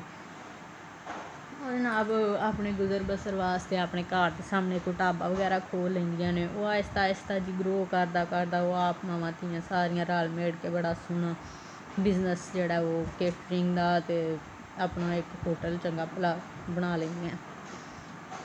ਅਤੇ ਮਾਮਲਾ ਤਾਂ ਇਸ ਤਰ੍ਹਾਂ ਹੈ ਕਿ ਬੇਟੀਆਂ ਨੇ ਉਹ ਬੋਝ ਨਹੀਂ ਹੁੰਦੀਆਂ ਤੁਹਾਡੇ ਸਿਰ 'ਤੇ। ਅਗਰ ਅੱਜ ਕੱਲ੍ਹ ਦੇ ਦੌਰ 'ਚ ਤਾਂ ਵੈਸੇ ਹੀ ਜਿੰਨੀਆਂ ਬੇਟਾ ਹੋਏ ਬੇਟੀ ਹੋਏ ਕੋਈ ਫਰਕ ਨਹੀਂ, ਬੇਟੀ ਵੀ ਤੁਹਾਡੇ ਵਾਸਤੇ ਓਨਾ ਕੁਛ ਹੀ ਕਰ ਸਕਦੀ ਜਿੰਨਾ ਕੁਛ ਬੇਟਾ ਕਰ ਸਕਦਾ। ਅਤੇ ਇਸ ਵਜ੍ਹਾ ਤੋਂ ਮਤਲਬ ਕਿਸੇ ਸੂਰਤ ਇਹ ਚੀਜ਼ ਤਾਂ ਮੁਨਾਸਿਬ ਨਹੀਂ ਹੈਗੀ ਕਿ ਬੇਟੀਆਂ ਨੂੰ ਤੁਸੀਂ ਜਿਹੜਾ ਉਹ ਡੀਗਰੇਡ ਕਰੋ ਜਾਂ ਨਾ ਮੰਨੋ ਅਤੇ ਬਸ ਇਹ ਲੋ ਲਗਾਈ ਰੱਖੋ ਵੀ ਜੀ ਸਾਨੂੰ ਪੁੱਤਰ ਹੀ ਚਾਹੀਦਾ।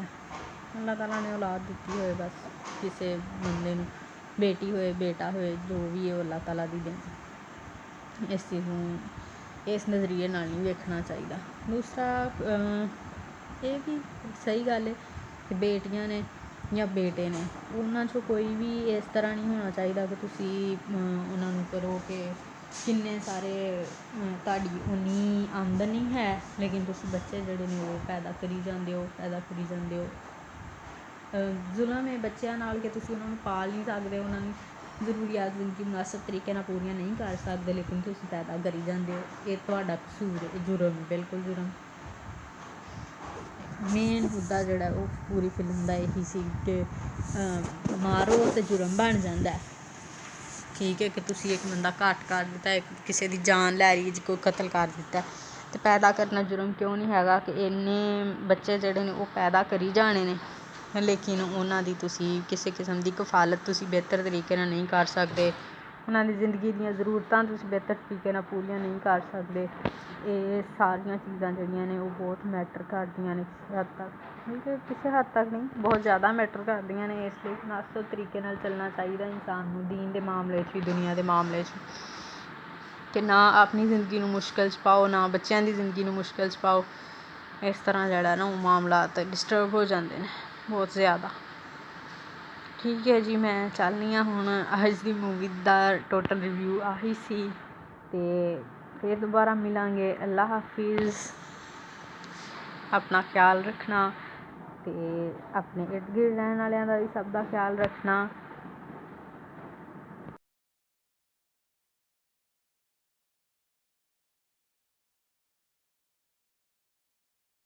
ਬਿਸਮਿल्लाहिर्रहमानिर्रहीम। अस्सलाम वालेकुम। मैं अक्सा ਅਤੇ ਮੈਂ ਹਾਜ਼ਰ ਹਾਂ ਤੁਹਾਡੇ ਵਾਸਤੇ ਫਿਲਮ ਦਾ ਰਿਵਿਊ ਲੈ ਕੇ।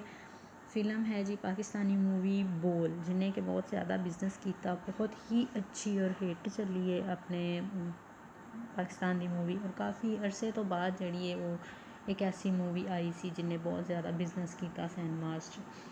ਅਤੇ ਜਨਾਬ ਅਗਰ ਤੁਸੀਂ ਹਜੇ ਤੱਕ ਨਹੀਂ ਵੇਖ ਸਕੇ ਹੋ ਉਹ ਮੂਵੀ, ਅਤੇ ਮੈਂ ਹਾਜ਼ਰ ਹਾਂ, ਮੈਂ ਉਹਦਾ ਰਿਵਿਊ ਲੈ ਕੇ ਤੁਹਾਡੇ ਵਾਸਤੇ। ਕਿ ਸ਼ੋਰਟ ਸਟੋਰੀ ਮੈਂ ਐਕਸਪਲੇਨ ਕਰ ਦਿੰਦੀ ਹਾਂ ਕੁਛ ਟਾਈਮ ਦੇ ਅੰਦਰ ਅੰਦਰ। ਜ਼ਿਆਦਾ ਲੰਬੀ ਲੈਂਥੀ ਮੂਵੀ ਵੇਖਣ ਦੀ ਬਜਾਏ ਤੁਸੀਂ ਅਗਰ ਸਟੋਰੀ ਸੁਣ ਲਓ ਤਾਂ ਤੁਹਾਨੂੰ ਸਮਝ ਆ ਜਾਏਗੀ ਕਿ ਬਈ ਸਟੋਰੀ ਕੀ ਸੀ ਫਿਲਮ 'ਚ। ਜਨਾਬ ਫਿਲਮ ਦੀ ਸਟੋਰੀ ਸ਼ੁਰੂ ਹੁੰਦੀ ਹੈ ਕਿ ਇੱਕ ਲੜਕੀ ਦੀ ਆਵਾਜ਼ ਤੋਂ ਕਿ ਅਸੀਂ ਜਨਾਬ ਜਿਹੜੀ ਬੈਠੀ ਹੁੰਦੀ ਹੈ ਫਾਂਸੀ ਦੇ ਆਰਡਰ ਹੋਏ ਨੇ ਅਤੇ ਜੋ ਹੈ ਉਹ ਪ੍ਰੈਸ ਕਾਨਫਰੰਸ ਹੋ ਰਹੀ ਹੈ ਕਿ ਉਹ ਆਪਣੀ ਸਟੋਰੀ ਸੁਣਾ ਰਹੀ ਹੈ। ਸਟੋਰੀ ਲਾਈਨ ਸਟਾਰਟ ਕਰਦੀ ਹੈ ਕਿ ਅਸੀਂ ਮਾਸ਼ਾਅੱਲਾ ਜੀ 5 ਭੈਣਾਂ ਵਾਂ, ਠੀਕ ਹੈ। ਉਸ ਤੋਂ ਬਾਅਦ ਉਹਦੇ ਬਾਵਜੂਦ ਵੀ ਬਾਪ ਦੀ ਜਿਹੜੀ ਹੈ ਉਹ ਬੇਟੇ ਦੀ ਖਵਾਹਿਸ਼ ਜਿਹੜੀ ਉਹਨੂੰ ਉਸ ਚੀਜ਼ ਤੋਂ ਰਹਿਣ ਨਹੀਂ ਦਿੰਦੀ ਕਿ ਉਹਦੀ ਆਮਦਨੀ ਘੱਟ ਹੈ, ਉਹਦਾ ਸਿਸਟਮ ਨਹੀਂ ਹੈ ਰੋਜ਼ਗਾਰ ਦਾ ਇੰਨਾ ਜ਼ਿਆਦਾ, ਲੇਕਿਨ ਉਹਦੇ ਬਾਵਜੂਦ ਚੂੰਕਿ ਉਹਨੂੰ ਸਿਰਫ ਬੇਟੇ ਦੀ ਖਵਾਹਿਸ਼ ਔਰ ਬੇਟੇ ਦੀ ਖਵਾਹਿਸ਼ ਦੇ ਪਿੱਛੇ ਉਹ ਜਿਹੜਾ ਉਹ ਲਗਾਤਾਰ ਬੱਚੇ ਪੈਦਾ ਕਰਨ 'ਤੇ ਲੱਗਾ ਹੋਇਆ। ਉਹ ਬੱਚੇ ਪੈਦਾ ਕਰਨ 'ਤੇ ਲੱਗਿਆ ਬਾਰ ਇਹੀ ਸਾਰੀ ਚੀਜ਼ ਜਿਹੜੀ ਉਹ ਰਿਪੀਟ ਕਰਦਾ ਪਿਆ। ਹੁਣ ਜੀ ਟਾਈਮ ਸ਼ੁਰੂ ਹੋਇਆ ਹੈ 6ਵੇਂ ਬੱਚੇ ਦੀ ਪੈਦਾਇਸ਼ ਦਾ। ਹੁਣ 5 ਪਹਿਲੇ ਬੇਟੀਆਂ ਹੈ ਨੇ, 6ਵਾਂ ਬੱਚਾ ਹੋਣ ਵਾਲਾ ਹੈ। 6ਵੇਂ ਬੱਚੇ ਵਾਸਤੇ ਦੁਆ ਕਰਨ ਦਿਆ ਕਿ ਯਾ ਅੱਲਾ ਬੇਟਾ ਹੀ ਹੋਏ, ਬੇਟਾ ਹੀ ਹੋਏ, ਬੇਟਾ ਹੀ ਹੋਏ। ਚਲੋ ਜੀ ਥੋੜ੍ਹੀ ਦੇਰ ਬਾਅਦ ਦਾਈ ਜਿਹੜੀ ਹੈ ਉਹ ਖੁਸ਼ਖਬਰੀ ਲੈ ਕੇ ਬਾਹਰ ਆਉਂਦੀ ਹੈ ਕਿ ਹਕੀਮ ਸਾਹਿਬ ਤੁਹਾਡੇ ਨਾ ਅੱਲਾ ਤਾਲਾ ਨੇ ਬੇਟਾ ਦਿੱਤਾ ਹੈ। ਨਾਲ ਲੈ ਕੇ ਤੇ ਆ ਜਾਂਦੀ ਹੈ ਕਿ ਹਕੀਮ ਸਾਹਿਬ ਤੁਹਾਡਾ ਬੱਚਾ ਹੈ ਜਿਹੜਾ ਉਹ ਤੁਸੀਂ ਇਹਨਾਂ ਨੂੰ ਦੇ ਦਿਓ ਅਤੇ ਇਹ ਤੁਹਾਨੂੰ ਪੈਸੇ ਵੀ ਦੇਣਗੇ, ਕਿਉਂਕਿ ਤੁਹਾਡੇ ਘਰ ਦੇ ਵਿੱਚ ਕਸਮ ਕੁਰਸੀ ਦਾ ਆਲਮ ਹੈ, ਕੋਈ ਖਾਣ ਪੀਣ ਦਾ ਵੀ ਨਹੀਂ ਤੁਹਾਡਾ ਸਿਸਟਮ ਹੈ ਸਹੀ ਤਰੀਕੇ ਨਾਲ ਚੱਲਦਾ, ਅਤੇ ਇਹ ਤੁਹਾਨੂੰ ਅੱਛੇ ਖਾਸੇ ਪੈਸੇ ਵੀ ਦੇਵੇਗੀ ਅਤੇ ਬੱਚਾ ਵੀ ਤੁਹਾਡਾ ਲੈ ਜਾਏਗੀ ਅਤੇ ਸੰਭਾਲ ਲਏਗੀ ਜਾ ਕੇ। ਔਰ ਹਕੀਮ ਸਾਹਿਬ ਜਿਹੜਾ ਉਹ ਇਸ ਗੱਲ 'ਤੇ ਬੜੇ ਸੀਖਾ ਹੋ ਕੇ ਅਤੇ ਉਹਨੂੰ ਕੱਢ ਦਿੰਦੇ ਨੇ ਘਰੋਂ ਵੀ, ਦੁਕਾਨ 'ਚੋਂ, ਕਿ ਚੱਲ ਬਈ ਨਿਕਲਦੀ ਹੋ ਇੱਥੋਂ, ਠੀਕ ਹੈ। ਉਸ ਤੋਂ ਬਾਅਦ ਜਨਾਬ ਉਹ ਬੱਚਾ ਹੈ ਜਿਹੜਾ, ਭੈਣਾਂ ਅਤੇ 5 ਭੈਣਾਂ ਸੀ ਅੱਗੇ, ਉਹਨਾਂ ਨੂੰ ਭਰਾ ਇੱਕ ਲੱਭਿਆ। ਉਹ ਬਹੁਤ ਖੁਸ਼ ਆ ਆਪਣੇ ਆਪ, ਉਹਨੂੰ ਬੜਾ ਖਿਡਾਉਂਦੀਆਂ ਨੇ, ਉਹਦੇ ਨਾਲ ਬਹੁਤ ਖੁਸ਼ ਰਹਿੰਦੀਆਂ ਨੇ। ਲੇਕਿਨ ਹਕੀਮ ਸਾਹਿਬ ਜਿਹੜੇ ਨੇ ਉਹ ਉਹਦੇ ਨਾਲ ਇੰਤਹਾਈ ਗੁੱਸੇ ਨਾਲ, ਨਫ਼ਰਤ ਸ਼ੁਰੂ ਤੋਂ ਹਕੀਮ ਸਾਹਿਬ ਦੇ ਦਿਲ 'ਚ ਆ ਜਾਂਦੀ ਹੈ। ਬੱਚਾ ਉਹ ਆਹਿਸਤਾ ਆਹਿਸਤਾ ਵੱਡਾ ਹੁੰਦਾ ਜਿਵੇਂ 1 ਸਾਲ 2 ਸਾਲ 3 ਸਾਲ ਦਾ ਜਦੋਂ ਵੀ, ਲੇਕਿਨ ਹਕੀਮ ਸਾਹਿਬ ਨੇ ਕਦੀ ਉਹਨੂੰ ਨਹੀਂ ਵੇਖਣਾ, ਨਹੀਂ ਉਹਨੂੰ ਪਿਆਰ ਕਰਨਾ, ਨਹੀਂ ਉਹਦੇ ਕੋਲ ਗੌਰ ਕਰਨੀ, ਨਹੀਂ ਉਹਦੇ ਕੋਲ ਜਾਣਾ, ਨਹੀਂ ਉਹਨੂੰ ਬਹਿਣਾ, ਮਤਲਬ ਬਿਲਕੁਲ ਕਿੱਤਾ ਤਾਲੁਕ ਹੈ ਜਿਸ ਤਰ੍ਹਾਂ ਇਹ ਕੋਈ ਆਪਣੀ ਔਲਾਦ ਹੀ ਨਹੀਂ ਹੈਗੀ ਮੇਰੀ, ਇਸ ਤਰ੍ਹਾਂ ਦੀ ਸਿਚੁਏਸ਼ਨ ਹੁੰਦੀ ਹੈ। ਔਰ ਉੱਪਰ ਛੱਤ 'ਤੇ ਇੱਕ ਕਮਰਾ ਹੁੰਦਾ, ਉੱਥੇ ਉਹਨੂੰ ਬਸ ਬੰਦ ਕਰ ਛੱਡਣਾ। ਜਿੰਨਾ ਚਿਰ ਪਿਓ ਨੇ ਘਰ ਰਹਿਣਾ ਉਹਨਾਂ ਚਿਰ ਪੁੱਤਰ ਨੇ ਸਾਰਾ ਟਾਈਮ ਬਸ ਉਸੇ ਕਮਰੇ 'ਚ ਰਹਿਣਾ। ਅੱਛਾ, ਉਸ ਕਮਰੇ 'ਚ ਉਹ ਪੁਰਾਣੇ ਜ਼ਮਾਨੇ ਦਾ ਇੱਕ ਕਮਰਾ ਸੀ, ਉਹੀ ਉਹਦੀ ਰਿਹਾਇਸ਼ਗਾਹ ਬਣ ਗਿਆ ਵਿਚਾਰੇ ਬੱਚੇ ਦੀ। ਉਹ ਉਹਦੇ 'ਚ ਹੀ ਕਮਰੇ 'ਚ ਬੰਦ ਰਹਿਣ ਲੱਗ ਗਿਆ ਜੀ ਜ਼ਿਆਦਾ ਟਾਈਮ। ਬਾਪ ਜਿੰਨੇ ਟਾਈਮ ਘਰ ਹੈ ਉਨਾ ਟਾਈਮ ਬੱਚਾ ਕਮਰੇ 'ਚ। ਜਦੋਂ ਬਾਪ ਘਰੋਂ ਬਾਹਰ ਗਿਆ ਉਸ ਤੋਂ ਬਾਅਦ ਉਹਨੇ ਕਮਰੇ 'ਚੋਂ ਨਿਕਲਣਾ ਅਤੇ ਭੈਣਾਂ ਨਾਲ ਖੇਡ ਲਿਆ, ਹਾਸਿਆ, ਜੋ ਵੀ ਸਿਸਟਮ ਘਰ ਦੇ ਵਿੱਚ ਉਹਨਾਂ ਦਾ ਹੋ ਗਿਆ। ਬਸ ਉਸ ਕਮਰੇ 'ਚ ਰਹਿੰਦਿਆਂ ਟਾਈਮ ਪਾਸ ਕਰਨ ਵਾਸਤੇ ਉਹਦੇ ਕੋਲ ਇੱਕ ਹੀ ਆਪਸ਼ਨ ਹੁੰਦਾ ਸੀ ਕਿ ਉਹ ਆਸ ਪਾਸ ਕਮਰੇ ਦੇ ਦੀਵਾਰਾਂ ਦੇ ਉੱਤੇ ਉਹ ਪੁਰਾਣੇ ਜ਼ਮਾਨੇ ਵਾਲੇ ਮੁਗਲਈ ਕਮਰੇ ਹੁੰਦੇ ਸੀ ਅਤੇ ਬਣੀਆਂ ਹੁੰਦੀਆਂ ਸੀ ਨਾ ਦੀਵਾਰਾਂ 'ਤੇ ਆਰਟ ਵਰਕ ਬਣਿਆ ਹੁੰਦਾ ਸੀ। ਬਸ ਉਸ ਆਰਟ ਵਰਕ ਨੂੰ ਵੇਖ ਵੇਖ ਕੇ ਅਤੇ ਉਹਨੇ ਫਰਸ਼ 'ਤੇ ਜਿਹੜਾ ਉਹ ਲੀਕੀ ਰੱਖਣਾ ਮਤਲਬ ਅੱਛੀ ਡਰਾਇੰਗ ਜਾਂ ਪੇਂਟਿੰਗ ਜਿਹਨੂੰ ਕਹਿ ਲਓ ਤੁਸੀਂ, ਉਹ ਕਰ ਲੈਂਦਾ ਸੀ। ਉਹ ਜੀ ਪੇਂਟਿੰਗ ਔਰ ਅੱਛੀਆਂ ਉਹਦੀਆਂ ਪੇਂਟਿੰਗ ਦੀਆਂ ਸਕਿੱਲਸ ਆਹਿਸਤਾ ਆਹਿਸਤਾ ਵੱਧ ਗਈਆਂ। ਇਵੇਂ ਜੀ ਭੈਣਾਂ ਨਾਲ ਹੱਸਦਿਆਂ ਖੇਡਦਿਆਂ ਜਿਹੜਾ ਉਹ ਟਾਈਮ ਪਾਸ ਹੋਣ ਲੱਗ ਗਿਆ। ਹੁਣ ਭੈਣਾਂ ਸੀ ਜਿਹੜੀਆਂ ਉਹ ਤਾਂ ਬਹੁਤ ਅੱਛਾ ਰਹਿੰਦੀਆਂ ਸੀ। ਇੱਕ ਭੈਣ ਵੱਡੀ ਸਾਰਿਆਂ ਤੋਂ, ਉਹਦੇ ਨਾਲ ਬਹੁਤ ਜ਼ਿਆਦਾ ਪਿਆਰ ਸੀ, ਬਹੁਤ ਜ਼ਿਆਦਾ ਖਿਆਲ ਕਰਦੀ ਸੀ। ਉਹ ਜਿਸ ਤਰ੍ਹਾਂ ਬੱਚਾ ਵੱਡਾ ਹੋਣ ਦਿਆ ਸੀ, ਕਿਉਂਕਿ ਉਹਦੇ 'ਚ ਕੁਦਰਤੀ ਤੌਰ 'ਤੇ ਇਸ ਤਰ੍ਹਾਂ ਦਾ ਹੈਗਾ ਸੀ ਸਿਸਟਮ ਕਿ ਉਹ ਕਦੀ ਭੈਣਾਂ ਦਾ ਦੁਪੱਟਾ ਲੈ ਕੇ ਵੇਖਣ ਲੱਗ ਪੈਂਦਾ ਸੀ, ਕਦੀ ਲਿਪਸਟਿਕ ਲਾ ਕੇ ਵੇਖਦਾ ਸੀ, ਅਤੇ ਭੈਣ ਕੋਲੋਂ ਕਦੀ ਜਾਂ ਮਾਂ ਕੋਲੋਂ ਕਦੀ ਮਾਰ ਵੀ ਖਾ ਲੈਂਦਾ ਸੀ ਕਿ ਤੂੰ ਇਹ ਕੀ ਕੰਮ ਕਰਨਾ, ਤੈਨੂੰ ਮੁੰਡੇ ਇਹੋ ਜਿਹੇ ਕੰਮ ਨਹੀਂ ਕਰਦੇ ਹੁੰਦੇ, ਤੈਨੂੰ ਕਿੰਨੀ ਦਫਾ ਮਨਾ ਕੀਤਾ। ਲੇਕਿਨ ਉਹ ਬੱਚਾ ਹੈ, ਉਹਨੂੰ ਕੀ ਕਿਹਾ ਜਾ ਸਕਦਾ। ਠੀਕ ਹੈ। ਫਿਰ ਜਨਾਬ ਇਸ ਤਰ੍ਹਾਂ ਹੀ ਵਕਤ ਗੁਜ਼ਰਦਾ ਗਿਆ। ਉਹ ਬੱਚਾ ਥੋੜ੍ਹਾ ਜਿਹਾ ਵੱਡਾ ਹੋ ਗਿਆ। ਉਹਦੇ ਮਤਲਬ ਉਹਨਾਂ ਦੇ ਹਕੀਮ ਸਾਹਿਬ ਦੇ ਹਮਸਾਏ 'ਚ ਵੀ ਇੱਕ ਸ਼ੀਆ ਫੈਮਿਲੀ ਰਹਿੰਦੀ ਸੀ। ਸ਼ੀਆ ਫੈਮਿਲੀ 'ਚ ਇੱਕ ਦੋ ਭੈਣ ਭਰਾ ਸੀ ਅਤੇ ਮਾਂ ਬਾਪ ਸੀ ਦੋ ਉਹਨਾਂ ਦੇ। ਪ੍ਰੋਫੈਸਰ ਸੀ ਉਹਨਾਂ ਜਿਹੜੇ ਹਮਸਾਏ ਨੇ। ਪ੍ਰੋਫੈਸਰ ਸਾਹਿਬ ਨੇ ਜਨਾਬ, ਉਹਨਾਂ ਦਾ ਇੱਕ ਬੇਟਾ ਸੀ ਜਿਹੜਾ ਉਹਦੀ ਇੱਕ ਭੈਣ ਨਾਲ, ਜਿਹੜੀ ਸੈਕਿੰਡ ਨੰਬਰ ਵਾਲੀ ਸਿਸਟਰ ਸੀ ਨਾ, ਉਹਦੇ ਨਾਲ ਉਹਦੀ ਮਤਲਬ ਅੱਛੀ ਖਾਸੀ ਦੋਸਤੀ ਸੀ, ਇਸਲਾਮ ਦੁਆ ਸੀ। ਉਹਦੇ ਨਾਲ ਬਹੁਤ ਅੱਛਾ ਉਹਦਾ ਟਾਈਮ ਪਾਸ ਹੁੰਦਾ ਸੀ। ਠੀਕ ਹੈ। ਉਹ ਦੋਵੇਂ ਮਿਊਜ਼ਿਕ ਦਾ ਸ਼ੌਕ ਸੀ। ਉਹਦੀ ਦੂਸਰੇ ਨੰਬਰ ਵਾਲੀ ਜਿਹੜੀ ਭੈਣ ਹੈ, ਉਹਨੂੰ ਵੀ ਬਹੁਤ, ਹਕੀਮ ਸਾਹਿਬ ਦੀ ਦੂਸਰੇ ਨੰਬਰ ਵਾਲੀ ਬੇਟੀ, ਉਹਨੂੰ ਬਹੁਤ ਜ਼ਿਆਦਾ ਸ਼ੌਕ ਸੀ ਮਿਊਜ਼ਿਕ ਦਾ, ਅਤੇ ਉਹ ਦੂਸਰੇ ਮੁੰਡੇ ਨੂੰ ਵੀ ਸ਼ੌਕ ਸੀ ਮਿਊਜ਼ਿਕ ਦਾ। ਦੋਵੇਂ ਰਲ ਕੇ ਜਿਹੜਾ ਉਹ ਆਪਣੇ ਮਿਊਜ਼ਿਕ ਵੱਲ ਬਹੁਤ ਜ਼ਿਆਦਾ ਤਵੱਜੋ ਦੇ ਲੈਂਦੇ ਹੁੰਦੇ ਸੀ। ਉਸ ਤੋਂ ਬਾਅਦ ਫਿਰ ਜੀ ਹਕੀਮ ਸਾਹਿਬ ਦੀਆਂ ਬੇਟੀਆਂ ਜਵਾਨ ਹੋ ਗਈਆਂ ਜੀ, ਬੇਟਾ ਵੀ ਜਵਾਨ ਹੈ। ਲੇਕਿਨ ਹਕੀਮ ਸਾਹਿਬ ਨੂੰ ਹੁਣ ਸ਼ਾਦੀ ਦੀ ਫਿਕਰ ਹੋਣ ਲੱਗੀ ਕਿ ਮੈਂ ਆਪਣੀਆਂ ਬੱਚੀਆਂ ਦੀ ਸ਼ਾਦੀ ਕਰਨੀ। ਸਭ ਤੋਂ ਵੱਡੀ ਬੱਚੀ ਸੀ ਜਿਹੜੀ ਮਤਲਬ ਉਸ ਟਾਈਮ ਕਰ ਰਹੀ ਸੀ ਪ੍ਰੈਸ ਕਾਨਫਰੰਸ, ਜਿਹਦੇ ਫਾਂਸੀ ਦੇ ਆਰਡਰ ਹੋ ਚੁੱਕੇ ਸੀ। ਉਸ ਲੜਕੀ ਦੀ ਸ਼ਾਦੀ ਦਾ ਟਾਈਮ ਆ ਗਿਆ ਜੀ। ਉਹ ਸ਼ਾਦੀ ਕਰਨ ਵਾਸਤੇ ਲੜਕਾ ਲੱਭਿਆ ਜੀ। ਕੋਈ ਵੀ ਮੁੰਡਾ ਹੈ ਜੀ, ਸਾਨੂੰ ਲੱਭ ਦਿਓ, ਅਤੇ ਰਿਸ਼ਤੇ ਕਰਾਉਣ ਵਾਲੀ ਮਾਈ ਕੋਲ ਜਾ ਕੇ ਅਤੇ ਉਹਨਾਂ ਨੂੰ ਇੱਦਾਂ ਦੇ ਕਿ ਬਸ ਜੀ ਕਟਰ ਸੁੰਨੀ ਹੋਣਾ ਚਾਹੀਦਾ, ਐਵੇਂ ਹੋਣਾ ਚਾਹੀਦਾ, ਐਵੇਂ ਹੋਣਾ ਚਾਹੀਦਾ, ਇਹ ਉਹ ਬਸ ਕੁਆਲਿਟੀਜ਼ ਬਣਾ ਕੇ ਸੁਣਵਾ ਕੇ ਆਪਣੀ ਮਰਜ਼ੀ ਨਾਲ ਵੇਖ ਕਰਕੇ ਅਤੇ ਉਹਦੀ ਸ਼ਾਦੀ ਕਰ ਦਿੰਦੇ ਨੇ ਵੱਡੀ ਕੁੜੀ ਦੀ। ਉਹ ਸ਼ਾਦੀ ਕਰਾ ਕੇ ਆਪਣੇ ਘਰ ਚਲੀ ਗਈ। ਉਸ ਤੋਂ ਬਾਅਦ ਛੋਟੀਆਂ ਭੈਣਾਂ ਨਾਲ ਰਹਿਣ ਲੱਗ ਪਿਆ ਮੁੰਡਾ। ਉਹ ਜੀ ਸ਼ਾਦੀ ਨੂੰ ਥੋੜ੍ਹਾ ਅਰਸਾ ਗੁਜ਼ਰਿਆ। ਉਸ ਤੋਂ ਬਾਅਦ ਉਹਦੇ ਸ਼ੌਹਰ ਨਾਲ ਕੋਈ ਮਸਲਾ ਮਸਾਇਲ ਬਣ ਗਿਆ। ਉਹਨੇ ਦੂਸਰੀ ਸ਼ਾਦੀ ਕਰ ਲਈ। ਹੁਣ ਛਡਾ ਕੇ ਅਤੇ ਘਰ ਵਾਪਸ ਆ ਜਾਂਦੀ ਮਾਂ ਪਿਓ ਦੇ। ਹਕੀਮ ਸਾਹਿਬ ਬੜੇ ਪਰੇਸ਼ਾਨ ਹੁੰਦੇ ਨੇ ਜੀ। ਇਹ ਲੜਕੀ ਜਿਹੜੀ ਹੈ ਹੁਣ ਘਰ ਆ ਕੇ ਬਹਿ ਗਈ ਹੈ ਮੇਰੇ ਕੋਲ, ਅਤੇ ਦੁਕਾਨਦਾਰੀ ਅੱਗੇ ਨਹੀਂ ਚੱਲਦੀ, ਘਰ ਦੀ ਰੋਟੀ ਪੂਰੀ ਨਹੀਂ ਹੋਣ ਦਈ, ਅਤੇ ਅਸੀਂ ਜਿਹੜਾ ਉਹ ਇੰਨੇ ਖਰਚੇ ਕਿੱਥੋਂ ਪੂਰੇ ਕਰਾਂਗੇ। ਉਹ ਇਸ ਚੀਜ਼ ਤੋਂ ਇਸ ਵਜ੍ਹਾ ਤੋਂ ਆਪਣੀ ਵੱਡੀ ਬੇਟੀ ਨਾਲ ਵੀ ਬਹੁਤ ਜ਼ਿਆਦਾ ਖਫਾ ਰਹਿਣ ਲੱਗ ਪੈਂਦਾ। ਵੱਡੀ ਬੇਟੀ ਕੁਛ ਨਾ ਕੁਛ ਮਾਮਲਾਤ ਵੀ ਇਸ ਤਰ੍ਹਾਂ ਚਲਾਉਂਦੀ ਹੈ ਕਿ ਬਹੁਤ ਸਾਰੇ ਨਜ਼ਰੀਆਂ 'ਚ ਬਾਪ ਦੀ ਮੁਖਾਲਫ ਹੁੰਦੀ ਹੈ ਕਿ ਉਹਨੂੰ ਇਸ ਚੀਜ਼ ਤੋਂ ਹੁੰਦਾ ਹੈ ਕਿ ਅਗਰ ਆਮਦਨ ਦਾ ਕੋਈ ਜ਼ਰੀਆ ਨਹੀਂ ਹੈ ਤਾਂ ਮੇਰਾ ਬਾਪ ਇੰਨੇ ਬੱਚੇ ਕਿਉਂ ਪੈਦਾ ਕਰੀ ਜਾਣ ਦਿਆ ਹੈ, ਉਹਨੂੰ ਬਸ ਕਰਨੀ ਚਾਹੀਦੀ ਹੈ। ਉਹ ਇਸ ਚੀਜ਼ ਤੋਂ ਅੱਕੀ ਹੋਈ ਹੁੰਦੀ ਹੈ ਕਿ ਮੇਰਾ ਬਾਪ ਫਿਰ ਦੁਬਾਰਾ ਕੋਈ ਨਾ ਕੋਈ ਕਰੇਗਾ ਕੁਛ, ਅਤੇ ਮਤਲਬ ਫਿਰ ਮੇਰੀ ਮਾਂ ਪ੍ਰੈਗਨੈਂਟ ਹੋ ਜਾਏਗੀ, ਫਿਰ ਕੋਈ ਇੱਕ ਨਵਾਂ ਬੱਚਾ ਹੋ ਜਾਏਗਾ। ਇਸ ਚੀਜ਼ ਤੋਂ ਅੱਕ ਕੇ ਉਹ ਆਪਣੀ ਮਾਂ ਨੂੰ ਇੱਕ ਦਿਨ ਪਿਓ ਤੋਂ ਚੋਰੀ ਲੈ ਜਾਂਦੀ ਕਿਸੇ ਡਾਕਟਰ ਵਗੈਰਾ ਕੋਲ ਜਾ ਕੇ, ਉਹਦਾ ਓਪਰੇਸ਼ਨ ਕਰਵਾ ਆਉਂਦੀ ਹੈ ਕਿ ਦੁਬਾਰਾ ਬੱਚੇ ਹੋਣ ਹੀ ਨਾ। ਹਕੀਮ ਸਾਹਿਬ ਉਹਦੇ ਤੋਂ ਕਾਫੀ ਅਰਸਾ ਬਾਅਦ ਜਿਹੜਾ ਨਾ ਉਹ ਆਪਣੀ ਬੀਵੀ ਨਾਲ ਬਹੁਤ ਲੜਦੇ ਨੇ ਕਿ ਇੰਨਾ ਚਿਰ ਹੋ ਗਿਆ, ਕੁਛ ਹੋਣ ਕਿਉਂ ਨਹੀਂ ਦਿਆ, ਤੂੰ ਕਸਮ ਖਾ ਕੇ ਤੂੰ ਕੁਛ ਕਰਾਇਆ ਤਾਂ ਨਹੀਂ ਆਪਣੇ ਨਾਲ। ਉਹ ਵਿਚਾਰੀ ਡਰਦੀ ਬੀਵੀ ਕੁਛ ਨਹੀਂ ਦੱਸਦੀ। ਬੇਟੀ ਵੱਡੀ ਉਹ ਆ ਜਾਂਦੀ, ਕਹਿੰਦੀ ਹਾਂ ਮੈਂ ਕਰਵਾਇਆ ਅੱਬਾ। ਤੂੰ ਜਿਹੜਾ ਉਹ ਬੇਟੇ ਦੀ ਖਵਾਹਿਸ਼ 'ਚ ਬੱਚਿਆਂ ਦੀ ਲੈਣ ਲਾਈ ਜਾਂਦਾ, ਤੈਨੂੰ ਇਸ ਚੀਜ਼ ਦਾ ਅਹਿਸਾਸ ਨਹੀਂ ਹੁੰਦਾ ਕਿ ਮੈਂ ਕੀ ਕਰਨ ਦਿਆ ਵਾਂ। ਉਹ ਬੜਾ ਮਤਲਬ ਬੇਟੀ ਨਾਲ ਲੜਦਾ, ਉਹਨੂੰ ਮਾਰਦਾ, ਉਹਨੂੰ ਕੁੱਟਦਾ ਕਿ ਤੇਰੀ ਹਿੰਮਤ ਕਿੱਦਾਂ ਹੋਈ ਕਿ ਤੂੰ ਅੱਲਾਹ ਤਾਲਾ ਦੇ ਨਿਜ਼ਾਮ 'ਚ ਜਿਹੜਾ ਮੁਦਾਖਲਤ ਕਰਨੀ ਹੈ, ਤੂੰ ਕੋਈ ਤੈਨੂੰ ਹੈ ਹੀ ਨਹੀਂ ਦੀਨ ਨਾਲ ਲਗਾਓ, ਕੋਈ ਤੈਨੂੰ ਅੱਲਾਹ ਤਾਲਾ ਦੀ ਮਖਲੂਕ ਹੈ, ਉਹ ਅੱਲਾਹ ਤਾਲਾ ਦੀ ਦੇਣ ਹੈ ਔਲਾਦ। ਜਿਸ ਤਰ੍ਹਾਂ ਸਾਡੇ ਮੁਆਸ਼ਰੇ 'ਚ ਆਮ ਰੂਟੀਨ 'ਚ ਲੋਕਾਂ ਦਾ ਬਹੁਤ ਸਾਰਿਆਂ ਦਾ ਜਿਹੜਾ ਉਹ ਕਨਸੈਪਟ ਹੁੰਦਾ ਕਿ ਯਾਰ ਜੀ ਜੇ ਅਗਰ ਇਸ ਤਰ੍ਹਾਂ ਕਰਾ ਲਿਆ ਤਾਂ ਬਹੁਤ ਵੱਡਾ ਗੁਨਾਹ ਸਰਜ਼ਦ ਕੀਤਾ ਤੁਸੀਂ। ਉਹ ਜੀ ਇਹ ਮਾਮਲਾਤ ਇਸ ਤਰ੍ਹਾਂ ਹੀ ਚੱਲਦੇ ਰਹਿੰਦੇ ਨੇ।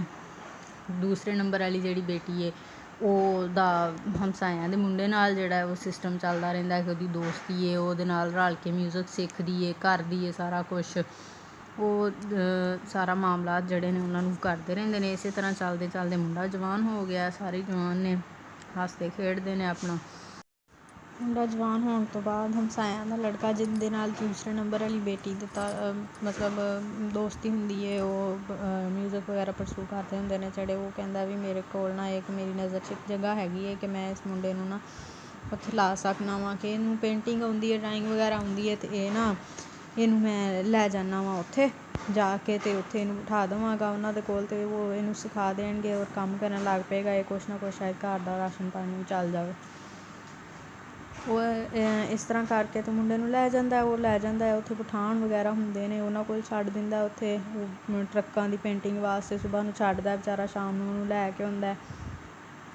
ਕੋਸ਼ਿਸ਼ ਇਸ ਤਰ੍ਹਾਂ ਉਹਦਾ ਲਿਆਉਣ ਲਿਜਾਉਣ ਵਾਲਾ ਸਿਸਟਮ ਉਹ ਜਿਹੜੇ ਉਸਤਾਦ ਕੋਲ ਛੱਡਦਾ ਉਹਨੂੰ ਬੜੇ ਖਸੂਸੀ ਵੈਸੇ ਤਾਂ ਕਰਕੇ ਆਉਂਦਾ ਤਾਕੀਦ ਕਿ ਉਸਤਾਦ ਜੀ ਬੱਚੇ ਦਾ ਖਿਆਲ ਰੱਖਣਾ, ਮਾਸੂਮ ਹੈ, ਇਹਨੂੰ ਪਤਾ ਨਹੀਂ ਹੈਗਾ ਕਿਸੇ ਵੀ ਚੀਜ਼ ਦਾ, ਨਾ ਇਹਨੇ ਬਾਹਰ ਦੀ ਦੁਨੀਆ ਵੇਖੀ ਹੈ ਬਿਲਕੁਲ ਹੀ। ਅਤੇ ਉਸਤਾਦ ਸਾਹਿਬ ਬੜਾ ਯਕੀਨ ਦਿਲਾਉਂਦੇ ਨੇ, ਲੇਕਿਨ ਉੱਥੇ ਲੜਕੇ ਹੁੰਦੇ ਨੇ ਉਹ ਬੜਾ ਤੰਗ ਕਰਦੇ ਨੇ ਉਹਨੂੰ ਵਿਚਾਰੇ ਨੂੰ। ਅਤੇ ਬਸ ਇਸ ਤਰ੍ਹਾਂ ਉਹ ਵਿਚਾਰਾ ਉੱਥੇ ਖਪਦਾ ਰਹਿੰਦਾ ਕਿ ਇੱਕ ਦਿਨ ਉਹ ਲੜਕੇ ਜਿਹੜੇ ਉੱਥੇ ਉਹਦੇ ਨਾਲ ਕੰਮ ਕਰਦੇ ਹੁੰਦੇ ਨੇ, ਉਹ ਅਤੇ ਉਹਨਾਂ ਦੇ ਨਾਲ ਕੋਈ ਹੋਰ ਬੰਦੇ ਮੇਲ ਮਿਲਾ ਕੇ ਉਸਤਾਦ ਜਿਹੜਾ ਉਹ ਵਰਕਸ਼ਾਪ ਤੋਂ ਬਾਹਰ ਕਿਸੇ ਸਾਈਡ 'ਤੇ ਚਲਾ ਜਾਂਦਾ, ਅਤੇ ਉਹ ਪਿੱਛੋਂ ਜੀ ਉਸ ਬੱਚੇ ਨਾਲ ਜ਼ਿਆਦਤੀ ਕਰ ਦਿੰਦੇ ਨੇ। ਉਹ ਨਾਲ ਜ਼ਿਆਦਤੀ ਕਰਕੇ ਉਹਦੇ ਹੱਥ ਪੈਰ ਬੰਨ੍ਹ ਕੇ ਉਹਨੂੰ ਕਿਤੇ ਫਸਲਾਂ 'ਚ ਕਿਤੇ ਸਾਈਡ 'ਤੇ ਸੁੱਟ ਦਿੰਦੇ ਨੇ।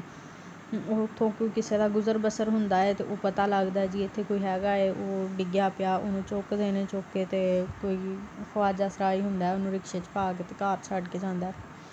ਮਾਂ ਅਤੇ ਭੈਣਾਂ ਜਿਹੜੀਆਂ ਨੇ ਉਹ ਬੜੀਆਂ ਪਰੇਸ਼ਾਨ ਹੁੰਦੀਆਂ ਨੇ, ਉਹਨੂੰ ਚੁੱਕਦੀਆਂ ਨੇ, ਸੰਭਾਲਦੀਆਂ ਨੇ, ਕਰਦੀਆਂ ਨੇ, ਬੜਾ ਮਤਲਬ ਕਰਦੀਆਂ ਨੇ। ਬੱਚਾ ਵਿਚਾਰਾ ਬੜਾ ਰੋਂਦਾ, ਪਰੇਸ਼ਾਨ ਹਾਲ ਹੁੰਦਾ। ਹਕੀਮ ਸਾਹਿਬ ਨੇ ਉਹਨਾਂ ਦੇ ਦਿਮਾਗ 'ਚ ਬਸ ਇਹੀ ਗੱਲ ਚੱਲਦੀ ਹੁੰਦੀ ਹੈ ਕਿ ਜੀ ਇਹਦੇ ਨਾਲ ਹੋ ਗਈ ਹੈ ਜ਼ਿਆਦਤੀ, ਇੱਕ ਤਾਂ ਇਹ ਹੈਗਾ ਖਵਾਜਾ ਸਰਾਏ ਅਤੇ ਦੂਸਰਾ ਇਹਦੇ ਨਾਲ ਜ਼ਿਆਦਤੀ ਹੋ ਗਈ ਹੈ, ਅਤੇ ਮੈਂ ਕਿੱਧਰ ਜਾਵਾਂਗਾ, ਮੇਰੇ ਵਾਸਤੇ ਤਾਂ ਮੁਸ਼ਕਿਲ ਹੋ ਜਾਏਗੀ, ਲੋਕ ਮੈਨੂੰ ਗੱਲਾਂ ਕਰਨਗੇ, ਹੱਸਣਗੇ ਲੋਕ ਮੇਰੇ 'ਤੇ ਵੀ ਇਹ ਕੀ ਹੈ, ਇਹ ਕੀ ਹੈ। ਅਤੇ ਇਹਨਾਂ ਸਾਰੀਆਂ ਚੀਜ਼ਾਂ ਨੂੰ ਜਿਹੜਾ ਨਾ ਉਹ ਕਿਸੇ ਤਰ੍ਹਾਂ ਕਵਰ ਕਰਾਂਗਾ, ਅਤੇ ਮੈਂ ਕਿਵੇਂ ਕਵਰ ਕਰਾਂ ਇਹਨਾਂ ਸਾਰੀਆਂ ਚੀਜ਼ਾਂ। ਉਹ ਜਨਾਬ ਇਹੀ ਸੋਚਦਾ ਉਹਦੇ ਦਿਮਾਗ 'ਚ ਇੱਕ ਹੀ ਹੱਲ ਹੁੰਦਾ ਵੀ ਮੈਂ ਇਹਨੂੰ ਜਾਨੋਂ ਹੀ ਮਾਰਨਾ। ਹਕੀਮ ਸਾਹਿਬ ਜਨਾਬ ਛਾਪਰ ਲੈ ਕੇ ਉੱਤੇ ਚਲੇ ਜਾਂਦੇ ਕਮਰੇ 'ਚ, ਉਹ ਬੱਚਾ ਸੁੱਤਾ ਪਿਆ ਹੁੰਦਾ ਬੇਟਾ ਹਕੀਮ ਸਾਹਿਬ ਦਾ, ਉੱਥੇ ਜਾ ਕੇ ਅਤੇ ਉਹਨੂੰ ਜਨਾਬ ਉਹਦੇ ਮੂੰਹ 'ਤੇ ਛਾਪਰ ਚੜ੍ਹਾ ਕੇ ਉਹਨੂੰ ਕਤਲ ਕਰ ਦਿੰਦੇ। ਮੁੰਡੇ ਨੂੰ ਕਤਲ ਕਰਕੇ ਅਤੇ ਆਵਾਮ ਨੂੰ ਕਹਿ ਦਿੰਦੇ ਨੇ ਕਿ ਬਸ ਜੀ ਫੌਤ ਹੋ ਗਿਆ ਮੁੰਡਾ। ਉਹ ਕੋਈ ਖਵਾਜਾ ਸਰਾਜ ਕਮਿਊਨਿਟੀ ਦਾ ਬੰਦਾ ਹੀ ਹੁੰਦਾ, ਉਹਨੂੰ ਇਸ ਚੀਜ਼ 'ਤੇ ਸ਼ੱਕ ਹੁੰਦਾ ਕਿ ਹਕੀਮ ਸਾਹਿਬ ਨੇ ਜਿਹੜਾ ਉਹ ਕਤਲ ਹੀ ਕੀਤਾ ਮੁੰਡੇ ਦਾ। ਉਹ ਥਾਣੇ ਰਿਪੋਰਟ ਕਰ ਦਿੰਦੇ ਨੇ। ਥਾਣੇਦਾਰ ਜਿਹੜਾ ਉਹ ਤਕਰੀਬਨ ਮੁੰਡੇ ਦੇ ਸ਼ਾਇਦ ਗੁਲਾਂ ਵਾਲੇ ਦਿਨ ਆ ਜਾਂਦੇ ਨੇ, ਉਹ ਆ ਕੇ ਅਤੇ ਉਹਨੂੰ ਕਹਿ ਦਿੰਦੇ ਨੇ ਕਿ ਬਈ ਹਕੀਮ ਸਾਹਿਬ ਜ਼ਰਾ ਥਾਣੇ ਤਸ਼ਰੀਫ ਲਿਆਇਓ, ਤੁਹਾਡੇ ਨਾਲ ਕੰਮ ਹੈ। ਹਕੀਮ ਸਾਹਿਬ ਪਰੇਸ਼ਾਨ ਹੋ ਜਾਂਦੇ ਨੇ ਇੱਕ ਵਾਰੀ, ਅਤੇ ਫਿਰ ਪਰ ਥਾਣੇ ਚਲੇ ਜਾਂਦੇ ਨੇ। ਜਾ ਕੇ ਅਤੇ ਥਾਣੇਦਾਰ ਕੋਲ ਪੈਂਦੇ, ਥਾਣੇਦਾਰ ਕਹਿੰਦਾ ਕਿ ਹਕੀਮ ਸਾਹਿਬ ਇਸ ਤਰ੍ਹਾਂ ਹੈ। ਉਹ ਖਵਾਜਾ ਸਰਾ ਆਇਆ ਬੈਠਾ, ਉਹ ਕਹਿੰਦਾ ਮੇਰਾ ਪਰਚਾ ਕੱਟੋ ਵੀ ਮੁੰਡਾ ਇਹਨਾਂ ਨੇ ਜਿਹੜਾ ਉਹ ਕਤਲ ਕੀਤਾ। ਅਤੇ ਹਕੀਮ ਸਾਹਿਬ ਹੁਣ ਤੁਸੀਂ ਦੱਸੋ ਕੀ ਕਰਨਾ। ਹਕੀਮ ਸਾਹਿਬ ਕਹਿੰਦੇ ਨੇ ਕਿ ਬਈ ਮੈਂ ਪਰਚਾ ਨਹੀਂ ਕੱਟ ਸਕਦਾ, ਮੇਰੇ ਕਫਾਲਤ ਵਾਲਾ ਕੋਈ ਹੋਰ ਨਹੀਂ ਹੈਗਾ ਘਰ 'ਚ, ਅਤੇ ਕਿਸੇ ਤਰੀਕੇ ਮੇਰੀ ਜਾਨ ਛੁਡਾ ਇਹਦੇ ਕੋਲੋਂ। ਥਾਣੇਦਾਰ ਕਹਿੰਦਾ ਹਕੀਮ ਸਾਹਿਬ 3 ਲੱਖ ਰੁਪਈਏ ਦਾ ਇੰਤਜ਼ਾਮ ਕਰ ਲਓ, 2-2.5 ਲੱਖ ਦਾ, ਅਤੇ ਫਿਰ ਤੁਹਾਡੀ ਜਾਨ ਛੁੱਟ ਜਾਏਗੀ। ਹਕੀਮ ਸਾਹਿਬ ਪਹਿਲੇ ਤਾਂ ਇਨਕਾਰ ਕਰਦੇ ਨੇ, ਫਿਰ ਜਦੋਂ ਥਾਣੇਦਾਰ ਧਮਕੀ ਸ਼ਮਕੀ ਲਾਉਂਦਾ ਉਸ ਤੋਂ ਬਾਅਦ ਮੰਨ ਜਾਂਦੇ ਨੇ ਕਿ ਭਾਈ ਦੇਣਾ ਹੀ ਪੈਣਾ ਮੈਨੂੰ।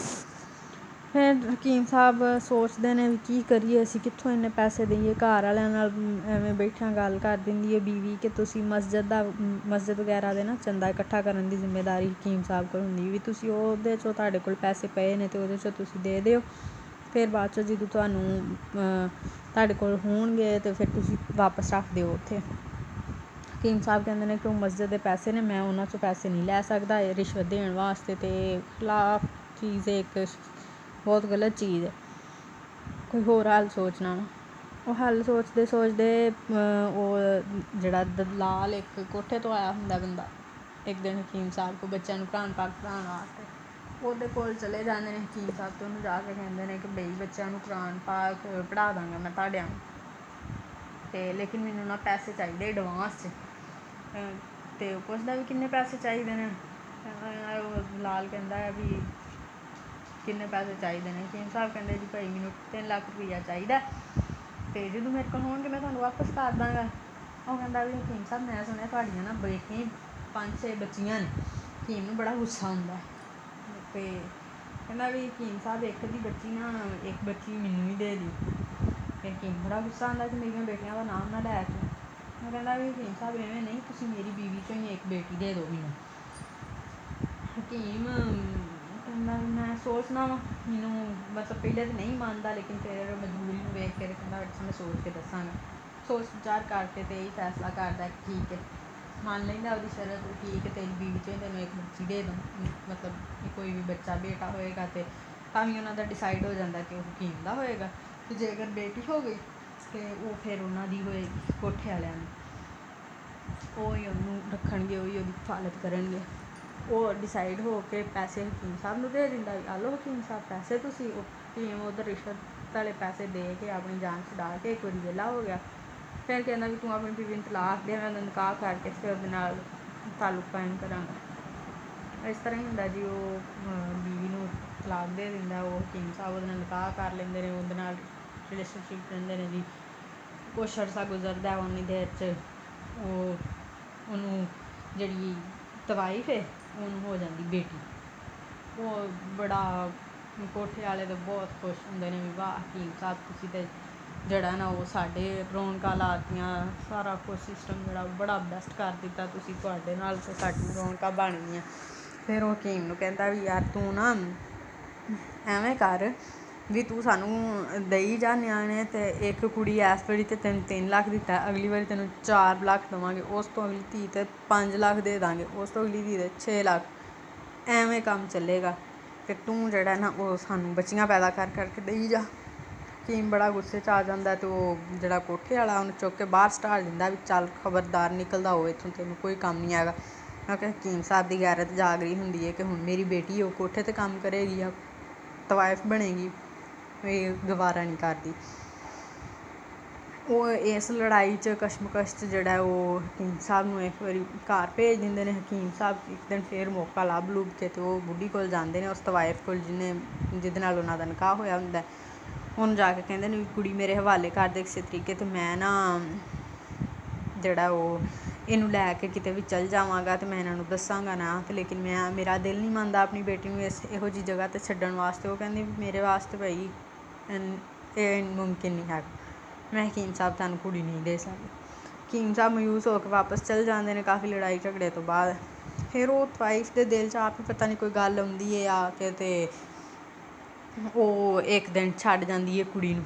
ਘਰ ਆਉਂਦੀ ਹਕੀਮ ਸਾਹਿਬ 'ਤੇ ਆ ਕੇ ਦਰਵਾਜ਼ਾ ਖੜਕਾਉਂਦੀ ਹੈ, ਦਰਵਾਜ਼ਾ ਖੋਲ੍ਹਦੀ ਵੱਡੀ ਕੁੜੀ ਦਰਵਾਜ਼ਾ ਖੋਲ੍ਹਦੀ ਹੈ, ਅਤੇ ਉਹ ਖੋਲ੍ਹ ਕੇ ਅਤੇ ਉਹ ਕਹਿ ਦਿੰਦੀ ਹੈ ਕਿ ਆ ਲਓ ਜੀ ਆਹ ਬੱਚੀ ਹੈ, ਹਕੀਮ ਸਾਹਿਬ ਦਾ ਘਰ ਹੈ। ਆ ਪੁੱਛਦੀ ਉਹ ਕਹਿੰਦੀ ਹਾਂਜੀ ਹਕੀਮ ਸਾਹਿਬ ਦਾ ਘਰ। ਹਕੀਮ ਸਾਹਿਬ ਕਿੱਥੇ ਨੇ? ਉਹ ਪਤਾ ਨਹੀਂ ਕਿਤੇ ਮਸਰੂਫ ਹੁੰਦਾ, ਅਤੇ ਉਹ ਆ ਕੁੜੀ ਪਕੜਾ ਕੇ ਅਤੇ ਆਪ ਚੱਲ ਜਾਂਦੀ।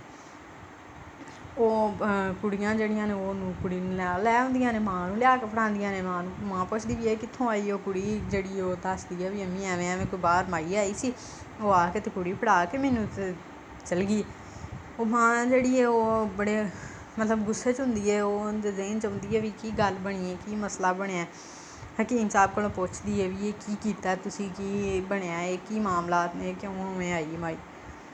ਉਹ ਮਾਈ ਹੈ ਜੀ ਉਹ ਹਕੀਮ ਹੈ ਨਾ ਜਿਹੜਾ, ਉਹ ਦੱਸ ਦਿੰਦਾ ਉਹਨੂੰ ਕਿ ਇਸ ਤਰ੍ਹਾਂ ਮਾਮਲਾ ਹੋਇਆ ਸੀ, ਮੈਨੂੰ ਪੈਸੇ ਚਾਹੀਦੇ ਸਨ ਅਤੇ ਮੈਂ ਇਸ ਤਰ੍ਹਾਂ ਸ਼ਾਦੀ ਕਰ ਲਈ ਉਹਦੇ ਨਾਲ, ਅਤੇ ਉਹਦੇ 'ਚੋਂ ਮੇਰੀ ਇੱਕ ਬੱਚੀ ਹੋਈ ਹੈ। ਉਹ ਬੀਵੀ ਉਹਦੀ ਜਿਹੜੀ ਨਾ ਉਹ ਬੜਾ ਚੀਖਾਂ ਮਾਰਦੀ, ਹਕੀਮ ਉਹਨੂੰ ਕੁੱਟਦਾ ਵੀ ਤੂੰ ਜਿਹੜਾ ਨਾ ਉਹ ਚੀਖਾਂ ਨਾ ਮਾਰ, ਬੱਚਿਆਂ ਨੂੰ ਨਾ ਪਤਾ ਲੱਗੇ, ਇਹ ਹੈ ਉਹ ਹੈ। ਉਹ ਮਾਂ ਉਹਦੀ ਰੋਂਦੀ ਪਿੱਟਦੀ, ਮੈਂ ਤਾਂ ਦੱਸਾਂਗੀ ਸਾਰਿਆਂ ਨੂੰ, ਮੈਂ ਤਾਂ ਇਹ ਹੋਏਗਾ ਉਹ ਹੋਏਗਾ, ਬੜਾ ਰੌਲਾ ਪੈਂਦਾ ਉਹਨਾਂ ਦੇ ਘਰ। ਹਕੀਮ ਚੰਗਾ ਕੁੱਟਦਾ ਮਾਈ ਨੂੰ, ਆਪਣੀ ਕੁੜੀ ਨੂੰ। ਉਸ ਤੋਂ ਬਾਅਦ ਜਨਾਬ ਥੋੜ੍ਹੇ ਦਿਨ, ਇੱਕ ਅੱਧਾ ਦਿਨ ਹਰੇ ਲੰਘਦਾ ਹੈ। ਅਗਲੇ ਹੀ ਦਿਨ ਸ਼ਾਮ ਨੂੰ ਜਿਹੜਾ ਉਹ ਜਿਹੜਾ ਕੋਠੇ ਵਾਲਾ ਦਲਾਲ ਹੁੰਦਾ, ਉਹ ਅਗਲਾ ਆ ਜਾਂਦਾ ਘਰ ਉਹਨਾਂ ਦੇ, ਆ ਕੇ ਅਤੇ ਬੂਹਾ ਖੜਕਾਉਣ ਲੱਗ ਪੈਂਦਾ। ਕਿ ਮੈਂ ਤਾਂ ਕੁੜੀ ਲੈ ਕੇ ਜਾਣਾ। ਉਹ ਵੱਡੀ ਧੀ ਹੈ ਨਾ ਜਿਹੜੀ ਉਹਦੀ, ਉਹ ਵੇਖ ਲੈਂਦੀ ਹੈ ਵੀ ਬਈ ਉਹ ਤਾਂ ਆਏ ਨੇ ਦਰਵਾਜ਼ਾ ਖੜਕਾਉਂਦੇ ਨੇ ਅਤੇ ਉਹ ਤਾਂ ਦਰਵਾਜ਼ਾ ਤੋੜਨਗੇ ਅਤੇ ਕੁੜੀ ਨੂੰ ਲੈ ਕੇ ਜਾਣਗੇ, ਬੱਚੀ ਛੋਟੀ। ਹਕੀਮ ਹੈ ਜਿਹੜਾ ਉਹ ਜਨਾਬ ਇਸ ਤਰ੍ਹਾਂ ਕਰਦਾ ਕਿ ਛੋਟੀ ਬੱਚੀ ਹੈ ਨਾ ਜਿਹੜੀ, ਉਹਨੂੰ ਬਿਠਾਇਆ ਹੁੰਦਾ ਕੋਲ, ਲਟਾਇਆ ਹੁੰਦਾ ਉਹਨੂੰ, ਅਤੇ ਉਹ ਸੋਚਦਾ ਵੀ ਮੈਂ ਕੀ ਕਰਾਂ, ਇਹਨਾਂ ਨੇ ਲੈ ਜਾਣੀ ਹੈ ਕੁੜੀ ਅਤੇ ਇਹ ਹੋ ਜਾਏਗਾ, ਉਹ ਹੋ ਜਾਏਗਾ, ਮਾਮਲਾਤ ਖਰਾਬ ਹੋਣਗੇ। ਉਹ ਸੋਚਦਾ ਅਤੇ ਉਹ ਨਾ ਉਹ ਜਿਹੜੀ ਛੋਟੀ ਜਿਹੀ ਬੱਚੀ ਹੁੰਦੀ ਹੈ ਉਹਨੂੰ ਮਾਰਨ ਲੱਗਦਾ। ਉਹਦਾ ਗਲਾ ਕਹਿੰਦਾ ਮੈਂ ਦਬਾ ਦੇਣਾ ਇਹਨੂੰ, ਵੈਸੇ ਹੀ ਮਾਰ ਛੱਡਣਾ ਮੈਂ ਜਾਨ, ਤਾਂ ਕਿ ਨਾ ਇਹ ਹੋਏਗੀ ਨਾ ਕੋਈ ਮੁੱਦਾ ਹੋਏਗਾ। ਵੱਡੀ ਕੁੜੀ ਉਹਨੂੰ ਮਨਾ ਕਰਦੀ ਕਿ ਅੱਬਾ ਤੂੰ ਇਹਨੂੰ ਨਾ, ਕੁੜੀ ਨੂੰ ਮਾਰਨਾ ਨਹੀਂ, ਖਬਰਦਾਰ ਜੇ ਤੂੰ ਕੁੜੀ ਨੂੰ ਮਾਰਿਆ ਅਤੇ ਤੇਰੀ ਮੇਰੀ ਬਸ, ਮੈਂ ਤੈਨੂੰ ਕਤਲ ਕਰ ਦੇਣਾ, ਜਾਂ ਤੂੰ ਮੇਰੇ ਹੱਥੋਂ ਮਰ ਜਾਏਗਾ ਜੇ ਤੂੰ ਇਸ ਕੁੜੀ ਨੂੰ ਮਾਰਿਆ। ਉਹ ਇਸੇ ਕਸ਼ਮਕਸ਼ ਦੇ ਦੌਰਾਨ ਬਾਪ ਜਿਹੜਾ ਉਹ ਛੋਟੀ ਬੱਚੀ ਦਾ ਗਲਾ ਦਬਾਉਣ ਲੱਗਦਾ ਹਕੀਮ ਸਾਹਿਬ, ਅਤੇ ਉਹ ਜਿਹੜੀ ਵੱਡੀ ਕੁੜੀ ਹੈ ਸਾਰਿਆਂ ਤੋਂ, ਉਹ ਸਾਈਡ 'ਤੇ ਪਿਆ ਹੋਇਆ ਬਾਲਾ ਬੂਲਾ ਜਾਂ ਕੋਈ ਚੀਜ਼ ਬਾਈ ਹੁੰਦੀ ਹੈ, ਡੰਡਾ ਛੋਟਾ, ਉਹ ਚੁੱਕ ਕੇ ਮਾਰਦੀ ਪਿਓ ਦੇ ਸਿਰ 'ਚ। ਉਹ ਐਸਾ ਮਾਰਦੀ ਹੈ ਵੀ ਉੱਥੇ ਹਕੀਮ ਉੱਥੇ ਹੀ ਮਰ ਜਾਂਦਾ।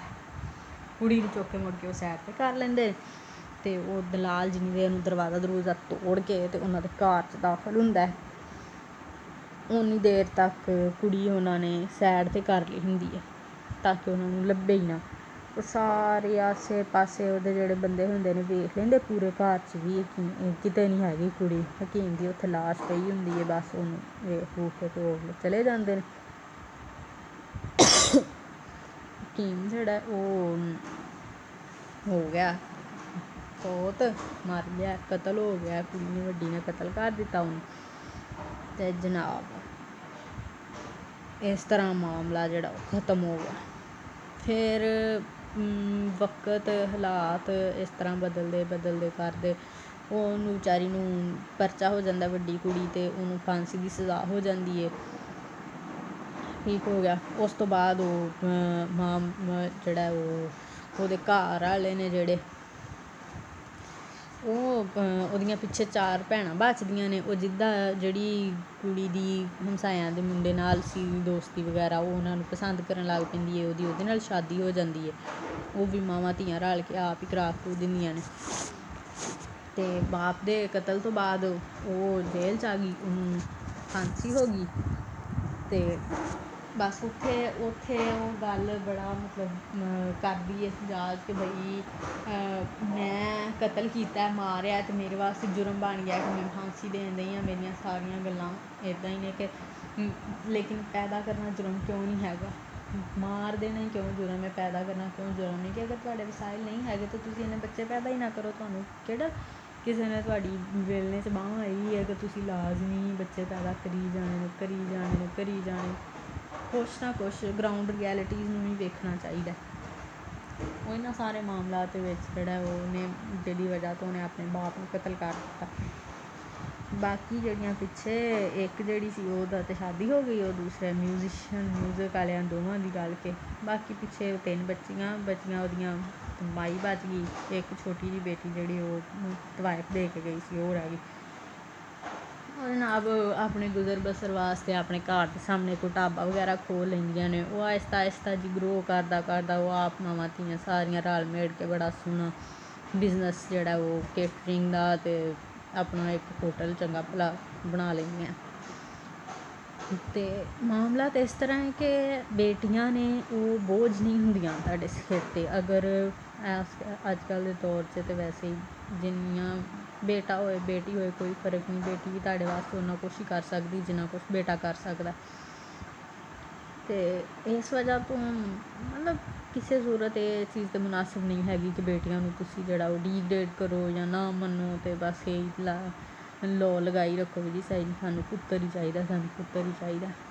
ਅੱਲਾਹ ਤਾਲਾ ਨੇ ਔਲਾਦ ਦਿੱਤੀ ਹੋਏ, ਬਸ ਕਿਸੇ ਬੰਦੇ ਨੂੰ ਬੇਟੀ ਹੋਏ ਬੇਟਾ ਹੋਏ ਜੋ ਵੀ ਹੈ ਅੱਲਾਹ ਤਾਲਾ ਦੀ ਦੇਣ। ਇਸ ਚੀਜ਼ ਨੂੰ ਇਸ ਨਜ਼ਰੀਏ ਨਾਲ ਨਹੀਂ ਵੇਖਣਾ ਚਾਹੀਦਾ। ਦੂਸਰਾ ਇਹ ਵੀ ਸਹੀ ਗੱਲ ਹੈ ਕਿ ਬੇਟੀਆਂ ਨੇ ਜਾਂ ਬੇਟੇ ਨੇ, ਉਹਨਾਂ 'ਚੋਂ ਕੋਈ ਵੀ ਇਸ ਤਰ੍ਹਾਂ ਨਹੀਂ ਹੋਣਾ ਚਾਹੀਦਾ ਕਿ ਤੁਸੀਂ ਉਹਨਾਂ ਨੂੰ ਕਰੋ ਕਿ ਕਿੰਨੇ ਸਾਰੇ ਤੁਹਾਡੀ ਉਨੀ ਆਮਦਨ ਹੀ ਹੈ ਲੇਕਿਨ ਤੁਸੀਂ ਬੱਚੇ ਜਿਹੜੇ ਨੇ ਉਹ ਪੈਦਾ ਕਰੀ ਜਾਂਦੇ ਹੋ। ਜ਼ੁਲਮ ਹੈ ਬੱਚਿਆਂ ਨਾਲ ਕਿ ਤੁਸੀਂ ਉਹਨਾਂ ਨੂੰ ਪਾਲ ਨਹੀਂ ਸਕਦੇ, ਉਹਨਾਂ ਨੂੰ ਜ਼ਰੂਰੀਆਤ ਜ਼ਿੰਦਗੀ ਮੁਨਾਸਬ ਤਰੀਕੇ ਨਾਲ ਪੂਰੀਆਂ ਨਹੀਂ ਕਰ ਸਕਦੇ, ਲੇਕਿਨ ਤੁਸੀਂ ਪੈਦਾ ਕਰੀ ਜਾਂਦੇ ਹੋ। ਇਹ ਤੁਹਾਡਾ ਕਸੂਰ ਹੈ, ਜੁਰਮ, ਬਿਲਕੁਲ ਜੁਰਮ। ਮੇਨ ਮੁੱਦਾ ਜਿਹੜਾ ਉਹ ਪੂਰੀ ਫਿਲਮ ਦਾ ਇਹੀ ਸੀ ਕਿ ਮਾਰੋ ਅਤੇ ਜੁਰਮ ਬਣ ਜਾਂਦਾ। ਠੀਕ ਹੈ ਕਿ ਤੁਸੀਂ ਇੱਕ ਬੰਦਾ ਘੱਟ ਕਰ ਦਿੱਤਾ, ਇੱਕ ਕਿਸੇ ਦੀ ਜਾਨ ਲੈ ਰਹੀ, ਕੋਈ ਕਤਲ ਕਰ ਦਿੱਤਾ, ਅਤੇ ਪੈਦਾ ਕਰਨਾ ਜੁਰਮ ਕਿਉਂ ਨਹੀਂ ਹੈਗਾ ਕਿ ਇੰਨੇ ਬੱਚੇ ਜਿਹੜੇ ਨੇ ਉਹ ਪੈਦਾ ਕਰੀ ਜਾਣੇ ਨੇ, ਲੇਕਿਨ ਉਹਨਾਂ ਦੀ ਤੁਸੀਂ ਕਿਸੇ ਕਿਸਮ ਦੀ ਕਫਾਲਤ ਤੁਸੀਂ ਬਿਹਤਰ ਤਰੀਕੇ ਨਾਲ ਨਹੀਂ ਕਰ ਸਕਦੇ, ਉਹਨਾਂ ਦੀ ਜ਼ਿੰਦਗੀ ਦੀਆਂ ਜ਼ਰੂਰਤਾਂ ਤੁਸੀਂ ਬਿਹਤਰ ਤਰੀਕੇ ਨਾਲ ਪੂਰੀਆਂ ਨਹੀਂ ਕਰ ਸਕਦੇ। ਇਹ ਸਾਰੀਆਂ ਚੀਜ਼ਾਂ ਜਿਹੜੀਆਂ ਨੇ ਉਹ ਬਹੁਤ ਮੈਟਰ ਕਰਦੀਆਂ ਨੇ ਕਿਸੇ ਹੱਦ ਤੱਕ, ਠੀਕ ਹੈ, ਕਿਸੇ ਹੱਦ ਤੱਕ ਨਹੀਂ, ਬਹੁਤ ਜ਼ਿਆਦਾ ਮੈਟਰ ਕਰਦੀਆਂ ਨੇ। ਇਸ ਲਈ ਮੁਨਾਸਬ ਤਰੀਕੇ ਨਾਲ ਚੱਲਣਾ ਚਾਹੀਦਾ ਇਨਸਾਨ ਨੂੰ, ਦੀਨ ਦੇ ਮਾਮਲੇ 'ਚ ਵੀ ਦੁਨੀਆ ਦੇ ਮਾਮਲੇ 'ਚ, ਕਿ ਨਾ ਆਪਣੀ ਜ਼ਿੰਦਗੀ ਨੂੰ ਮੁਸ਼ਕਿਲ 'ਚ ਪਾਓ, ਨਾ ਬੱਚਿਆਂ ਦੀ ਜ਼ਿੰਦਗੀ ਨੂੰ ਮੁਸ਼ਕਿਲ 'ਚ ਪਾਓ। ਇਸ ਤਰ੍ਹਾਂ ਜਿਹੜਾ ਨਾ ਉਹ ਮਾਮਲਾਤ ਡਿਸਟਰਬ ਹੋ ਜਾਂਦੇ ਨੇ ਬਹੁਤ ਜ਼ਿਆਦਾ। ਠੀਕ ਹੈ ਜੀ, ਮੈਂ ਚੱਲਦੀ ਹਾਂ ਹੁਣ। ਅੱਜ ਦੀ ਮੂਵੀ ਦਾ ਟੋਟਲ ਰਿਵਿਊ ਆਹੀ ਸੀ, ਅਤੇ ਫਿਰ ਦੁਬਾਰਾ ਮਿਲਾਂਗੇ। ਅੱਲਾ ਹਾਫਿਜ਼। ਆਪਣਾ ਖਿਆਲ ਰੱਖਣਾ, ਅਤੇ ਆਪਣੇ ਇਰਦ ਗਿਰਦ ਰਹਿਣ ਵਾਲਿਆਂ ਦਾ ਵੀ ਸਭ ਦਾ ਖਿਆਲ ਰੱਖਣਾ।